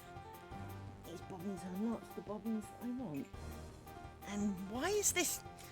How is this constantly not level? Why is it can't just stay fucking level for 5 minutes? These are all in a huge knot, and I can't see well enough to untie them. Because they're a stupid colour. They make round themselves.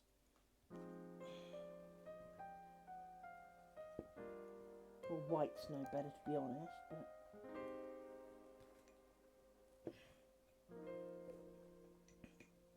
I can't tell if things are on top or underneath.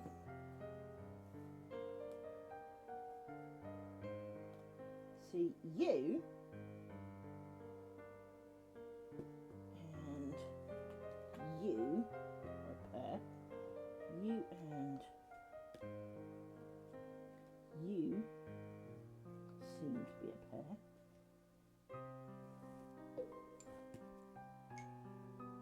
You're all knotted. You're the pair after them.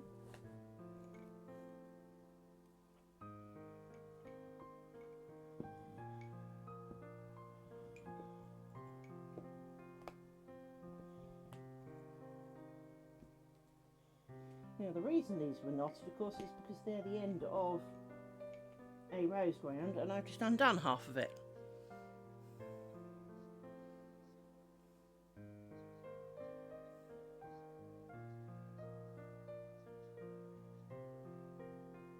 Whatever. Right. They are just words to me. Sorry. No, it's making a lark's head, even though at no point am I trying or hoping or physically anywhere near doing such a thing. Right, let me get rid of these bobbins because I've got to redo this bit, possibly redo some of that bit because, well, they're half a stitch with no end on it. Now I know that makes no sense, but if you think of when I do the rose ground, I do some twiddly bits, cinch it up, and then just move on. Well, it's the fiddly bits, cinch it up, and move on bit that I think I've just undone on at least one of them, because of course they all shagged each other like they do, because, well, they can. So I poke this through here and I get a bit of string. I grab a bobbin, I pass it through, and the end is over here, so it cannot have wrapped round. And I grab it and its friend, and I go like this to make a loop. And then spend ages trying to get hold of the inside of the loop, because fuck life, twistingness, and the tiny thin bits of string that this shit is. There we go. And then undoing this. This is twisted.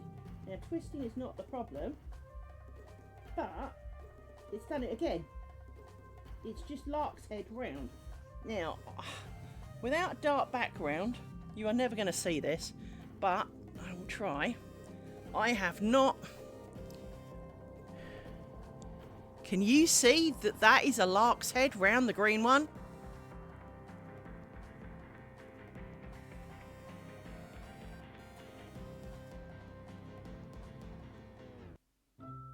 I mean, I can't make it any clearer or bring it any closer because it will fuck with it, but it is lark's head round the green one, yet the end was there.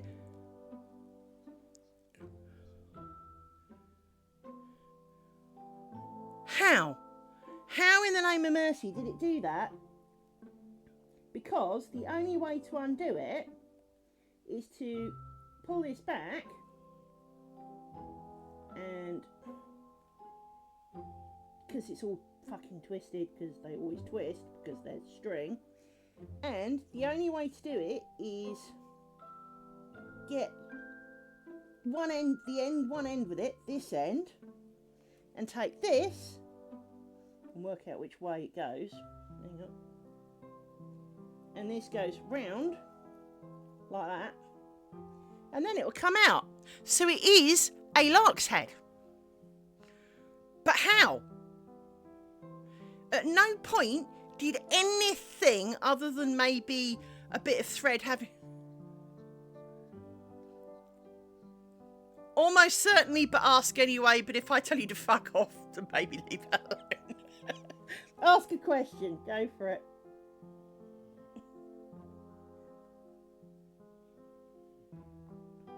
Because this can only be a loop. Because the bobbin stops it doing anything else.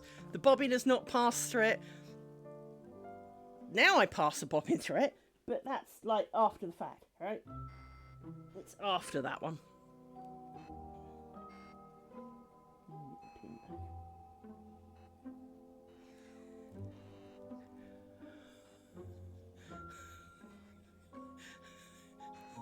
I'm not sure my Twitch status can though. Because I am not going to be fannying around fishing these things through tiny little holes. I'm just going to cut them because fuck you. I want to get this thing off here. And these are not going to hold, but that's so not the point. Because I'm trying to do it. I need you to be a bit further out than that because you can't even see what I'm doing. I mean, you can see what I'm doing, but you can't see the rest of what I'm doing, if you know what I mean. Yes, you can see a tiny bit of it, but you can't then see. So I leave the end over here. I never touch this.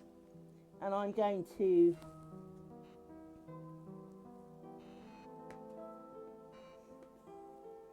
You reckon? Anyway, so I poke. Go on, get on with it, quick.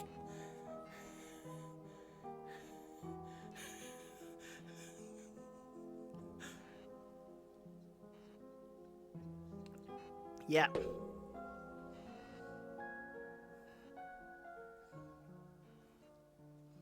Just Spit it out, boy.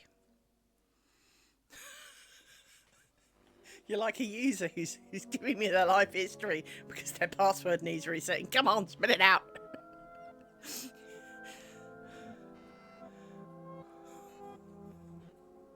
Yeah, I've got the giggles because I am actually so angry.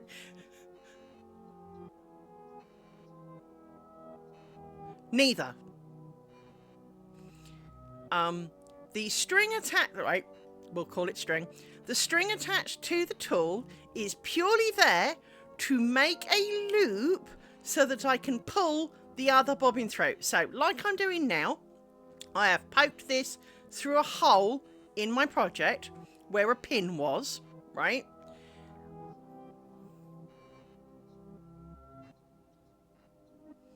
Well, it's not really part of the tool, but it is only ever used with the tool. It is not the project.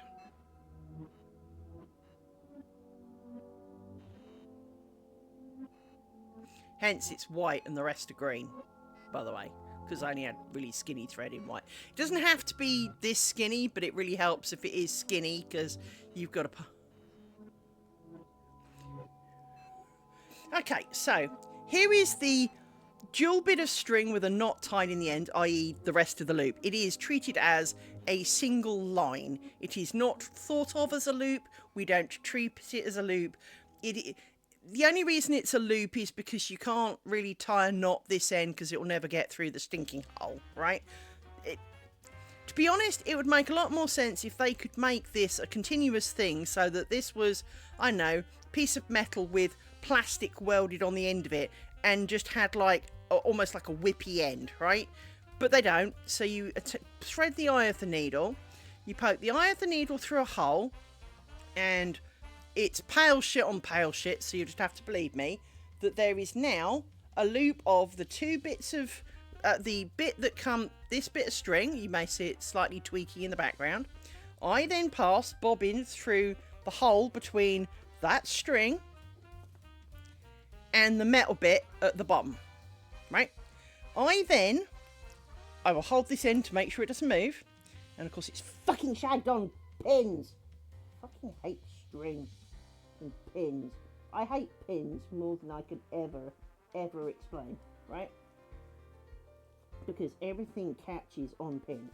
So I then pull this and it pulls up a loop.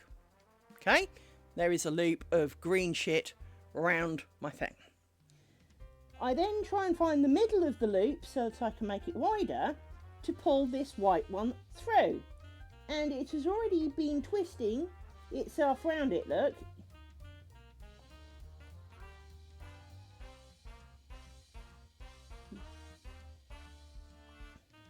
See, this is already locked head, but it's not a lock. It's already locked head around. You probably can't see, but it has locked head around. How? I held on to both ends. Yes, you can use a hook, but you can't get the hook through the hole. Because if you have the world's... Hang on, I've got one here. So, I have a crochet hook with a hook on the end of it, the size of a gnat's dick, right? In fact, gnat's dicks, if they were that small, the gnat would be sad, right? The only problem is all this does is split the thread and break it. So this, stinking pile of poo. I have a bigger stick with a hook on the end. But this is too big to go through the hole. You have little choice but to use the end of a needle to go through the tiny pinhole to pull back the thread in a loop. Hence my anger and frustration and wanting to kill everybody. Because at no point should it have been possible to make a lark's head out of this shit, but somehow, pretty much with every reliability, I am capable of doing this. But at no point were the things passed through the things that should make this possible. Going back to my... Literally, all I am achieving... Let me pull the end of my cable off again, right? Let me put this out of the way.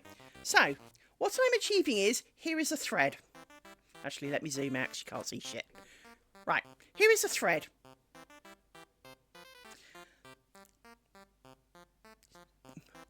So the tool goes through a hole. I poke this through the loop, and then I pull it back, and it pulls the loop back. Not that you can see that either. So let me do it again. I can't, I need like a fucking stage hand. So I put this through the loop. The loop then comes back through the hole, pulling this, and I then want to release the end and have the loop that I may pass the bobbin through. That is all this tool should be achieving. At no point should we be achieving locks, heads, knots and tying ourselves together. Because I just need to kill everybody. Because it's doing it, frankly, every fucking time. And yet at no point is it logically possible. And wafer thin threads that twist together are really not helping.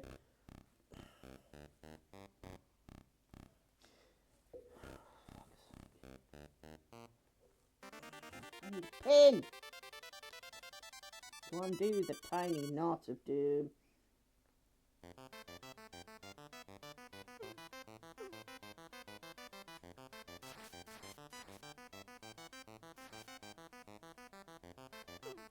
For I see the lark's head knot, and I can grab the tool and undo it, etc.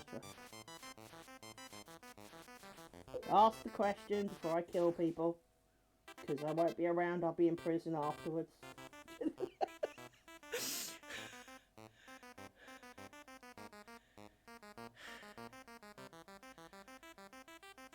Just spit it out in one go. Don't fucking stretch it out.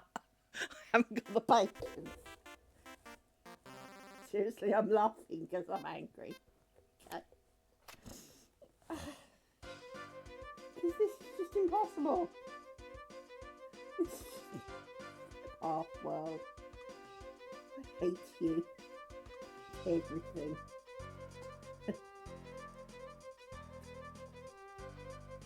Hurry up!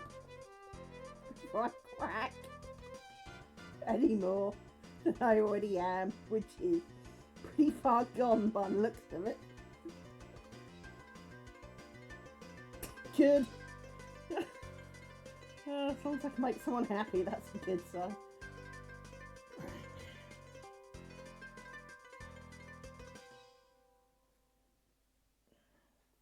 Fucking this shit.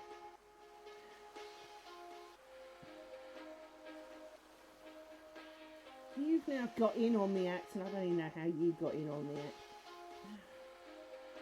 You know what?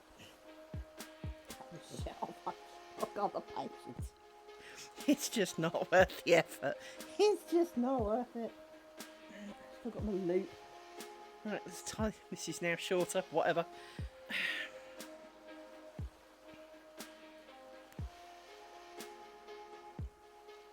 I almost want to glue this together. So that it is one piece of string.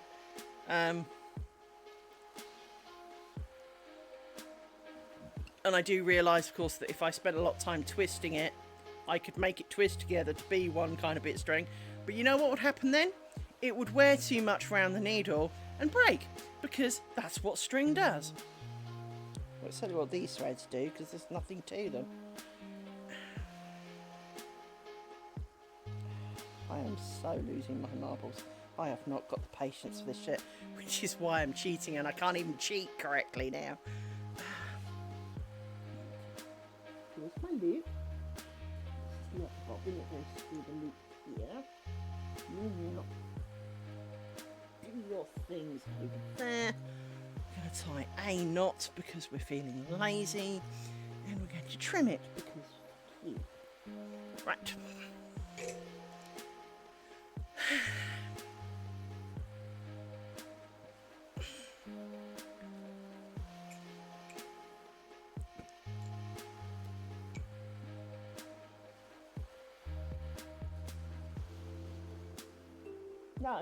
No, it's not passed through the card. It's passed... Right, it's not passed through the card. It is not passed through the card.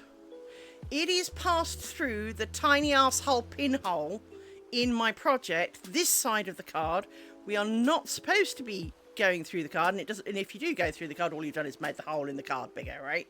Because it does not go through the card. I was just using the card to demonstrate the fact that it goes through a hole and makes a loop. The actual project, it goes through the tiny hunting pin hole. So in the demo, this is a hole in my lace, right? And I go through the hole in my lace, and it makes the little loop, which I make a bit bigger. I pass a string through it. She says getting a string, right? Hang on. Here's a string I cut earlier. It passes a string through it, usually with a bobbin on the end of it, but there's a string through it. So now there is I know it looks a bit tangled. That's because strings tangle, and I haven't got enough hands. But this is not tangled. It's not tangled. I promise it's not tangled. Let's do this again. This piece of string is just a loop. The problem is I can't do this properly. So this is just a loop. I pass this through the loop with a bobbin on the end of it, and then I pull it backwards so that the new loop is, so the loop now pinned by my work because the bobbin stops it moving, and the other one is attached to the rest of my lace. This, and now I have tried to pass it through the loop somehow, but I don't normally have this attached. This should just pull out like that, and should be left with the magic loop here to pass the other bobbin through. Yes, I know it's green and you can't see it. The other loop through to pass the other bobbin through, so that, in effect, I know it's not the other bobbin, it does make a lark's head round the work to connect them. That is what this tool is trying to do. However, what actually happens is a lot of swearing, some voodoo, and suddenly things are not as they should be. And bollocks, frankly. So, this is a huge potential mess of doom. And somewhere in here, there was a pin about here. Yes, there was a pin here. I need to go through this pinhole, but this pinhole is through the card because I can't see it. Because there seems to be a knot. There is the knot because it's the. Oh, do you know what? Fuck this shit and everything that God put upon it. All these.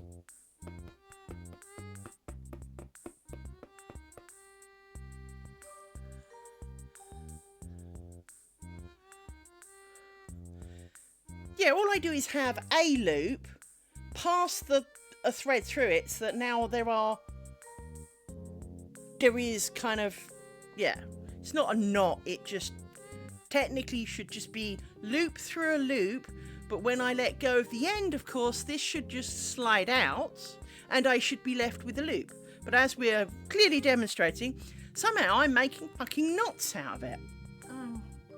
And this is not working because fuck knows, and of course the ads are here again already, and I don't know how they're here already because it seemed like 10 minutes ago. Yeah, frankly, it's very, very similar to how a sewing machine works. And they don't make lockhead knots every time. So, in fact, it's exceptionally how similar to it just doesn't have a bent needle. It just does a load more shenanigans and doesn't have loads of pins to get stuck on. Ah! God, fucking kill something. By the way, if you ever hear of a mass murdering over here in my side of the country, might be me. If this shit doesn't stop doing it. So I can see here that there is a loop and a loop. Look, if I pin this down, there is a loop and a loop. You probably can't see it. Bite me. But sometimes it just doesn't happen, and I end up with shenanigans, and I'm not in the mood for shenanigans, because I'm not. Hence we are now at the knot and chuck cut stage, because fuck it is definitely the name of the game. And now I only have 2 more bobbins to go, and then we get to pull this thing off and see how the first bit did. And my butt's going to sleep because it's been 4.5 hours.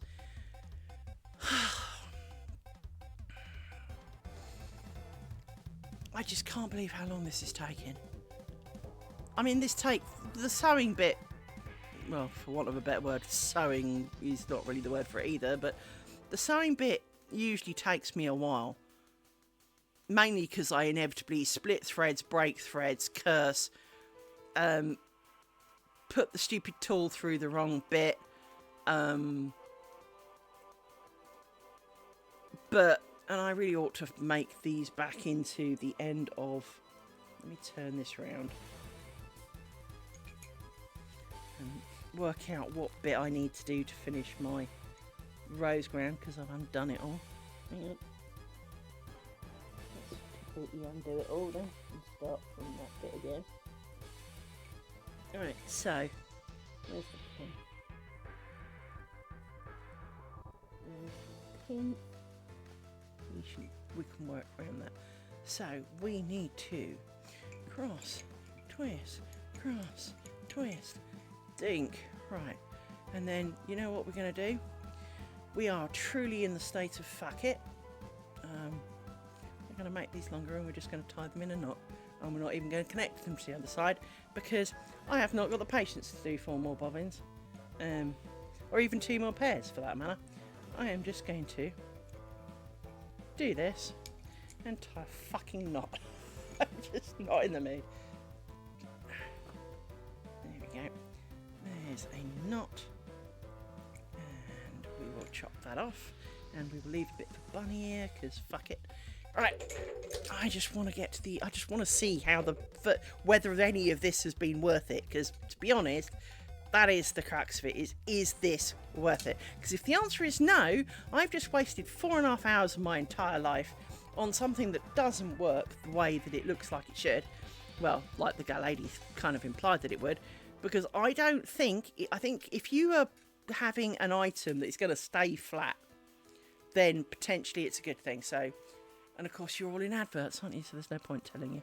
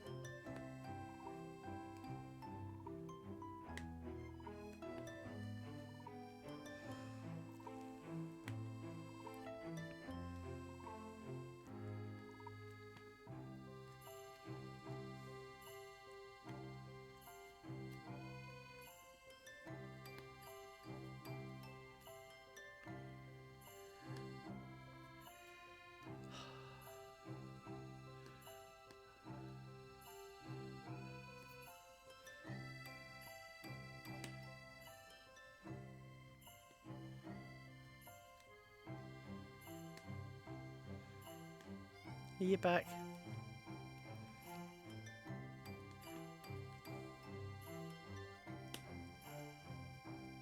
Please tell me you're back. While I'm picking out these dreaded pins. G'day. Yeah, I just have this, call it, depression, call it doom and gloom, call it, realism, call it, you know, anything you like, frankly. But I just have this horrible feeling that when I pick out these pins of the earlier section, so from here upwards, this way out, that it's all going to fall apart. It's not going to be worth it. And I've spent 4.5 hours doing this shit on a stupid little square that I didn't need. And it sucks. I have just not got the belief that this is worthy of time and effort, because it is considerable time and effort, because, well, we only did half of it and then I lost my shit. So, and that's a tiny square, let alone a whole square, because this literally, if you compare it to actual square, so I've got to be careful with my box because I've got a thread on top of it. This thread, in fact, this is for my cross stitch. It is the lone thread at the end of a pile, and it should really be somewhere else, but it's not got the strength to be somewhere else. So if you consider the size of this thing here is less, she says, trying not to get them caught on pins, because, well, as we all know, pins fucking catch everything. But if you actually look, this isn't even the equivalent of the middle portion. Well, it is. It's the equivalent of the middle portion of this square. This is at least twice as long and a bit, right? So when it comes to doing the real deal, we are talking a good full day's worth of effort, and I need to know that it's going to be more than the full day's worth of effort, because there's no way I'm going to spend 9-10 hours doing that, because it is going to take that kind of time, if not longer, because obviously my sanity is somewhat frayed. Fray stop doesn't stop my sanity fraying, clearly. It hasn't done a very good job on stopping that, and I don't think it's doing a very good job of stopping anything, to be honest. So I'm trying very hard not to pull the strings as I pick the pins out. Reason being, well, we know that these middle ones are not exactly kosher, for want of the word, because I didn't even kind of, and there's a fuckload of them, and let's pull them all up. This is my best pin pulling now, because it seems to be a bit flat on one side, and it's good for getting 2 pins at once.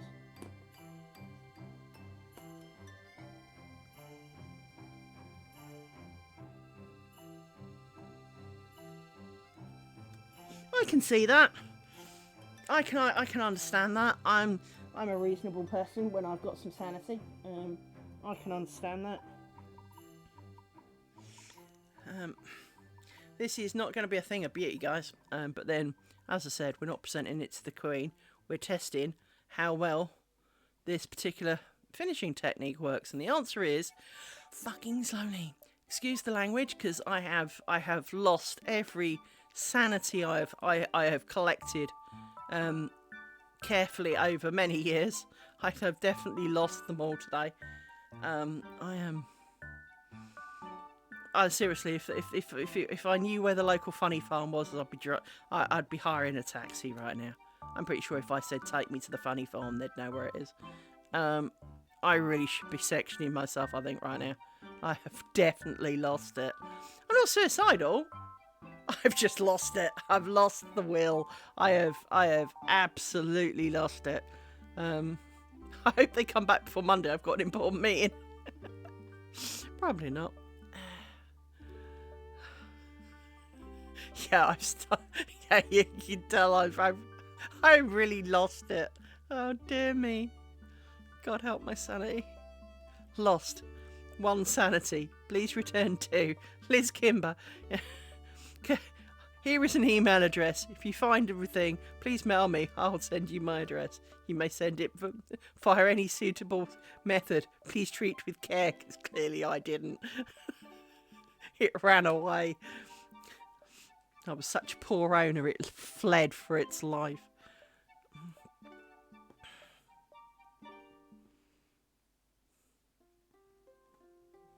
You got scared by yarn. Please return home.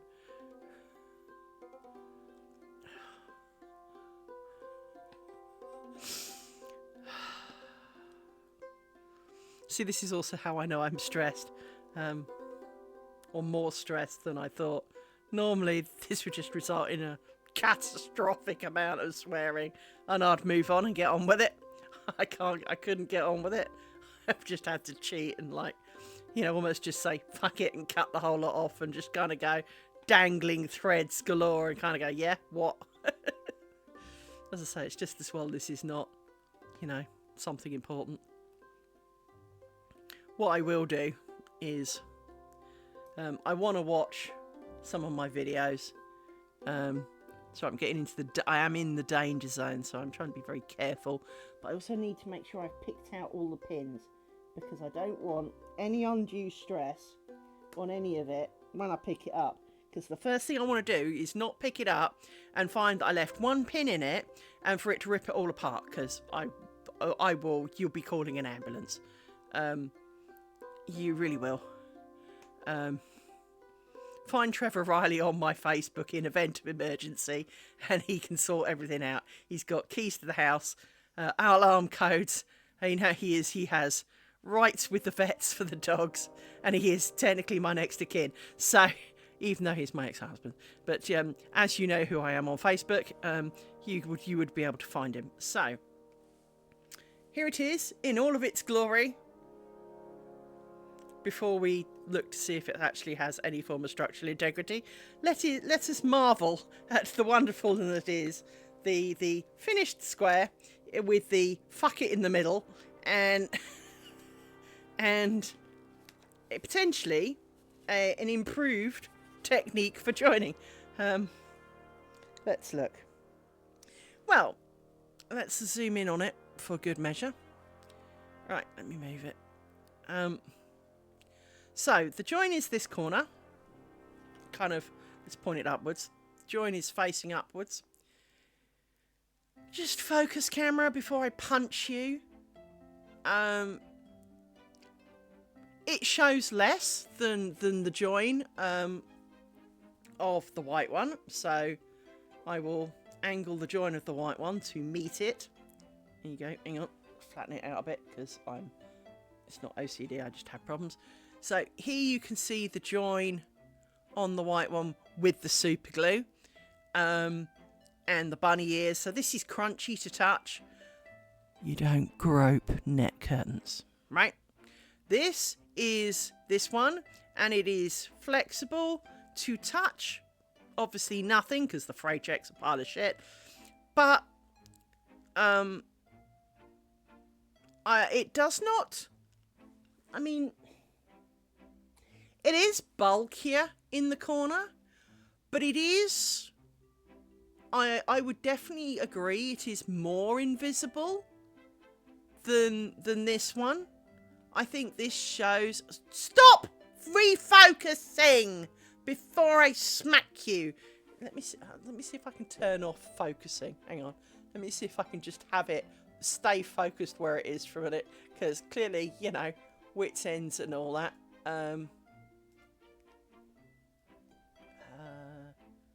Focus.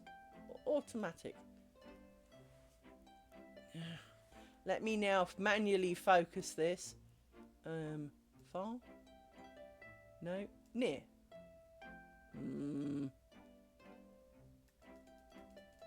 I need to make this bigger because I can't see shit and it's in a 2-inch fucking square. Hang on. Oh fuck no. Can I have that in a window that I can grow a little? There we go. You can sod off a minute. Right, hang on. Let me see if I can... I don't know which way I need to go though. Hang on. It's not that way, obviously. There. Right. Now we can see. Right. So, as you can see here, there are cloudier bits with where the super glue is, and on the back, as we know, there are bunny ears, and this is crunchy to the touch. I don't know if you can hear it. Crunchy, crunchy. this, it is thicker, but it's not like, I mean, it is thicker. I mean, obviously this corner was a bit of a fudge, so it does look a little different to the other corners. But the bits here, which I'd kind of got the idea, because obviously that was the very, very first one I did, and it was all new and a little bit kind of weird. This is thicker, and you can see that it is slightly thicker and in places. Obviously, as the thread, if I turn it over, the back doesn't really look particularly different. If I fold it in half, there are no bunny ears anywhere. Give it a bit of a shake, because, you know, that's always good to loosen things. And give it a bit of a shake by holding the corner in general. Right, so I've given it a bit of a shake. And if I stick my face on it. Okay, so there is one end that's come out here. So edge-wide leaving things, probably not a good idea. But perhaps, you know, a minor dropette of dropped it. But again, that was the first one I did, and I can wrap it back round, so maybe a little bit of difference on the edge. Don't stop on an edge, make sure you stop a bit more in the middle. Does kind of imply bad news for potential washing, though, in that if they can come apart, they will. But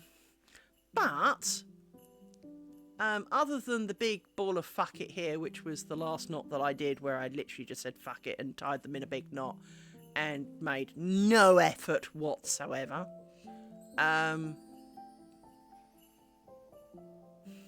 So ignoring kind of from here on inwards, because the bit under my finger, because that was not done properly. I got bored of it by now. So realistically, I only did a handful, and it took me such a long time. The question we have to ask ourselves is it worth it? Now, I think for the edge double pair that is awkward,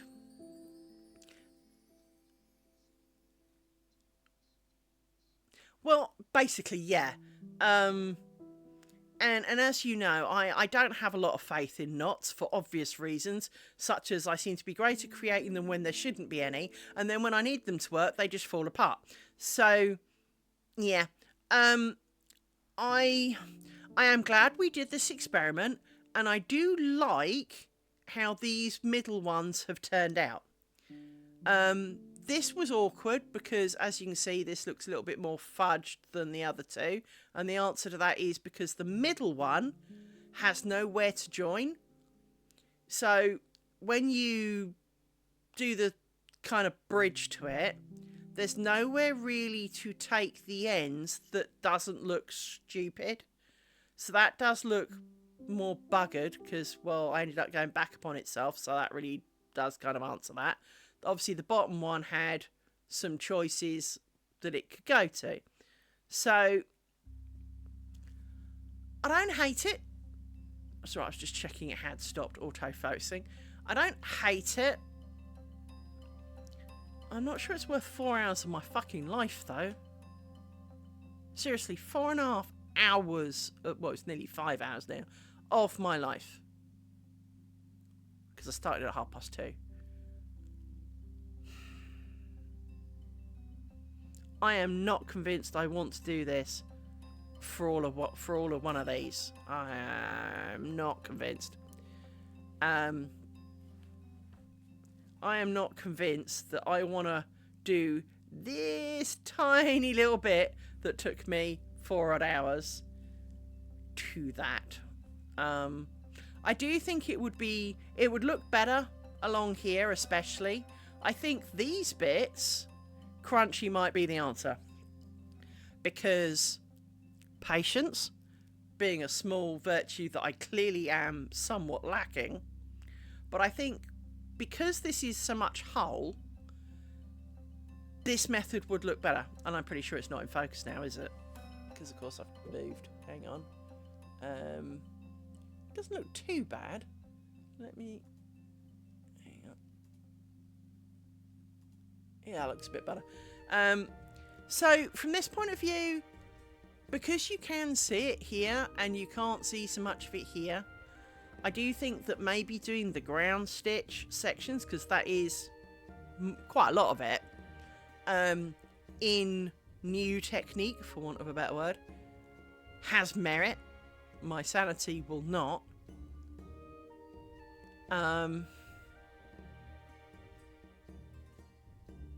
But I do think it has merit. I really do. Because to be honest, it is pretty invisible, even up close. Even, you know, kind of this far away from it. It is... you know, it's not like you can look at it closely and go, oh yes, how terrible. I mean, even looking up close and knowing that it's that corner, yes, you can see it's a little more dishevelled, but it's not screamingly shit. I mean, in fact, if anything, it looks worse on camera because these don't quite line up right somehow. They seem to be at a bit more of an angle than they should be. I know they always end up at a bit of an angle, but, you know, principles and all that stuff. And you can kind of see a bit of... But most of them only go from there to there. So it's this tiny bit of thread that it just goes in these two lines. It doesn't... I mean, some of it, like this one, looks a little bit ropier. But some of it was because initially I was trying to feed all of the strings through using this. And because that's what the girl did in her video. I then changed to using a needle because it's much easier to, and I'll demonstrate on this because it's easier, to do the round the post bit here like this. I mean, let me get a green thread and demonstrate. Right. And I'll do it on, where's my triangle? Because we can fuck with triangle. I don't really want to fuck with my square because, well, it's my square. So the triangle of creation, right? Put square away for, say, sanity reasons. It's like triangle of creation. If we were doing something similar, let me thread this needle. And I have successfully bent this needle by the looks of it. Yep. It is very bent. It's funny because I wanted it to bend, but it didn't seem to. Oh well. With this, I can go... You're not going to be able to see this, are you? Let me zoom in and find where my hands are. Right. So I can go down through... Right, down through the pinhole like this with the pin because, well, it's easier, right? And I'm going to hang on to this thread like it's the end of something, right? And then go effectively while it's on the pad, but I can't really hold it and do this, but go round the post of the next one to give it a twist. She says, that seems to have come undone. No, it didn't. And then, actually, that went through the hole. How did that, I don't know, that did undo. So, let me come back up a sec. Hang on. How the fucking places did I do that? So,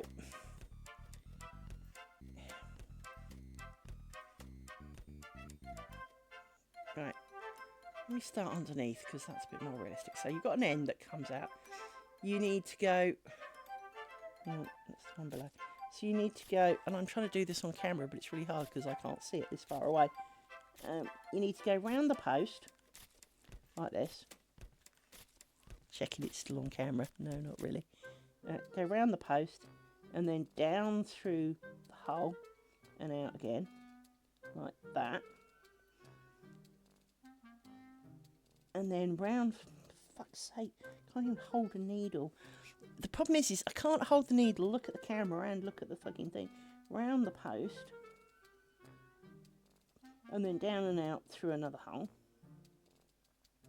Like this. And if you look, that green thread almost disappears. Because it is held in place because I can support it by the thread. Look, whee. I mean, if I zoom out again so you can see, look, it's held in place. Look, put it around, and it does basically disappear.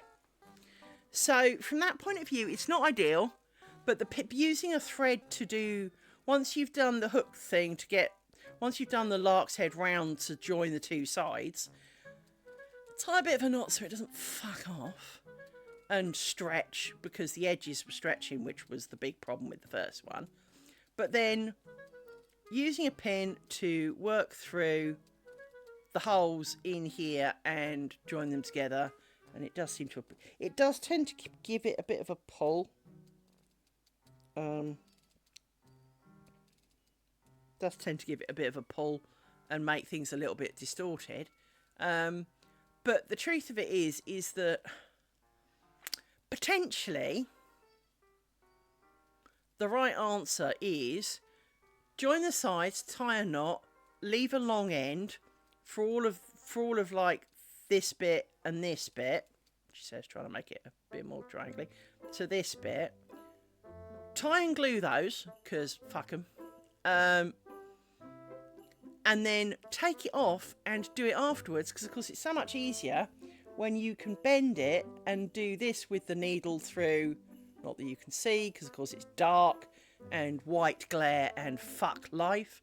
Let's try it with the green one, make it as a bit more contrast, but you can kind of go through. See, you still can't see that because it's too bright and I haven't got anything black to put behind it. Here I have, it's a bit shiny, but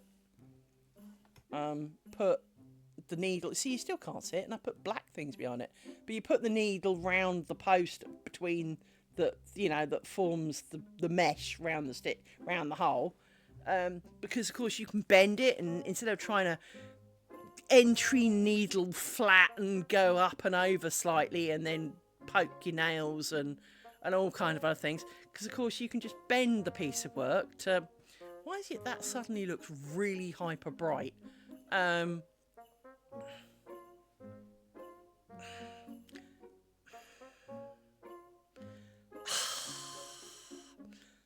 is breathe. But I think, because I don't really want to be spending, 8 hours poking and sewing them on the pillow. Really don't want to be doing that. Really don't want to be doing that. But it does look better. The crux of it is, it does look better. But it does not look time-worthy better. That's the problem I've got, is that it is better. And again, should I be making it for the Queen? Yep, I would be doing that, because I'd be making it for the Queen, and I wanted to think I'm the greatest in the living world, right? The truth of it is, as we all know, I am not making it for the Queen. In fact, I'm making it for myself. As a result of making it for myself, it can be a few shades less than perfect. And I'm still not sure it's worth it, though. I mean, it is, but I'm not sure it's worth the time. As I say, the end result is significantly better. But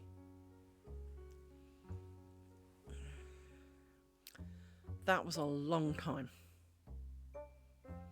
And clearly, I am somewhat afraid, not afraid, afraid, not style frayed. I am somewhat frayed at the end of it. I am worse for wear mentally. I feel like I took a life and death exam, mentally exhausted. Just from that. And it's not because it's a new style. I do new things all the time. it's because it is infinitely small things, infinitely frail, tangling things, pins that grab the infinitely small, tangling things, things that tie themselves in knot due to no logic whatsoever. And obviously one of the other things to look at is, because I use different pins, these are the fatter pins that didn't bend.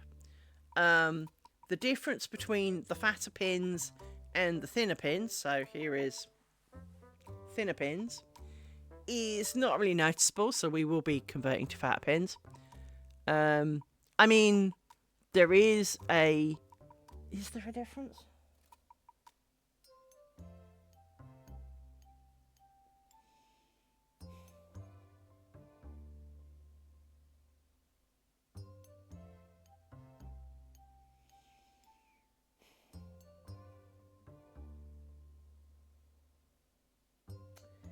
If there is, I'm a bit confused because the threads don't look identical. They are the same size from the same manufacturer. The only difference is the size of the pin. But the white ones look thinner. You know, bear in mind, there's the top of my head, right? I am that close to it. I mean, seriously, it's like an inch from my nose off the pillow. I am looking, and the white threads look thinner. And it's not because the knots are more dense, because they are more dense. In fact, maybe that is some of it.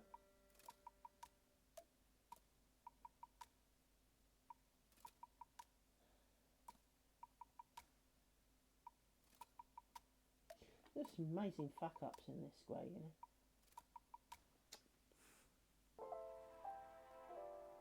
What the hell happened here? What in the name of sanity happened here? Let me zoom in on this for you. What is this? What in the name of mercy is this? This bit in the middle of this square. Let me find a pointing device. This will do as my pointing device. Yep. If you look, each of these have a beautiful little crisscross along here. And then you get to this. What in the name of Sam Hill is this? Fuck knows. Clearly not. It's as well frayed as my sanity is the short answer. As I said, we all know that this is not perfect. But every time I look at it, I find something else that's wrong with it. Just stop looking at it, really. I don't know. I really don't know whether the experiment was a success. We have discerned that it does look better, at least for ground stitch. It does look better.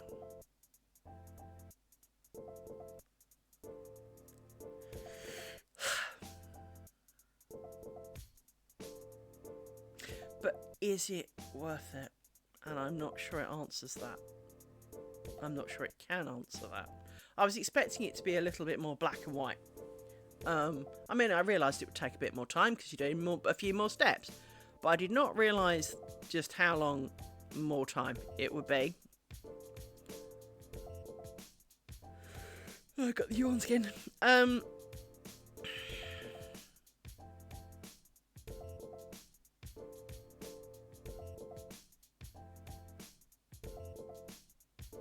And I do still feel a wish to super glue the bit where you wrap the bobbins round the starting point. Just so if it all else fails, it is not going to actually come undone.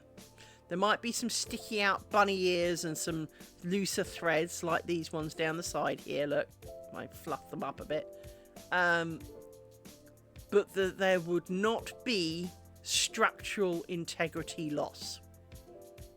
Because, frankly, that is my nightmare. because obviously when you've got the weight of the curtain on itself, it will be pulling more. We will have to wash it at some point, even if I do my mother and leave it for 10 years. I do not want to 10 years later wash it and watch all of that work flush down the pan, because you cannot put such tiny threads like this back where they came from. And of course there's no way not to have an end. So I don't know, excuse me, for God's sake. So a minute ago I was laughing hysterically because I was hysterical because I've lost my marbles, and now I'm yawning again. Dear God, I am not fit to be a human, man. I am not to be human. I need just seriously, I'm not suicidal, I need to stress that, but God, someone in me. I am just not fit for this shit. I'm not fit to be one of you. My sanity has left the building, people. I think it's left the planet, but I am very torn because it does look better. The freight check shit, I really am convinced is not doing nothing of any value whatsoever. So I'm not quite sure if that's worth the money it came. I'm not even sure it's worth the bottle it came in. It feels like grease. Seriously, I know it says don't put it on your fingers, but for example, if I put a drop of it, there, drop on my finger, and I do this, it's just greasy. There is no stick. It's an oil. It is not. It's an oil. It's not a glue. Smells to fucking back. Seriously, that smells. But this, now it's absorbed into my skin, there is nothing. There is literally nothing there. It's not even slightly tacky. Whereas, one fucking drop of this shit, and my fingers would be stuck together for an hour. Not trying it. But that's just grease. It's not glue, it's grease. I'm not sure how that is supposed to stop anything fraying. Because, other than it smells rank, I mean, it doesn't even leave a residue, other than a slight kind of silicone-y feel. That's actually what it feels like. I mean, if I rub my fingers together and it warms up a bit, it's like a really thin silicone oil. What the fuck's that going to do of any value? You're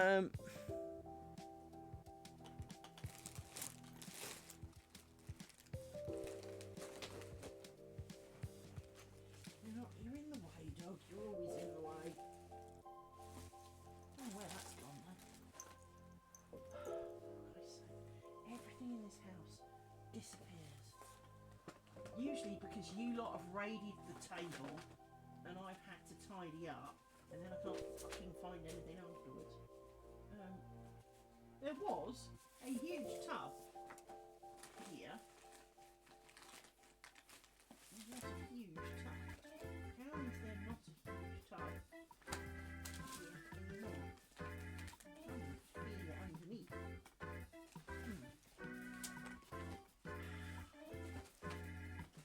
I don't know what you've done with it, dog.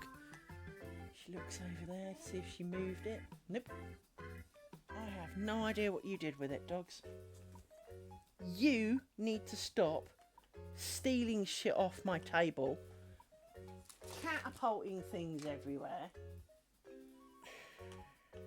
Somewhere I've got a big fucking 1 litre PVA glue. That stuff works really well. But of course it washes out. Well, at least I think it washes out. It's certainly malleable, so it's not hard and crunchy like super glue. So even if it doesn't wash out, it's not really a bad thing. And it dries clear. So I wanted to put a glob of it on this square to see if it kind of went hard and crusty or not. Because usually it's on the inside of something, and it's not crusty, but I don't know where it is. Come on, move! Move! Everybody out of the couch, please. So that come on, Rory, move. Don't be pissy. Come on, off. off! Come on, get off! Stop being a mule! Get off the couch! I want to move over here. I want to see where my stuff went. Because you caused chaos by catapulting everything off the other day, and I haven't actually seen it since. So that's my buckets of stuff that you keep breaking. Some of my shit pile that I don't have to talk about, and that just gets mentioned as shit pile. It's my work laptop and my headset. So let's make sure I don't break that. Let's put that away. Don't need those. This goes away. This goes over here. So a notepad. My heat protection Amazon envelope. Pile of cloth. Cloth. I have a lot of cloth. The other metal doodads. There it is. There is my extravagantly large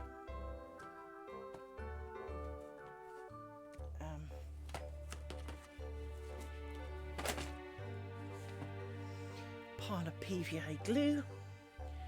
So, take my headset out of the way, return you to a more natural size. So, this is my PVA glue. I have, it's washable PVA glue. The question is, how washable? So, what we'll do is, and I can't really do it directly onto there, I know what we'll do. We'll use my heat protecting Amazon pad. I use this for placing my work laptop on top of my lace pillow occasionally. So let's do some globule of PVA. There we go, globule of PVA, and we'll smush it in because that's how I do these things. So smushy smush like this.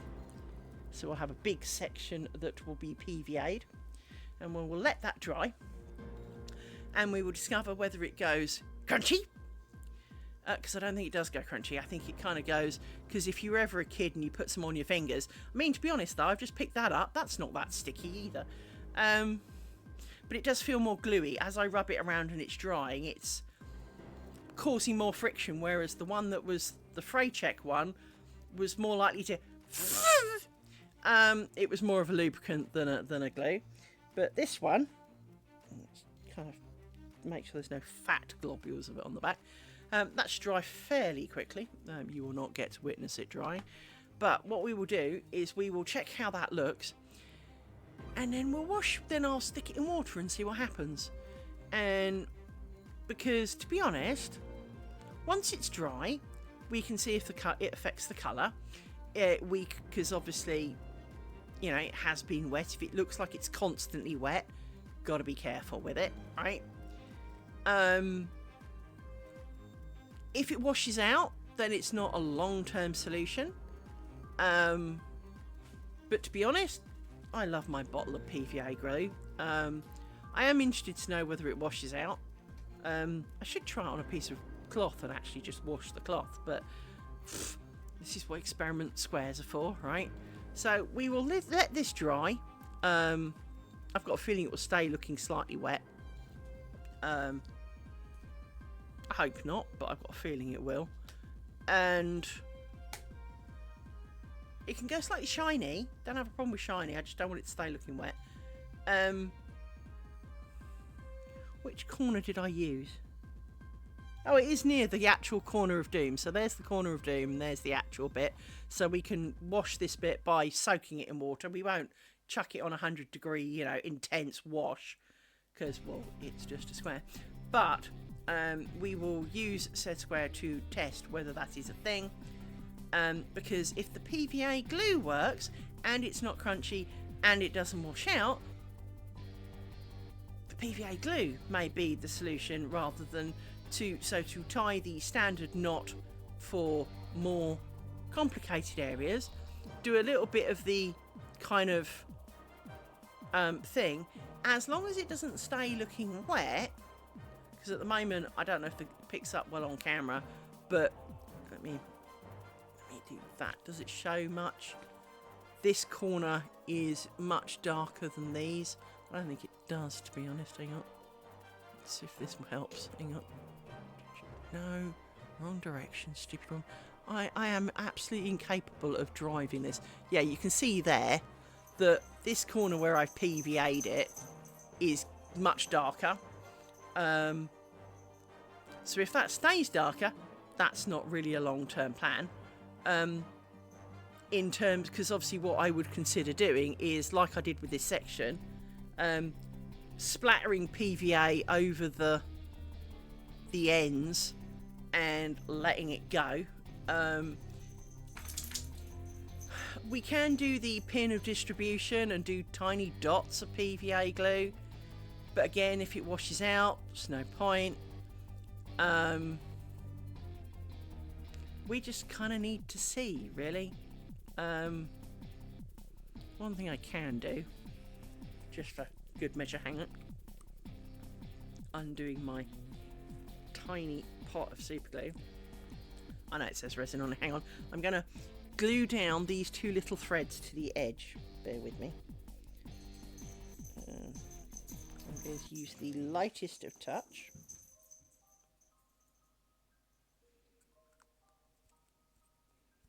And I can't get the top back on the bottle again. But let's glue you down like that. Right, let's put this bottle back together. This is what happens to all nail glues, by the way, is that the top never goes back on the bottle, or the brush turns to concrete, or, well, frankly, all matter of ores, really. The glue inside's usually alright, but you just can't get to it because the lid's glued on or something. So, tiniest dab of super glue to hold those ends down on the edge.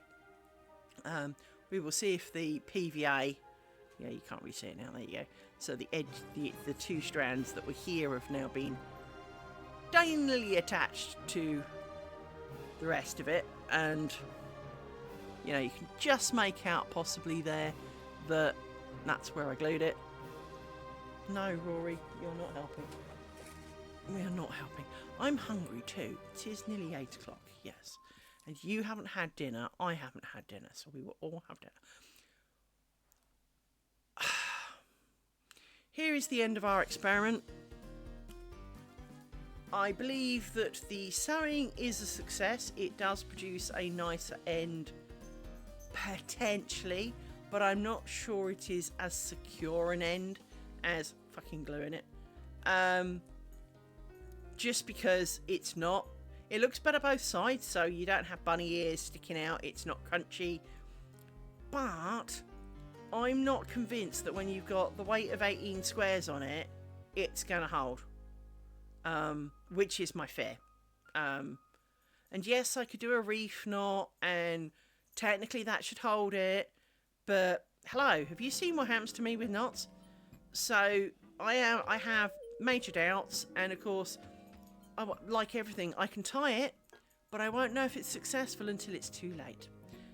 Because it's like everything, it's great until it fails. It was always successful until it wasn't, right? But my sanity is over. I need to go and do, frankly, anything else. I'm going to go and watch TV, eat some food, hug some dogs, and try not to sit around laughing too much because, well, I'm sitting here grinning like the Cheshire Cat because I've lost all my marbles. And frankly, anything is funny. Although, Naughty Kelp, I have a question for you. Are you there? Other than that's not the question. But are you there, Naughty Kelp? Okay. Naughty Kelp, what is your view of farts?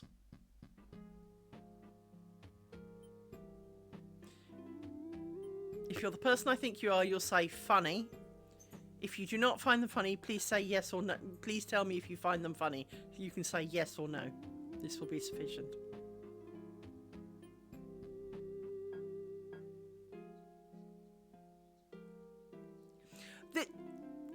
Okay, that's fine, because this is not an up-close and personal thing.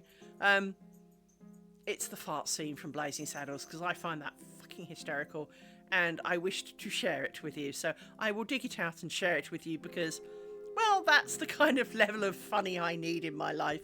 And I recently watched a YouTube video about some woman who makes her money from OnlyFans, right? And she makes like 150k a month on OnlyFans. She then makes like 35 grand on some other shit. But she makes £50,000 a year by recording her farts. Now, I don't know about you. I fart. I'm human. I can eat. If I think baked beans too long, I will fart, right?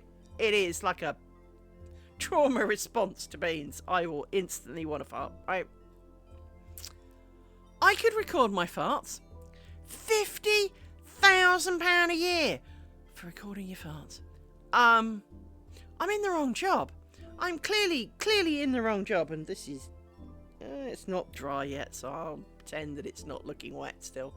I think it's going to stay looking wet. Maybe I should douse the whole thing in PVA glue and have done with it. That could be a thing. Plus, of course, being white, it might not change colour quite so much. Actually, that's a good point. Where's Triangle of Testing?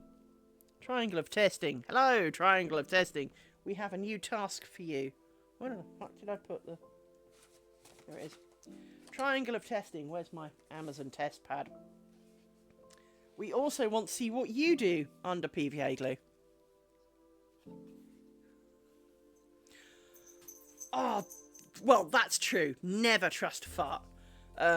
Unless you're on the privacy of your own toilet, never trust a fart. Farts are not to be trusted. That is definitely a truth. Sorry, I'm just trying to get glue to come out your bowl. That'll do. Blob. Because obviously, this is white. I'm just going to smear it on this bit here. Smear, smear, smear. Turn it over just to smear it out a bit more. Make sure there's no globs on it. Because, I mean, if it stays wet looking, I know you can't really see now, can you? Of course you can't. So I've smeared it on this bit here. Just going to rub this bit in a bit because I don't need it to be sticky. Right. So I've made Triangle of Testing, and we've got this, and we're going to see how they dry, because obviously this doesn't show up as much. Let me zoom in again and move it so that you can see it. This is the triangle I've done. It doesn't show up on white half as much as it does on the green, because of course the green is coloured. So depending on how it turns out, there could be merit to dousing the whole fucking net curtain with PVA glue, just to give it a little bit of strength and rigidity. I know it's not ideal and very unorthodox and all those kind of words, but bite me. And if it means that everything holds, hurrah. If it washes out, clearly not a good thing. But we can chuck these two in the wash and see what happens, because they are experiments. That's what they're for. But yes, as you say, never trust a fart unless you're sitting on the toilet, in which case you can go for it because you're safe, whatever you do. Because we've all had the fart that wasn't. And it's usually as you're really kind of, you're feeling a bit tired and you kind of go, fart, okay, whatever. Fart, oh. Well, cheers. That's just made my night. Thanks for that, bottom. Yeah, I will say, having had the surgery I've had, that I really can't trust farts. I just can't. It's just not a thing. Never believe. Because not everything is as it might have been.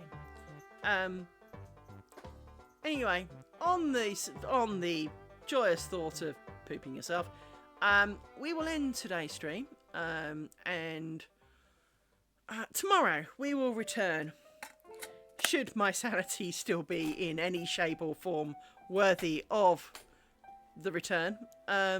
We will return tomorrow. Well, I intend to return tomorrow, let's be more accurate. I intend to return tomorrow so that we can do triangle number 8, or start triangle number 8. There's no way we're going to do that in a day. Let's not be stupid here. That's right, I need to plug my phones back in again. Of course I unplugged them once again. Right, I need the other end. Where's the other end? Oh, what did I do with that cable? Oh, it was. That's the power cable. That's the cable. There it is. That's right. The cable for which we were tying knots earlier. I need to plug my headphones back in because they're shit.